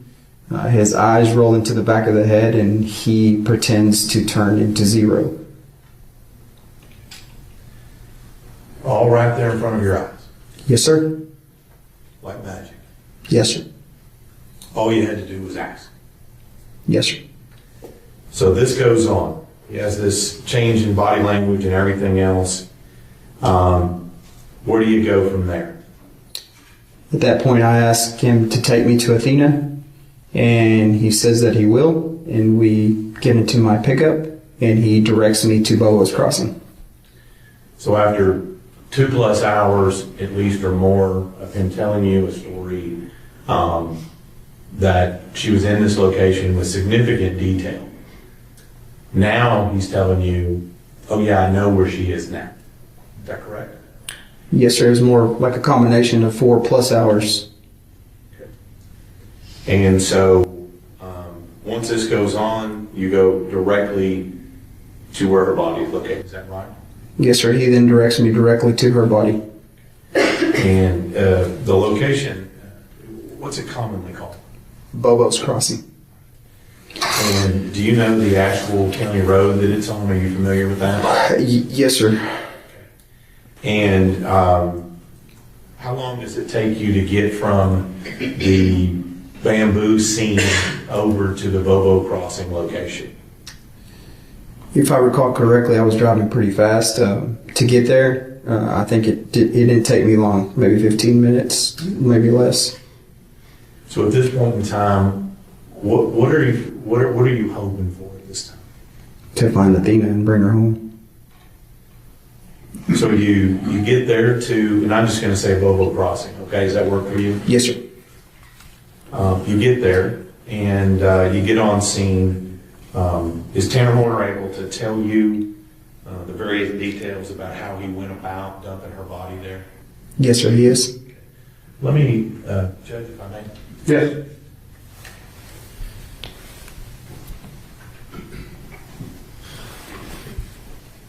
Randy, I suppose I'm going to show you what I've marked. It's State's Exhibit 39 and 40, a couple of maps there. Do you recognize that location? Yes, sir, I do. And is one of those kind of a 1,000-foot view, and then one of them's a little more zoomed in? Yes, sir. Okay. And is that the location you were talking about as where Tanner Horner directed you to where Athena's body was? Yes, sir. It is County Road 4668. Okay. And by looking at that, are you going to be able to explain and tell the jury where he parked, where he dumped the body, and things of that nature? Absolutely. Judge Wiedhofer states 39 and 4.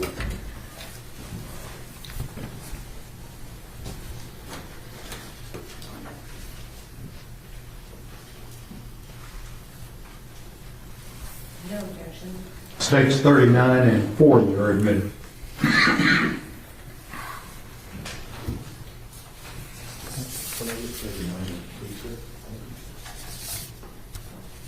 Well, Mr. Berry's working on it. I'm going to ask you a couple more questions.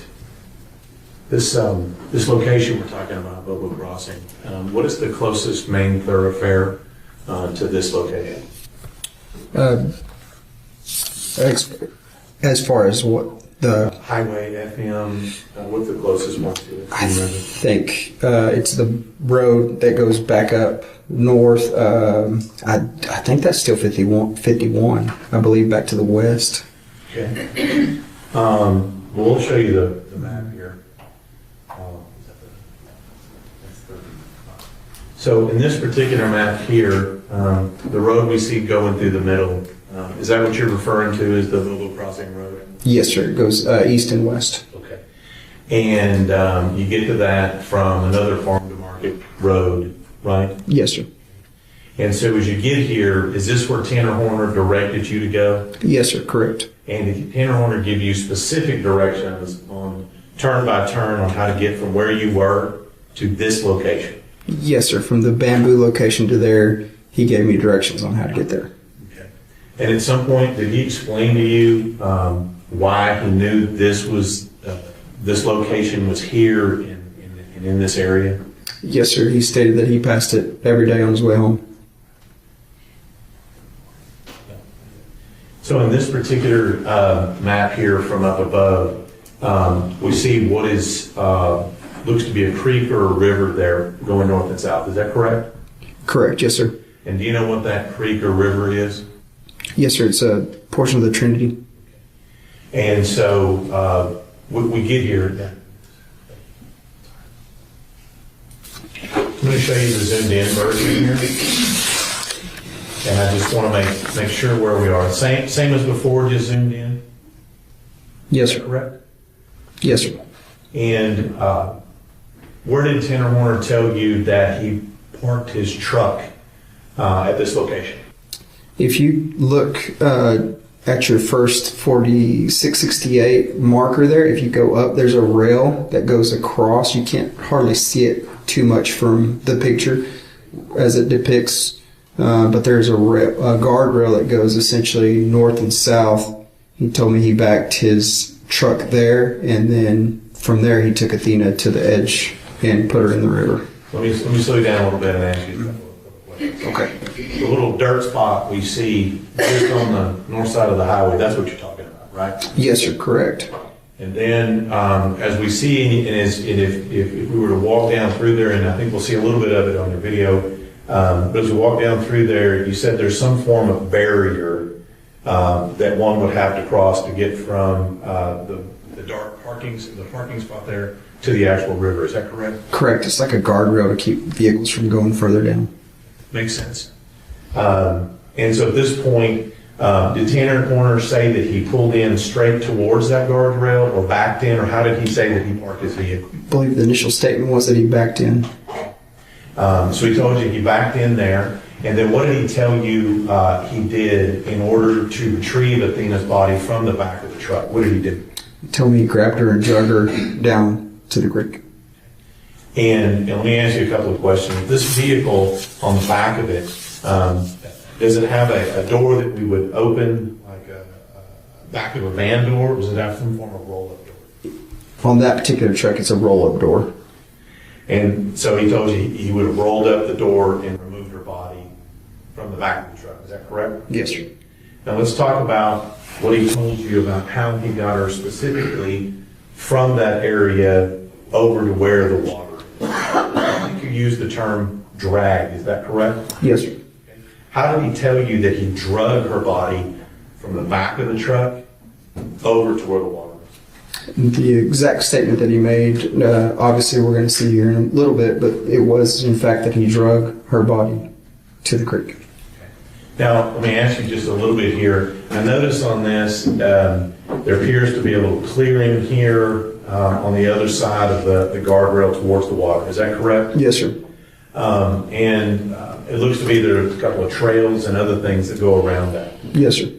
Where did Tanner say that he went to put her body in the water?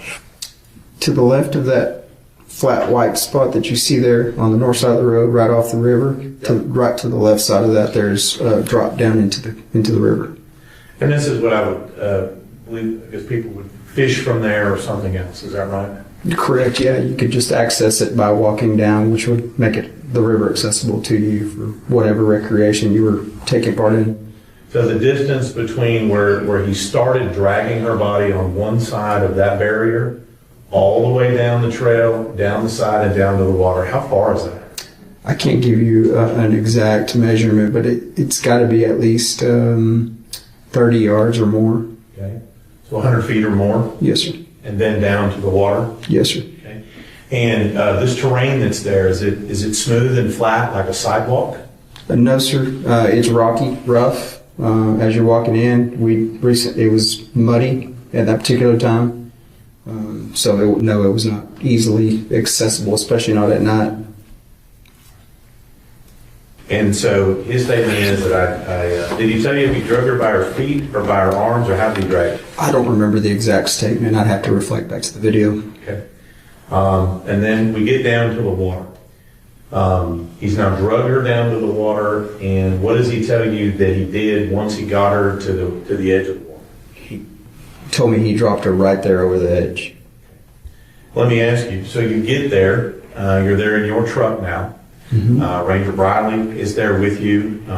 Investigator Oliver is there with you. Tanner Horner is there with you. Correct. Does he give you directions to go down where it was? Do you go with him? What is the process by which you got down to where he dumped her body? We get to that location at Bubbles Crossing, to the guardrail portion of that location, and I pull him out of the truck, and he physically directs me down to where he put her body. So he takes you all the way down to there? Yes, sir.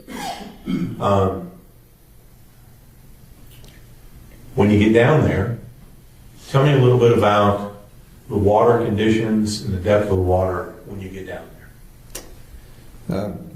Obviously, that portion of the creek, the water goes approximately 1 foot and gradually increases to the middle of the creek. So it goes from shallow to deep.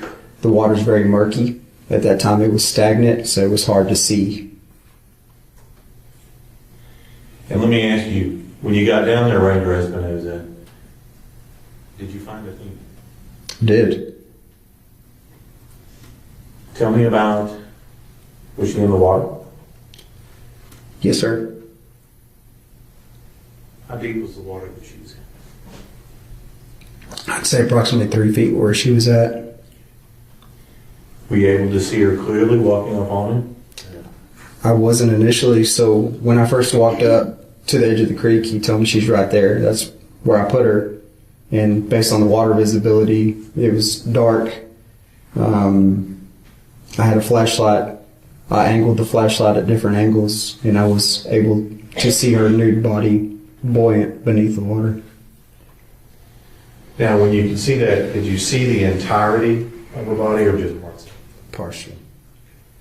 And how were you, what did you have to do to be able to see? What was the manner of means you were able to? I had to adjust my flashlight in a certain way where I could see, but it was very clear she was there once I did that. Right where he finally told you she was? Yes, sir. Now, in the water, what is her position in the water, if you remember? Based on my location, I could see that she was obviously buoyant beneath the water, and it looked it appeared that she was face down with her arms at her side. Time out.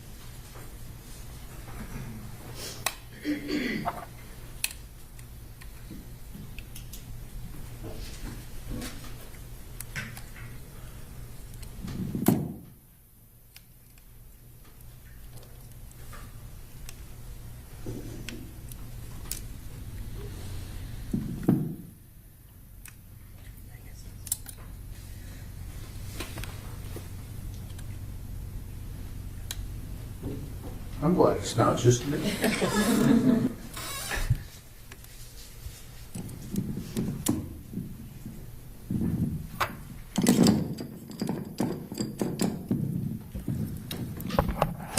Thank you, sir. Go ahead. Thank you, Judge. So now you've located her in the water, you've now used your flashlight, you've spotted her. You said that her body had no clothes. No, sir. Talk just a little bit of that and take a short detour here. At some point during this, you had told me before in your testimony today, you had a conversation with Tanner Horner about her clothes and whether or not she had clothes on. Is that correct? Yes, sir. And at some point, did he tell you that she had her clothes on? Yes, sir. Is that true? No, sir.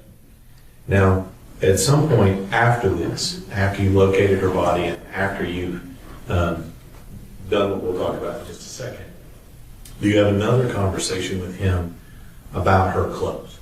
Yes, sir. And what does Tanner Horner tell you he did with those clothes? He eventually ends up telling me he kept her clothes, and she was in fact nude. Now, about how long is this video from when you leave until you've now found her body? I would say maybe 45 minutes. And once you find her body, what do you do in response to locating her body? There's obviously everybody following me because they're wondering where the heck I'm going. So I'm able to maintain everybody up top and immediately maintain the scene integrity, which was everybody get the heck out of here, shut it down, hold it, let's secure the scene, and let's get crime scene here to process the scene. So at that point, you've secured the scene, and so your role as far as the scene is concerned, you're done. You're going to bring CSI in and whoever else is to handle that part. Correct. Yeah, it's part of some of the resources I already had on standby, which was the Texas Rangers crime scene team, Wise County crime scene, and FBI ERT, which is their crime scene team. And I guess what I'm saying is, for questions with regard to CSI actual recovery of Athena's body, those are those people we would need to talk to. Is that right? Correct. Yes, sir. So you've got the scene secure. You still have Mr. Horner with you. What do you do next? I load him back up in the truck, and I take him back to the Wise County Sheriff's Office, continuing to get, some more details, some more facts.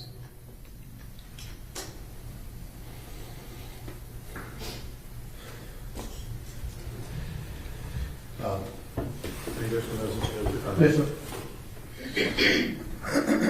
me show you State's Exhibit 37. Similar to before, have you reviewed that? I have. And how do we know that you've reviewed that? It's got my initials on it. And what is that? It's going to be essentially what we deemed body recovery or the field interview.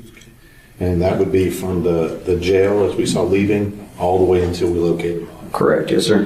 And it is the actual location of her body contained on this video to some extent. Yes, sir. Yeah, I don't know how clear it is based on the fact that it's on a body camera, but you'll be able to kind of see what I just walked you guys through. Judge, the doctor states 37. Any objections, any additional objections other than those previously brought to my attention? No further objections, Your Honor. Those objections previously brought remain overruled, and states Exhibit 37 is admitted.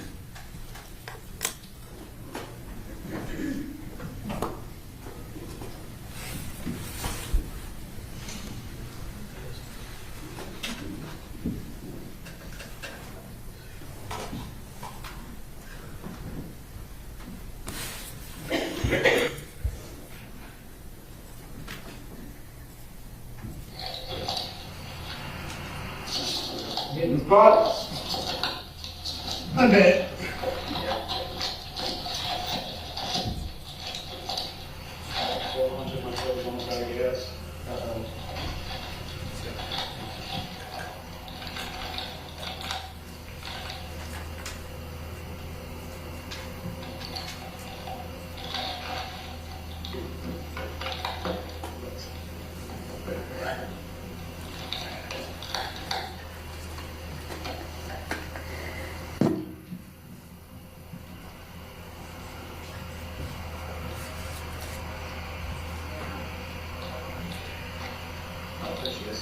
Huh?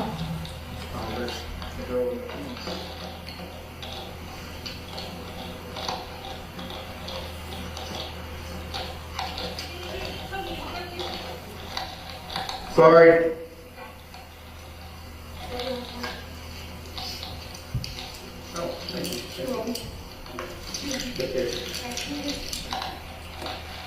Well, just move the FedEx truck, you have to get out and do it.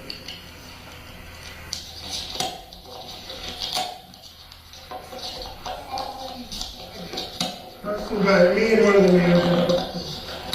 I mean, what's gonna hurt really? It's a metal truck. I mean, is these fabric or are they vinyl?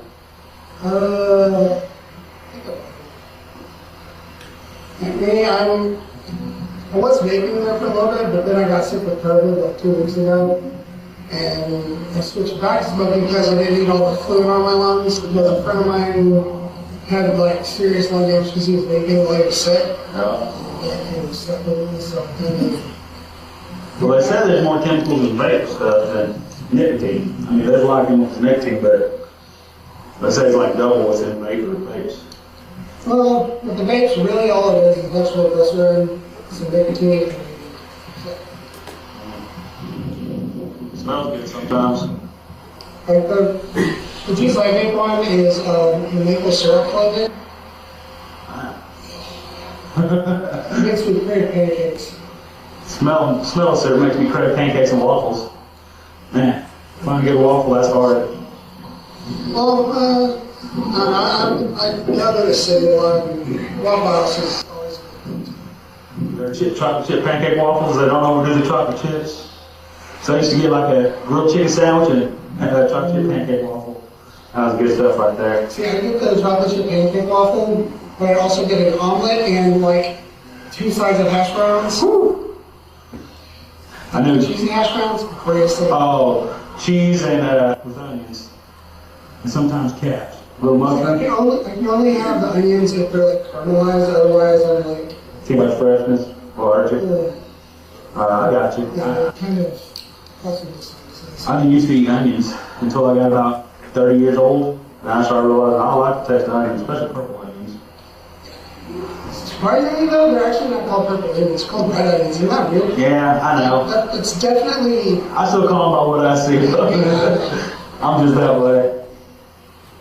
Yeah, talking about Waffle House making me hungry. I'm a big boy. Somebody was talking about a patty melt earlier, and I'm like... Whataburger? Yeah, Whataburger patty melt. I was like, what? Whataburger patty melt, some fries, and that strawberry steak. Have you tried the Dr. Pepper shake?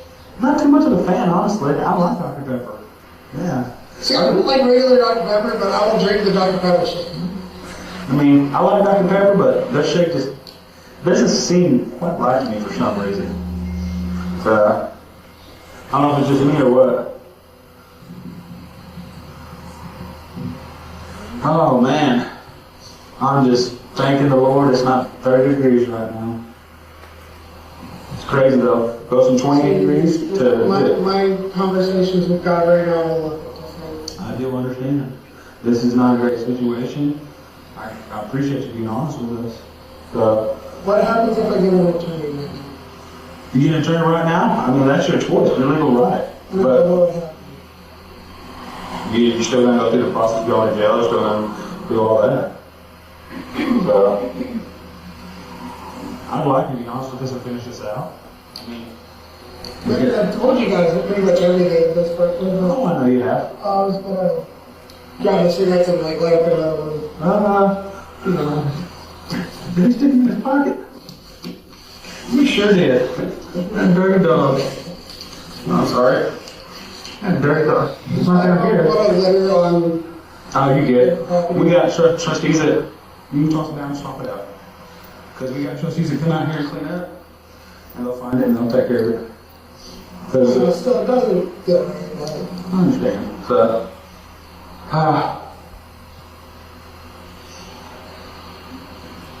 the last time I was in handcuffs was like 4 years ago.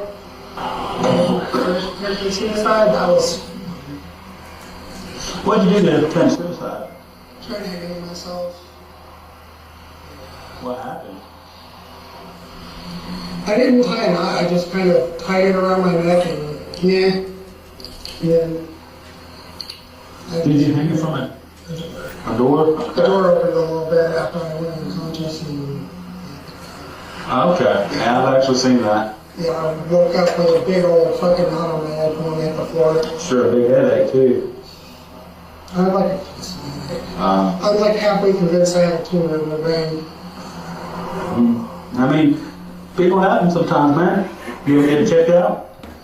Nah, I'm the kind of person where I don't go to the hospital until the very last second, which, you know, that's probably the best thing in the world. Like, I have, like, random heart palpitations and stuff because I drink a lot of energy drinks. Like, I even have a mild heart attack, like, a year ago. Like, that's...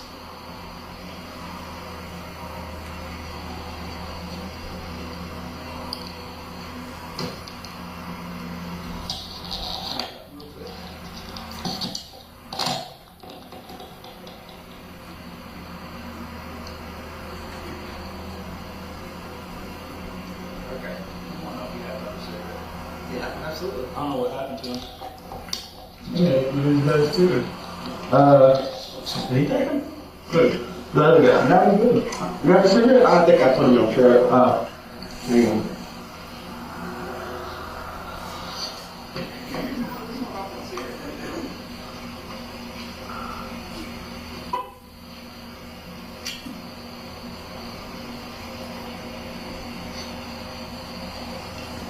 Hey Jim, taking your truck out? Don't mind.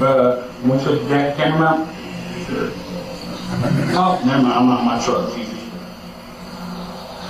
I'm sorry. If I have my truck, I can give it to you.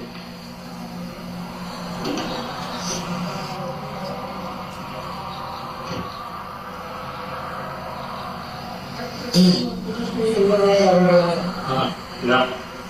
5-star review, remember that. 5-star review. I had 60. If I could move my 6 stars up. It's free too. Free. How was my driving? Not as bad as the cops with Booker. Come on in. What do you take that, man?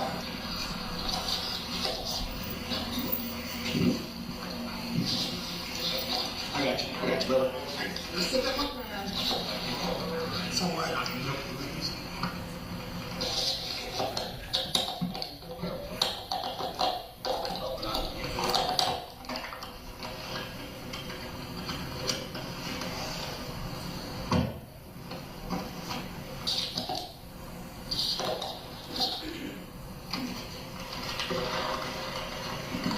Nice truck. Oh, it's alright. I can get from point A to point B.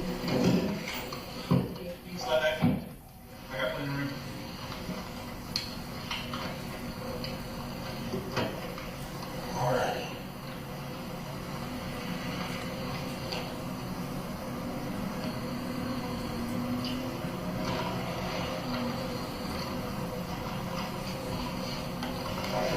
That's about it.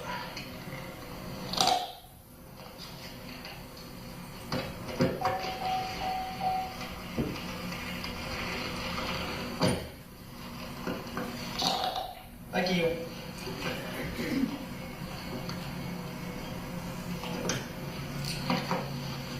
Can you let the guys that are out there looking, let them know we're coming back out? Yep.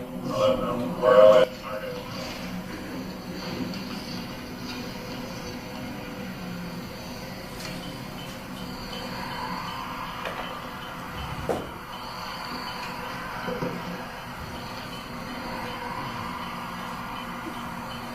Oliver, did you do the same? Because I think Owen was going to ask you.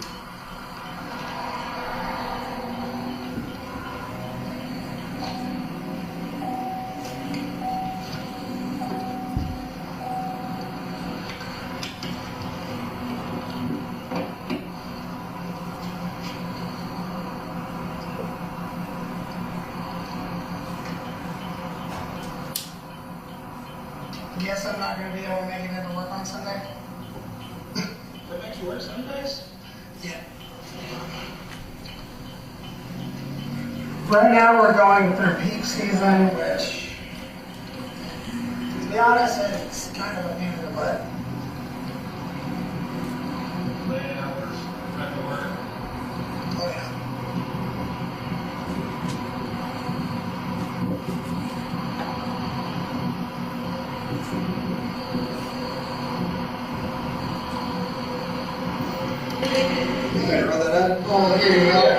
Oh, Let's go roll that up for you.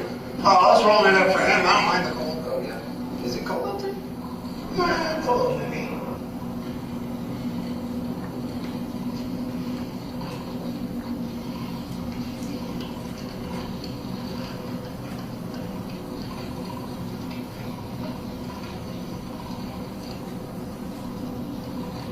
Cassie is waiting on my call to come pick me up from work. Yeah, what's the latest you usually call? About an hour ago. Okay. Let's just get this kind of thing behind us and then we'll go from there, okay?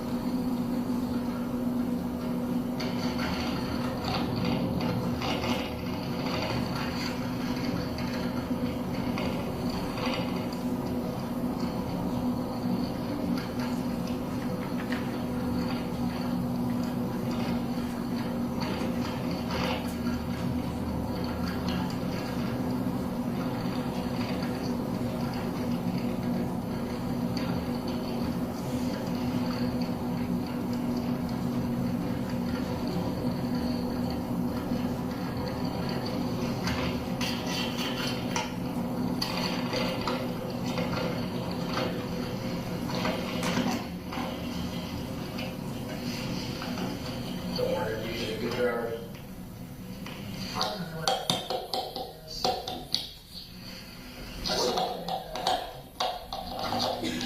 Yeah, I'm still employed with him. So was that good money? Yeah, I just didn't like the whole being a 1099 thing. Oh, how long was that? Yeah. I thought it was big enough for that. You think, right? Years, they're still doing the whole 1099 thing, which I think is ridiculous.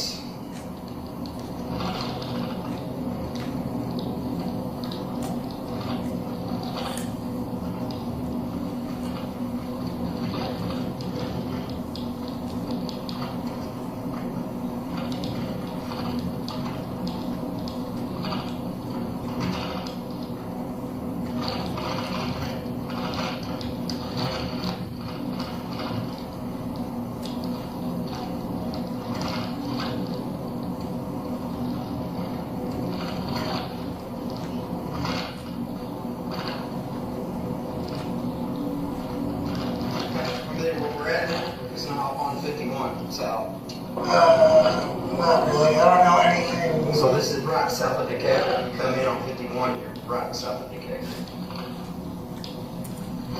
Do you not take 51 into your routes? Not really. No.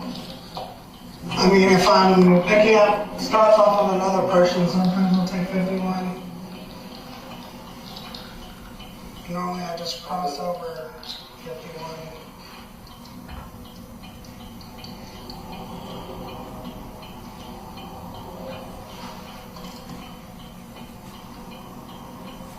The thing about 51 too is it's very busy.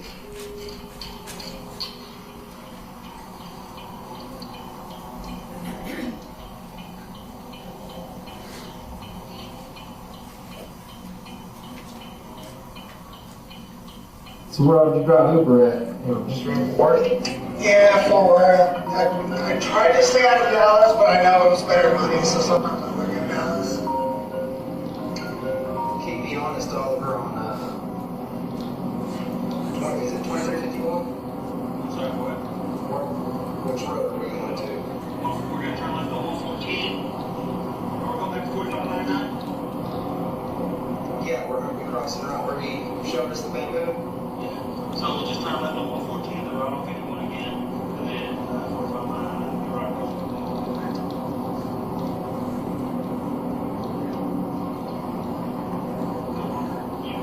What is it? You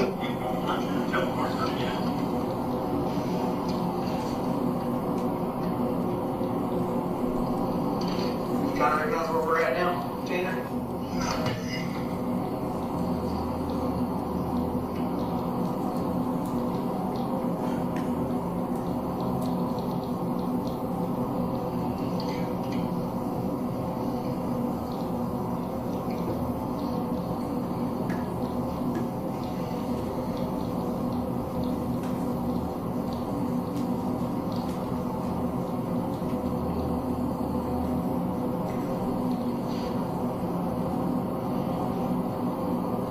Hey, DB, can you pull up your maps?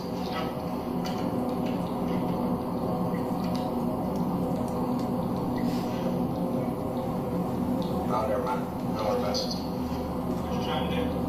I was just trying to pull up the map. It's alright. It's alright. Yeah, no, I'm good. I just wanted to kind of give them a visual as what we're doing.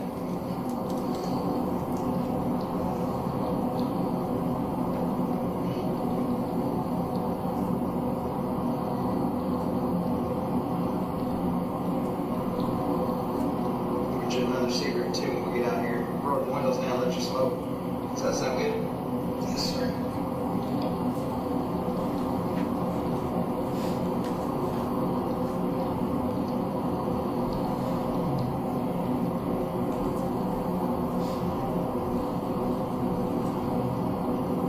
Tell me if you see something familiar, you recognize something. I'm trying to jog your memory here, okay? It was dark. You were worked up, so.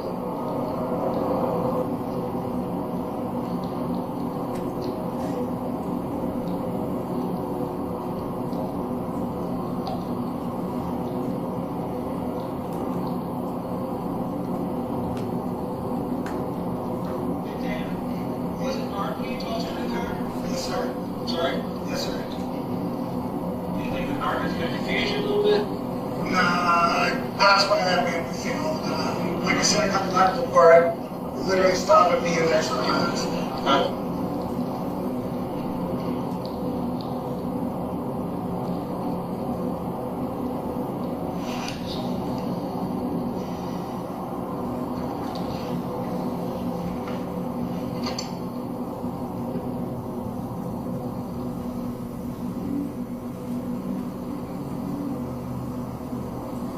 Traffic's pretty backed up. Wait for me to back down.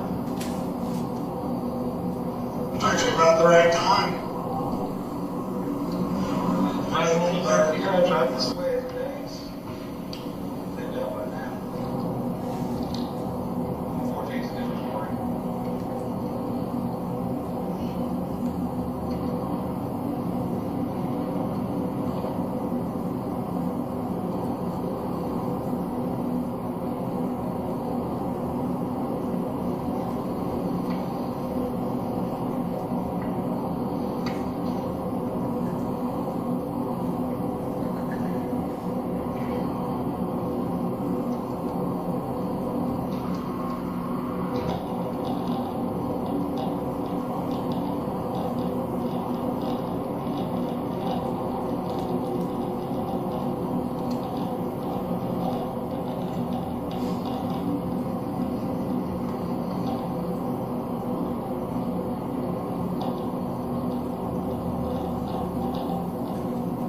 about the time, right? You're set? This is about the time here? Or out here? I think so, yeah.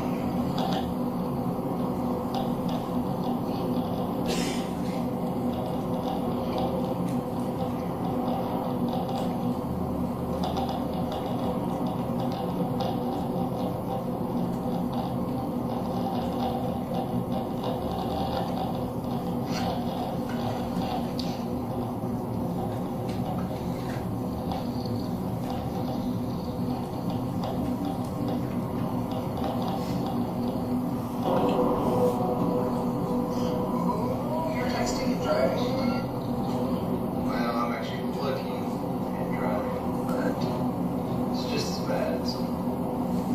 Just have to listen to It's alright, we'll do that. I appreciate that, dude. What was it, my game? No, I was supposed to. So he doesn't give me a hard time. Everybody gives me a hard time, though.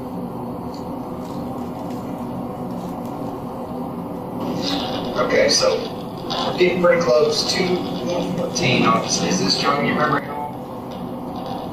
Crossing the bridge, we're approaching 114. We're going to take a left on 114.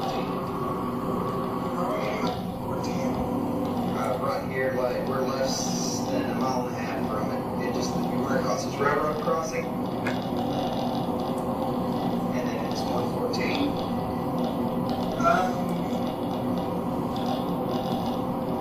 There's a couple of bridges here.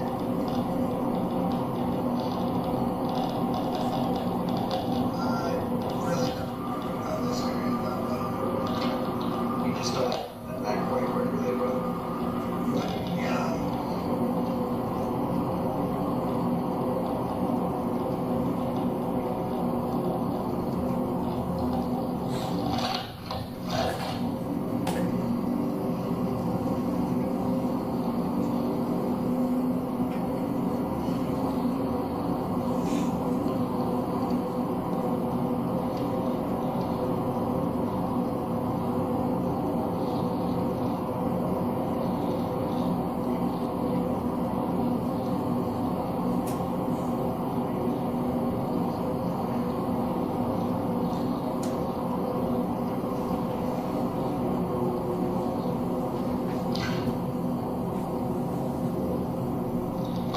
Is this jogging your memory at all? This is 114 right here. I just want to keep you aware of your surroundings. That way, if you ever needs jogged.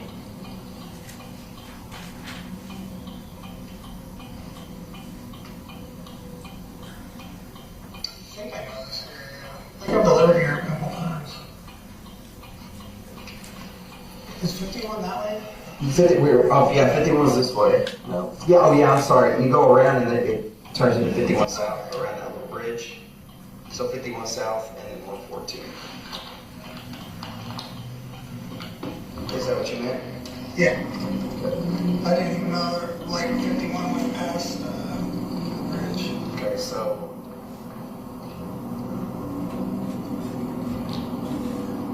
We're 114.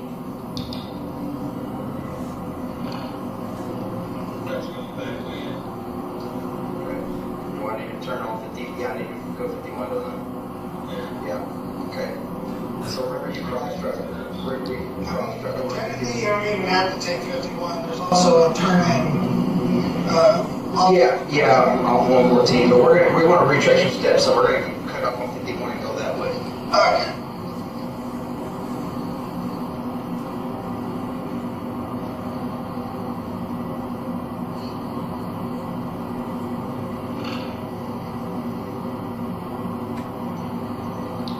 What happens when I get an attorney? Sir? What happens when I get an attorney? I don't know the legal system, right? Yeah, like I told you earlier, I can't really give you legal advice. Obviously, you know, it's just the same thing as when I explained your rights earlier. Just that's basically the rights you have afforded to you.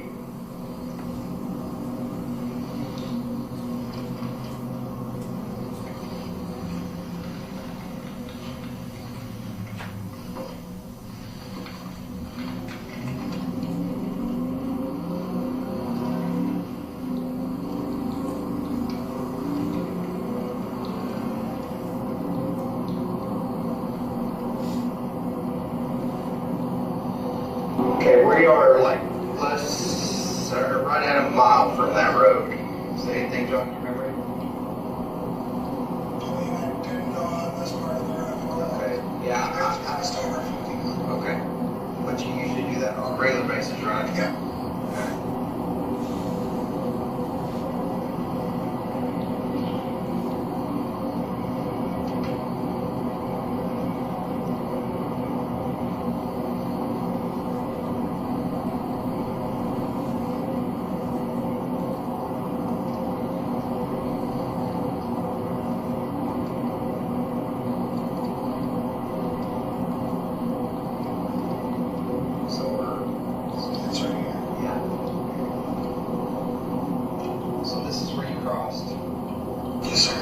Actually, at the time, there was someone being pulled over. I think they're getting a DOT inspection. And they were pulled over right there. Okay. Now we're on the road. Thank you. Okay, so now we're on the road. And we are...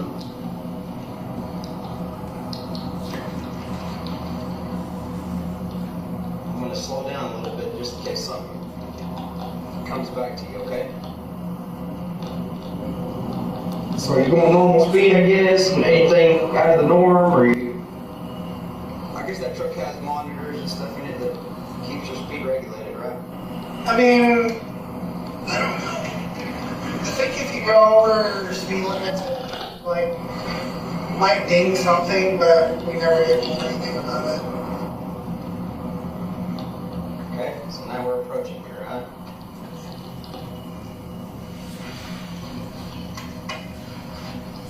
Okay.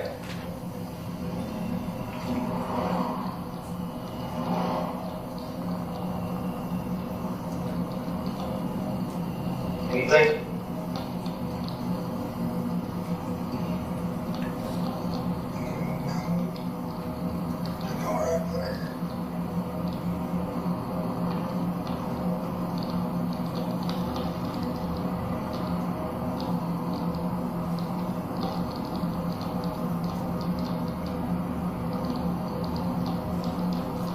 This intersection, obviously, you gotta make a stop. Yeah. A couple times I've run this not noticing it when I'm heading the other way because it's kind of a little bit hidden. And it's in a weird spot.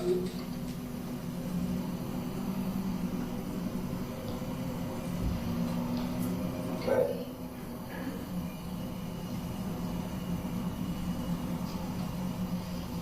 You remember this house right here? Mm-hmm, the one being built. I've actually been watching that one being built for a while. Okay.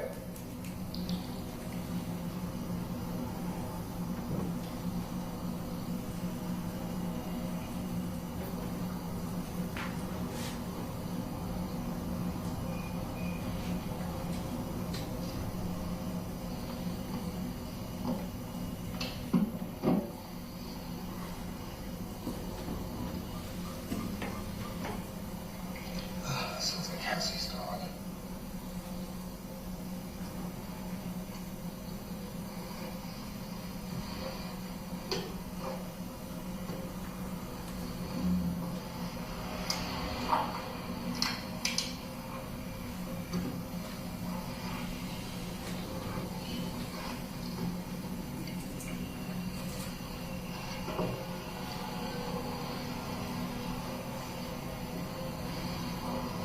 Okay, you still good with it? Mm-hmm. Okay, and you remember this house right here? Yeah. I stopped right past the van so people in the house couldn't see. Okay, so we're here now, right? Yeah. All right, we're driving here. And then you get to this spot right here. Do you stop before the van move or after the van A move? little bit after the van move. Okay, so tell me where you stop across the move. Forward one.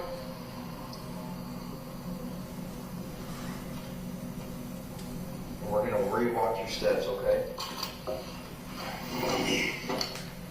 It's further. Further? Yeah. But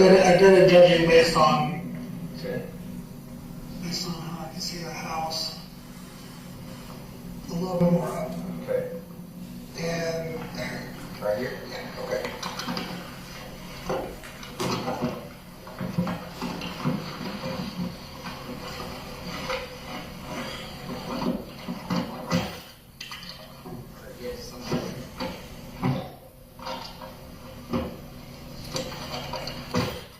So you don't have to hug me.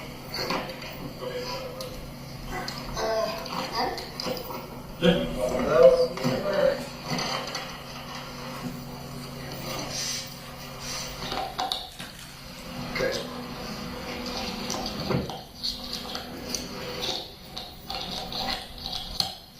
Let's mark your steps first, okay? Okay, can you kind of reenact that? I was looking in the corner. Went back to the rear.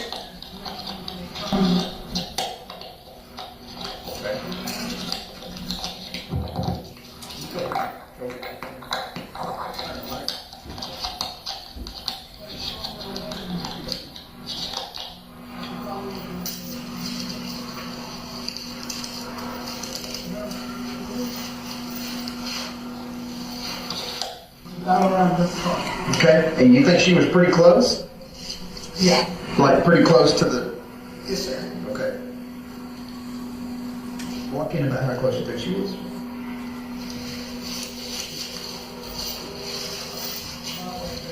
Right there? That close to the road? Okay.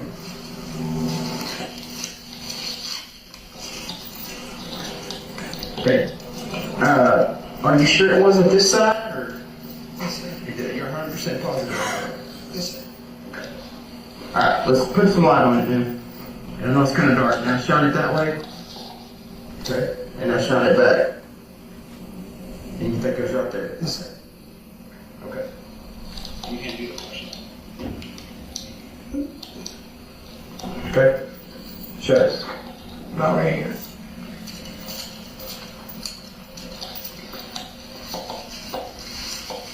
What were you changing when you crossed it?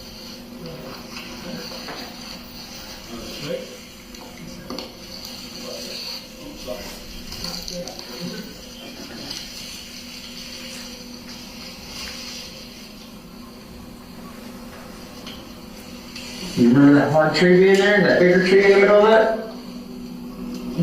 Finger hand, if you run the finger. Can I light back there, please? You see in this spot. This spot?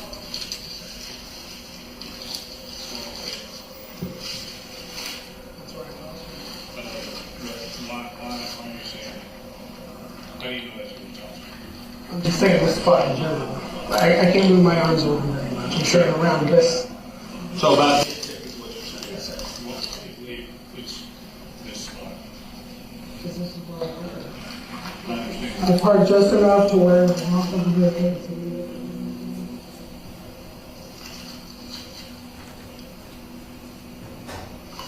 Okay, let's go back over to the truck, smoke a cigarette real quick.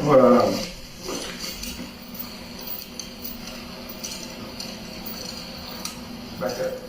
There you go.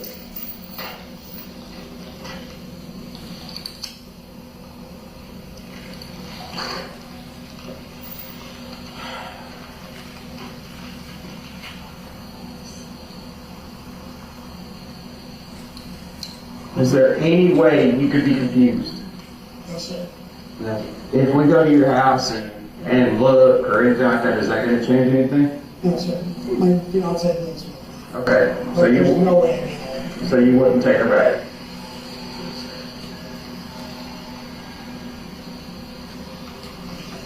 Wasn't this any else shit where you eat? Or something like that? Yeah.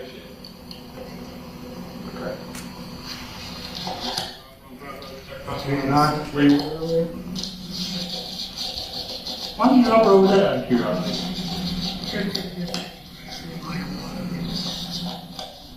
Like 3 or 4 cars, like in a row. And if that were obvious versus on a road like this. Gotcha. So that's kind of a dead end down there? Like, people are gonna remember a FedEx truck parked on a private road. I got you. Something like this, people will just think, oh, they're just trying to get their next package home. Yeah, that makes sense. Makes complete sense.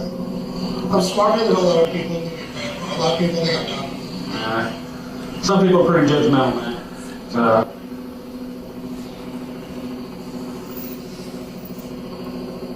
Ain't my right.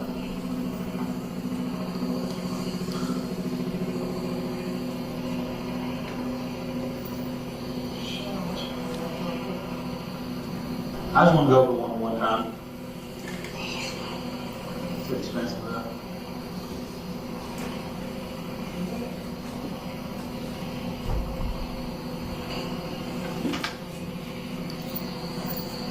Imagine the fuel alone is pricey. Oh, I've heard about the fuel costs of those things going up for a little while. What was I saying? You can't believe how much diesel is around now. Well, yeah, this economy's kind of going crazy right now. Doesn't have to be, but... I try not to blame whoever's in office, but it's hard not to. Well, they sent them $91 billion overseas. It's kind of hard not to blame them. And they can't track 20 billion of it? Ooh, you didn't know that? They've been trying to track it all. They lost track of 20 billion. Don't know where 20 billion went. $20 billion. American dollars. Mind your money. 20 billion of it. Yeah. And when they ask about it, they're like, yeah, pretty much. Yeah. Who made the money?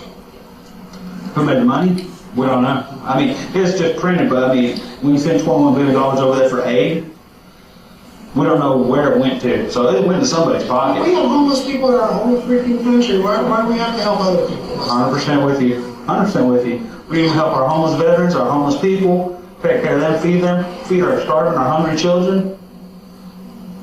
But I'm just done cop. So I don't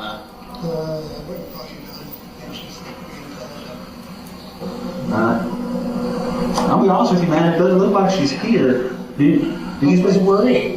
Do you think she was actually dead? I didn't check. I just kind of assumed that she defecated on herself. Yeah. Do you pick her up in your arms or by her clothes? What? I mean, which one? In your arms or by her clothes? Okay. Oh man, when I went in there, something stabbed in my eye. My eye's irritated now. Yeah. A little piece of bamboo leaf. I think I'm allergic to bamboo. And there's no chance you could have done a little further or back. Not 3549. Okay. Originally, the plan was I was going to go on that private road and talk about that. Yes. I understand. Because our main goal is to get her remains home, close it out. Yeah. I mean, I think it might be possible somebody picked her up, but at the same time, like, you know what I mean? Nah. I mean, that's random person picks her up. That's gonna be why they come forward and stuff like that. I'm a hero. I found her. Stuff like that. You know what I mean? Unless they were not right. Yeah, that's true. Like, I've noticed there's quite a bit of truth beside yours. Quite a bit. Sorry, not just sitting here racking my brain and thinking. It's like Tanner's being completely honest with me, completely cooperative with me. He's been upfront and honest, and it just clicked to me. Is it Zero that's fucking with me? That's not wanting to tell me where she's at?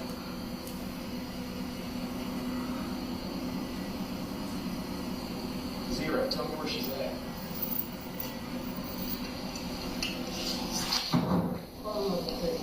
Where? Bottom of the creek, which creek? What, can you take me to it here? Take me to it. Tanner trusts me, why can't you trust me? I'll give you.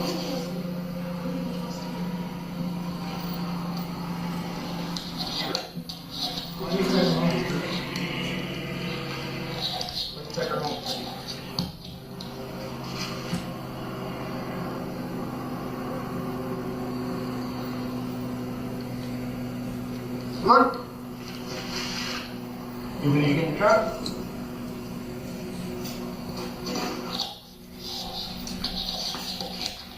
Where am I?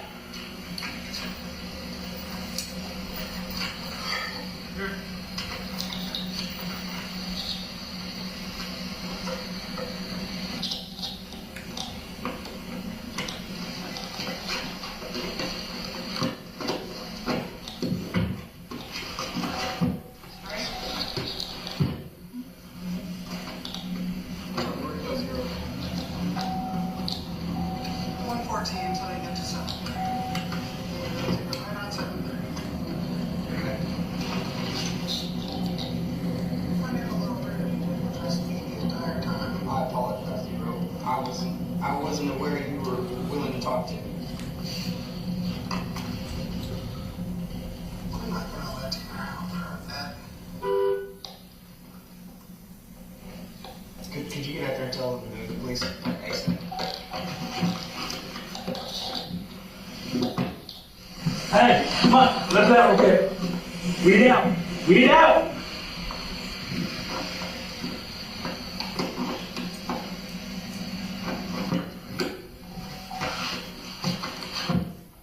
So do I just keep going this way?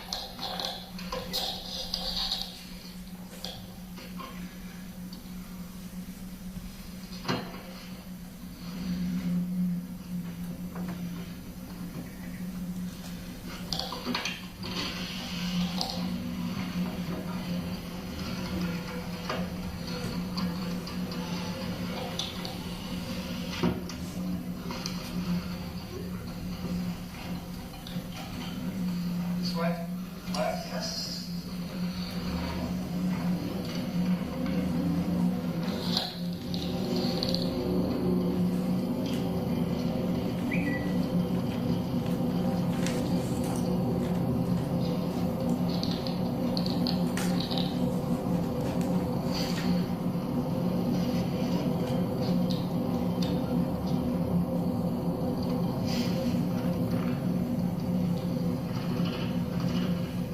Right or left?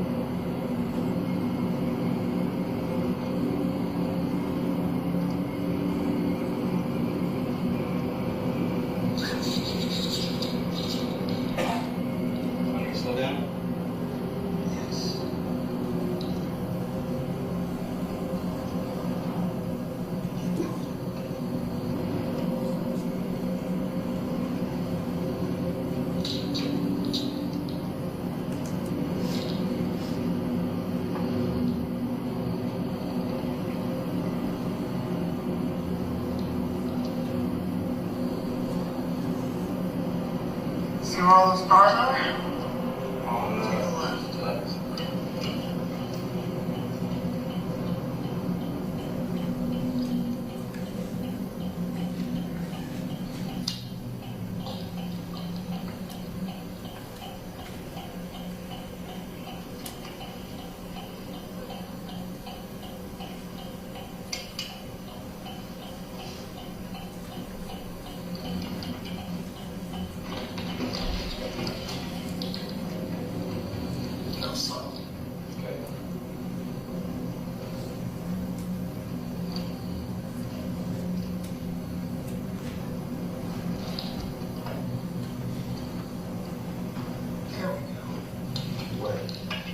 Where those trucks are? Those trucks are at? Yes. Where did you park? Right here. Okay. Where'd you put it? I'll show you.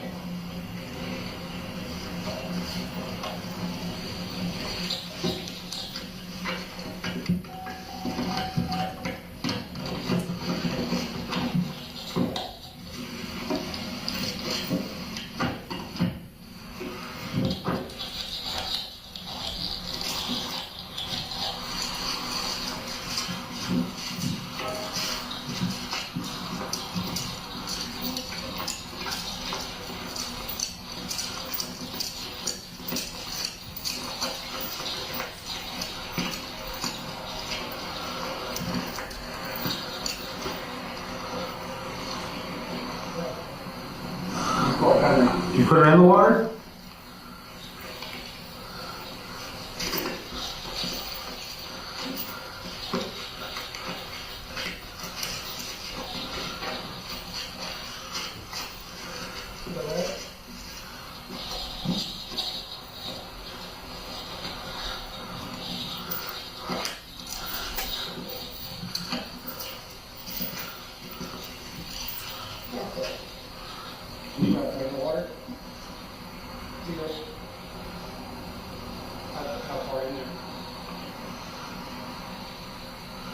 Tossed her in, got back in the truck, started driving off.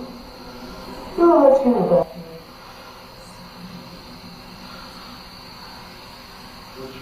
No, it wasn't.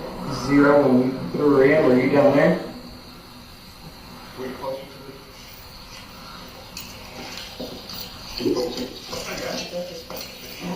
I'm just gonna slip. Hold it up.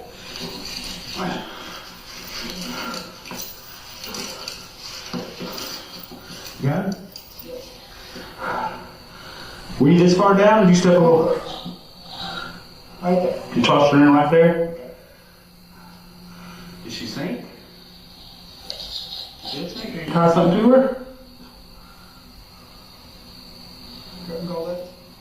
Right there?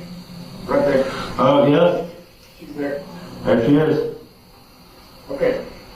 Thank you, Zero.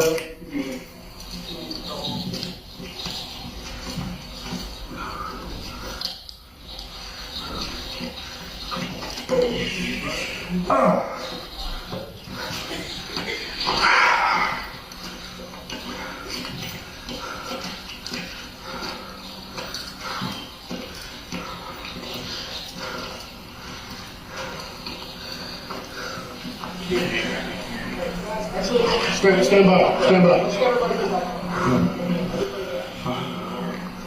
I'll walk you down there. Hold on.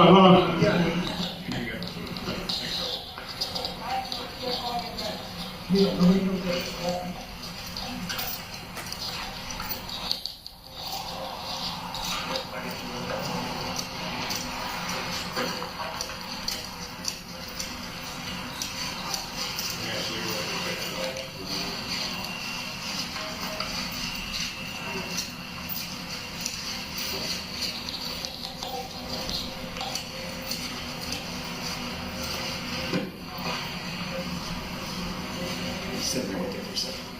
Okay. Yeah, stop, right? Nobody goes past that.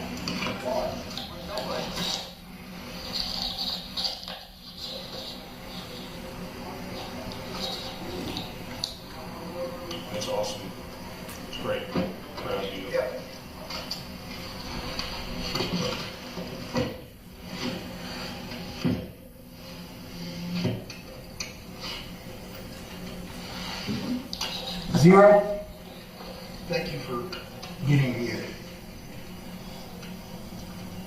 But I've got a question, Zero. Hold on. What happened? Am I talking to Tanner now? Yeah. What's... I need Zero. I need to ask you one more question. Zero, can you come out? Zero, I need you. Talk to me. I know Tanner didn't sexually assault this girl. I know Tanner didn't hurt this girl, but I know you did. Did you sexually assault this little girl? No. Did you kill this little girl, Zero? Tanner wouldn't do it. Thank you for bringing me to her. Thank you for letting me get her home.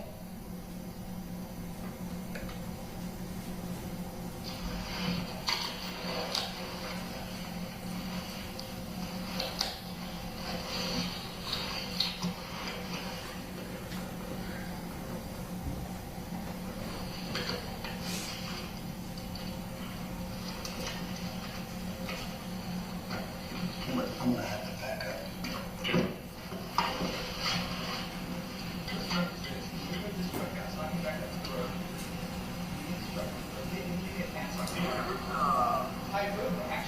That column.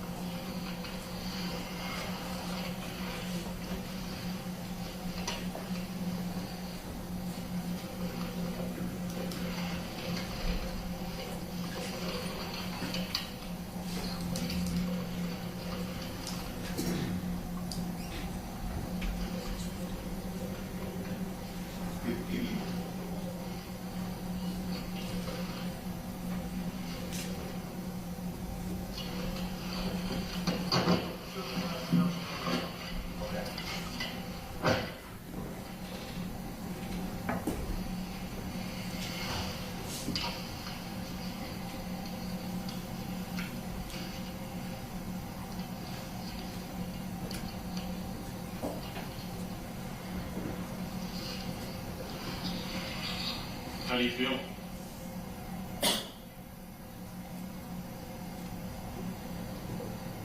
Like I'm hurt, Tanner. Why do you want to hurt Tanner? Because he's a coward.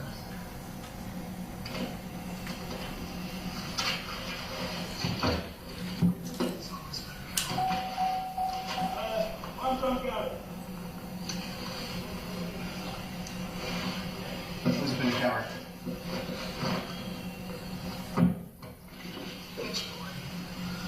Is that what you call him? Son of a bitch.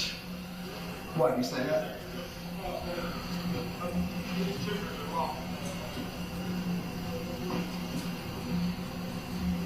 Keep going, Joe. Keep going. We've got that road stop for you.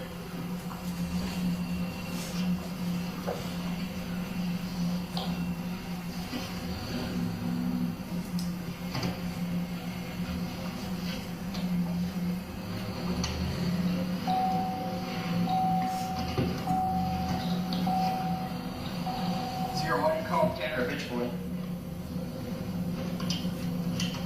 Because he made me come out. He made me tell you. I'm not. Come on. He's not. You did the right thing. We needed to get her home. That's the only way to do it.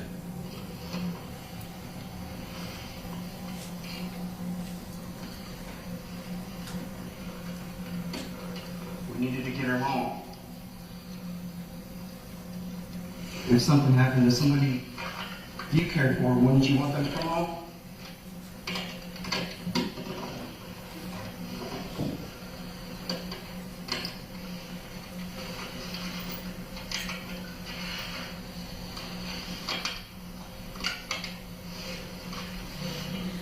Zero, how long have you been with Tanner?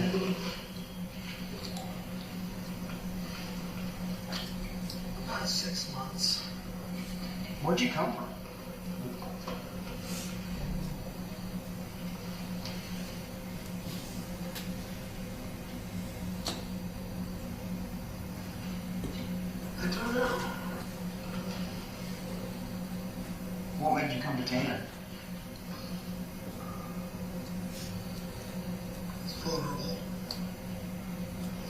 Where did you find it?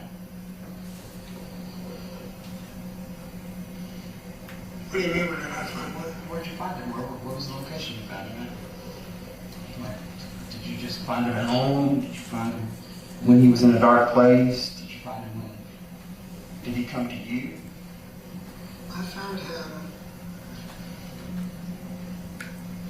when he started taking his medicine. That's when he first came out? He wanted to die. I wanted him.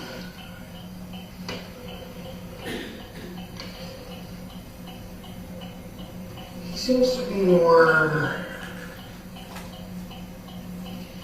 in control most of the time.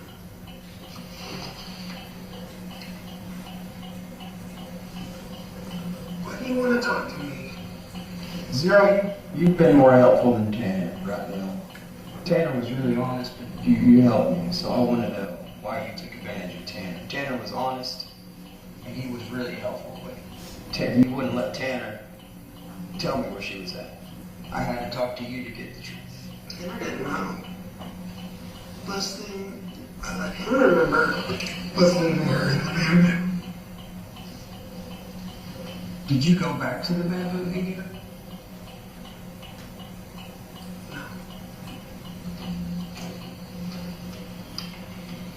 You didn't go back to the bamboo and get her and then bring her here? Immediately after she was put in the bamboo. Immediately? Tanner couldn't handle this reality. So I took over. What was his reality?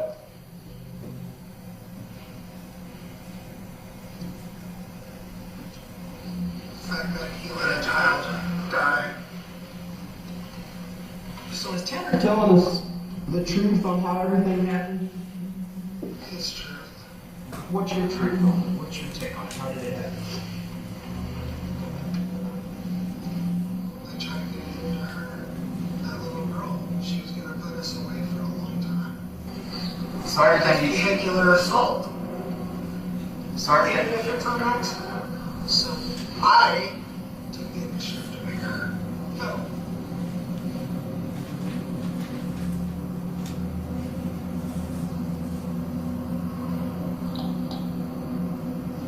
But everything that he told us is correct other than where you put her. Pretty much. Other than he didn't want to tell you about me. Why? Because he's clearly in that case. So, was that your attempt at getting me to talk to you when you were on the porch? Because obviously that wasn't Tanner. Or was that Tanner warning me about you?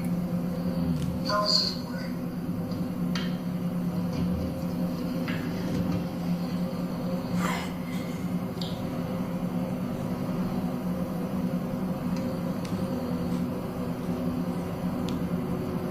Is there anything that Tanner left out that I need to know? You think I need to know? Because obviously I did. Tanner left out. No. Is there anything you left out? That's if you wanted to know anything else from me. Yeah, what did you leave out? I tried to set it up like someone else took her. How did you do that? Came up with an entire story. Is that where the story about the green van and the Hispanic male came from? Yeah. Is that what you told those agents? I talked to them. He was too scared. The guy was too scared to talk to you, to talk to Zero? Tanner was too scared.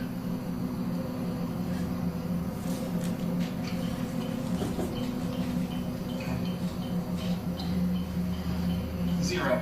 Is there anything else I need to know? Did you do anything else to that little girl? No.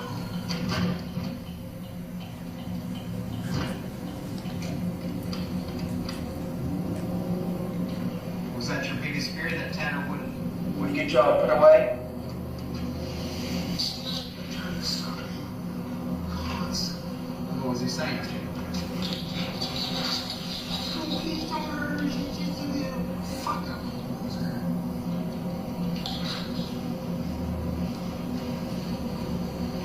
Did you immediately, as soon as y'all hit her, did you come out and take over? Or fear that maybe Tanner would get y'all put away? Or did it take some time? Tanner was worried about little shit.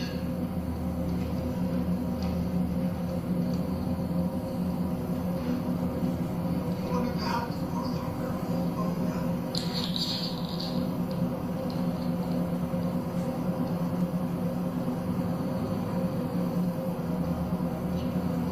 Why didn't you want to help her? Do you like to help anybody? No. Other than myself.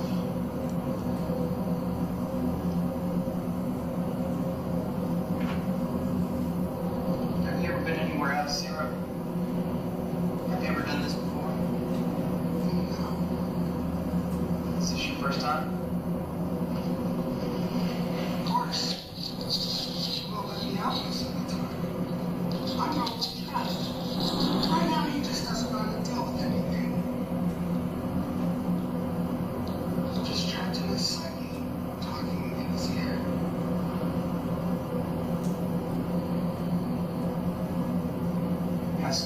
Have you ever made Tanner do this before? This time?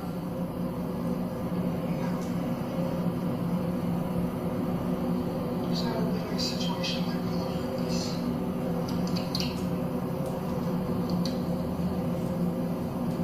So, if y'all hadn't hit her with the truck, you would have never done this. If Tanner hadn't ever hit her with the truck. Tanner would have hit her with the truck, and none of this would have happened.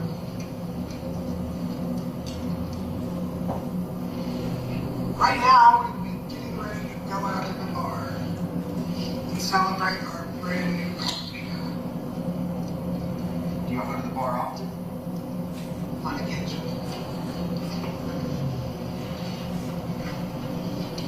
Tanner and Cassie like karaoke.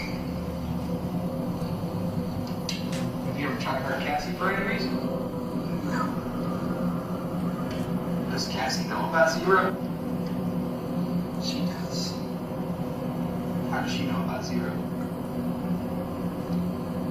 We've talked. What does Cassie say to you? What do you think of her? Oh, I like her. Is she nice to you? Yeah.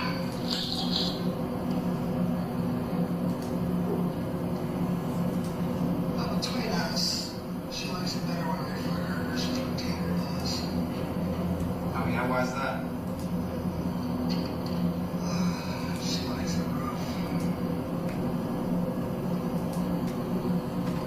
But now Tanner has to take over.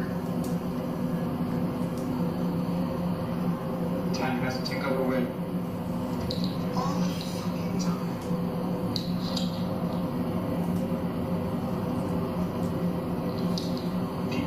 How long does Tanner stay away? How long do you keep him away? Does it come and go, or do you take over for long periods of time? The longer I've been here, the longer I'm able to keep in control. I've even found ways to block Tanner out. How do you do that? I make him go to sleep. How long does he stay asleep? Long as I want him to. How do you make him go to sleep? Just make him.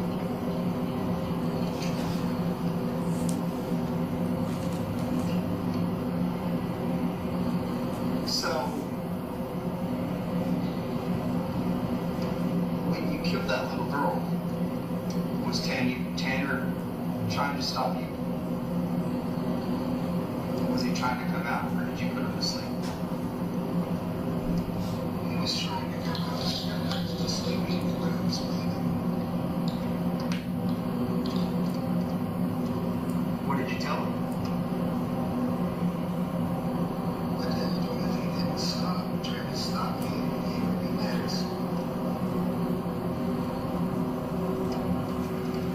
What's his response to that?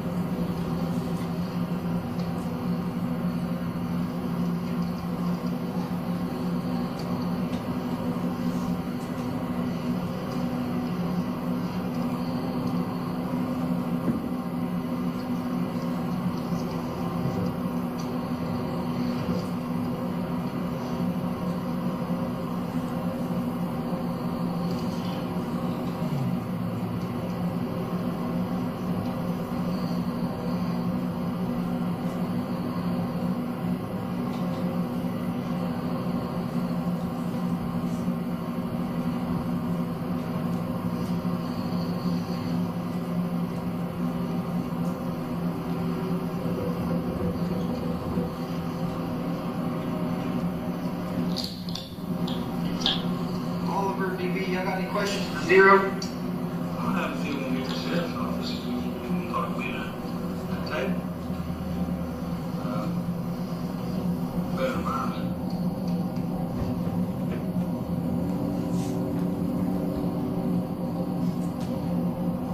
Zero, you said you only been here 6 months. 8 months?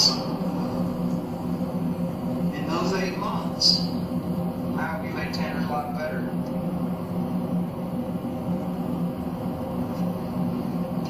That's my goal. Here's something to say. Is your goal to prove Tanner's life? Why does it seem like I want to be on top of that? Is that your sole reason for coming in to Tanner?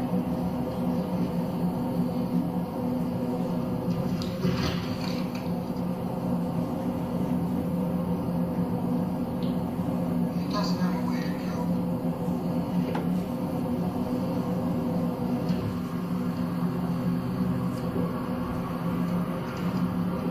All of us worthless parents, we drugged up junkies. Not being able to deal with anything. Like, he hated me. Otherwise, he wouldn't have any way to go.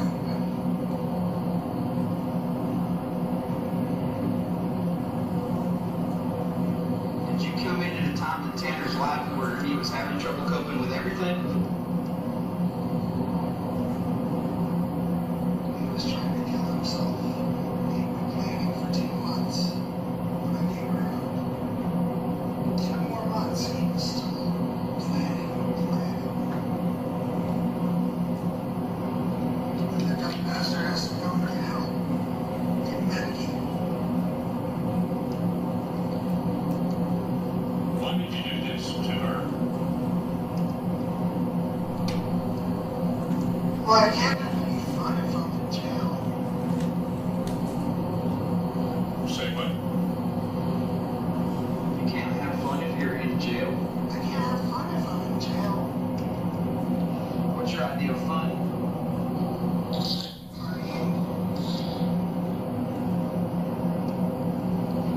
So you're saying that's why you didn't In play particular, I'm a very big fan of the white stuff. cocaine or meth? Cocaine. Just Tanner or just you? No, Tanner just likes me.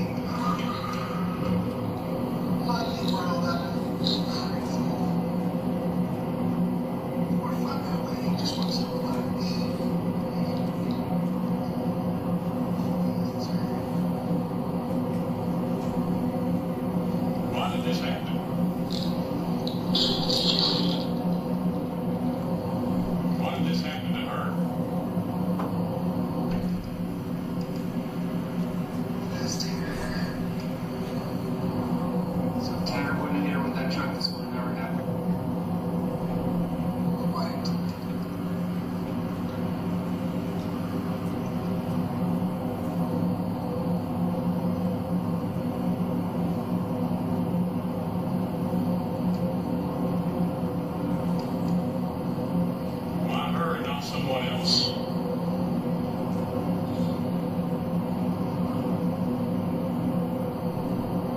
Because he had the drugs. So you never intended to hurt anyone unless it was going to potentially cost you your freedom. You would never just randomly hurt somebody. Tanner doesn't want to be. So Tanner keeps you suppressed from hurting anybody. But if when you hurt her, that kept you from partying, that kept you from your cocaine, that kept you from doing what Zero likes to do. So you knew if you didn't take control, that Tanner would get you put in jail. Is that right? Right.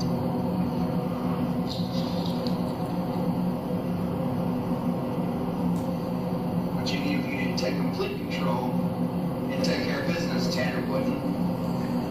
Because he's like, what?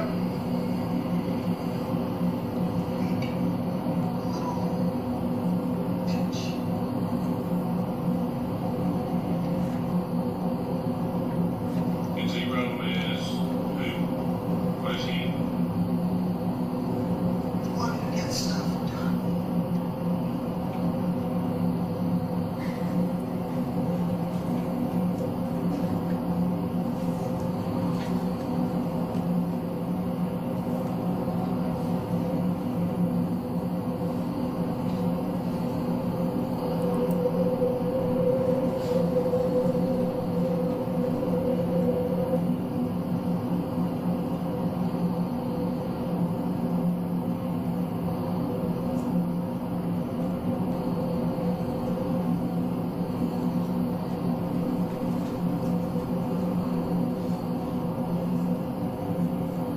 What's your main goal, Zero? Is it just to party and live and slowly push Tanner out? I wouldn't be able to push Tanner out even if I wanted to. Why is that?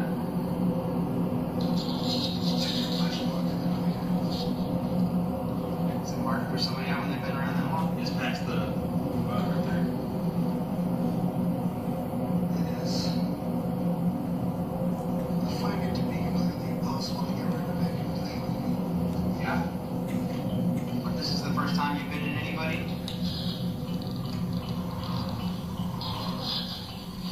What do you mean? You've never taken on somebody else? You've never been in any other person? Only Tanner? Well, I was gone for several years. Why? This isn't the first time I've been around Tanner. When were you around Tanner before? Oh, when he was 12 or 13. Did you do anything when he was 12 or 13? Did you hurt anybody then? Only Tanner. How'd you do that? Look at, you know, look at my arm. You don't know. So this is the first and only time Zero's hurt anybody. Tanner. What did you do to him? How did you hurt him? I know you say look at your arm, but what did you do?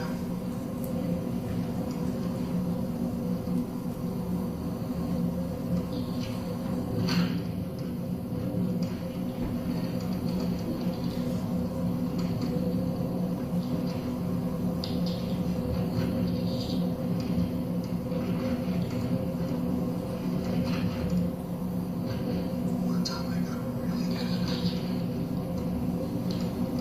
What'd you do? Tell me about it. Took a box cutter.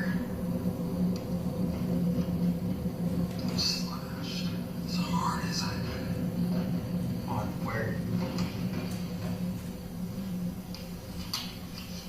His wrist? Yeah. You could have killed him. That was the goal. But then what happens when he dies? I'm free. But you won't be able to party and do the things Zero likes to do. Self-destruction is a beautiful thing.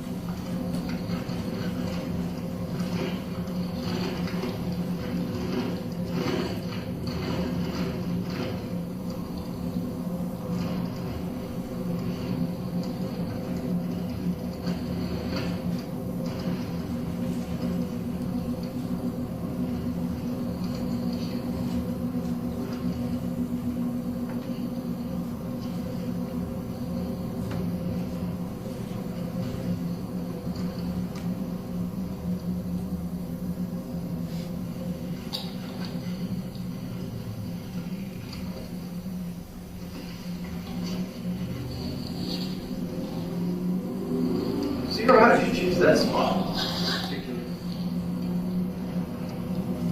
What do you mean? Why that spot?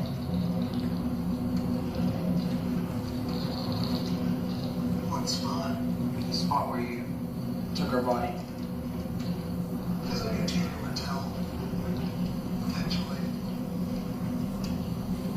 So that was the spot where she might not be found. Did you wrap anything around her?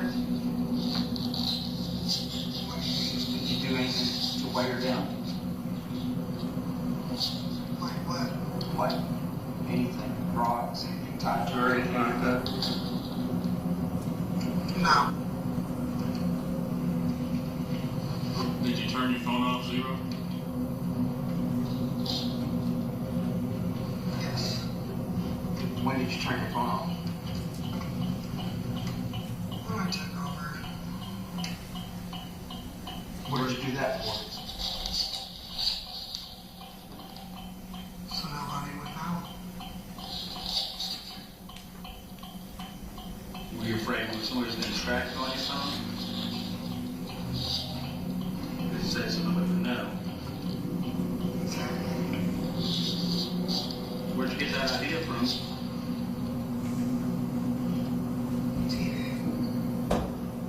All the crime shows and stuff, I'm sure? You saying yes? Yeah.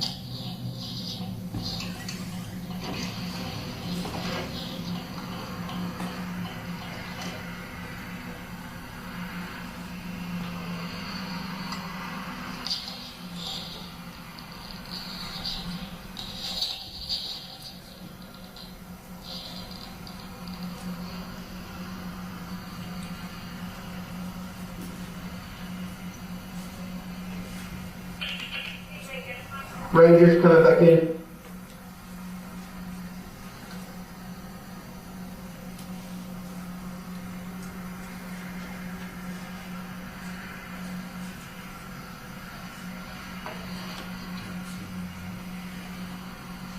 Espinosa with the Rangers coming back in.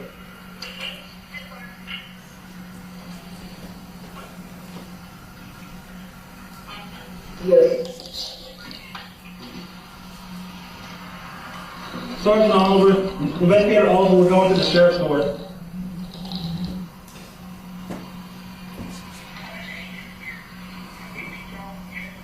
No. Just open the gate.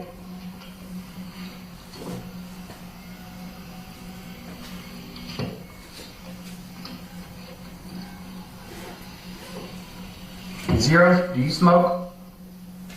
Let's get you out to smoke. Get that?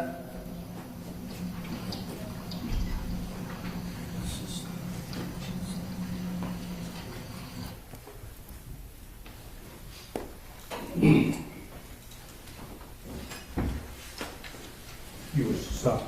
Take at this point. Yeah, we can. There's some left, and then there's one after this. Okay. Time Do y'all want to stop for today and start up in the morning?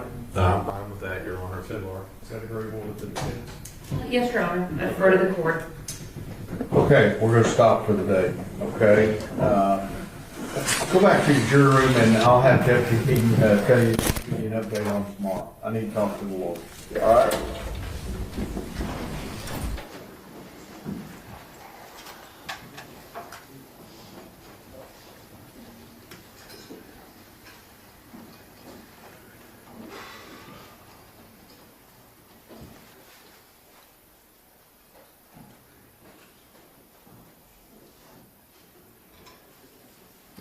Perfect.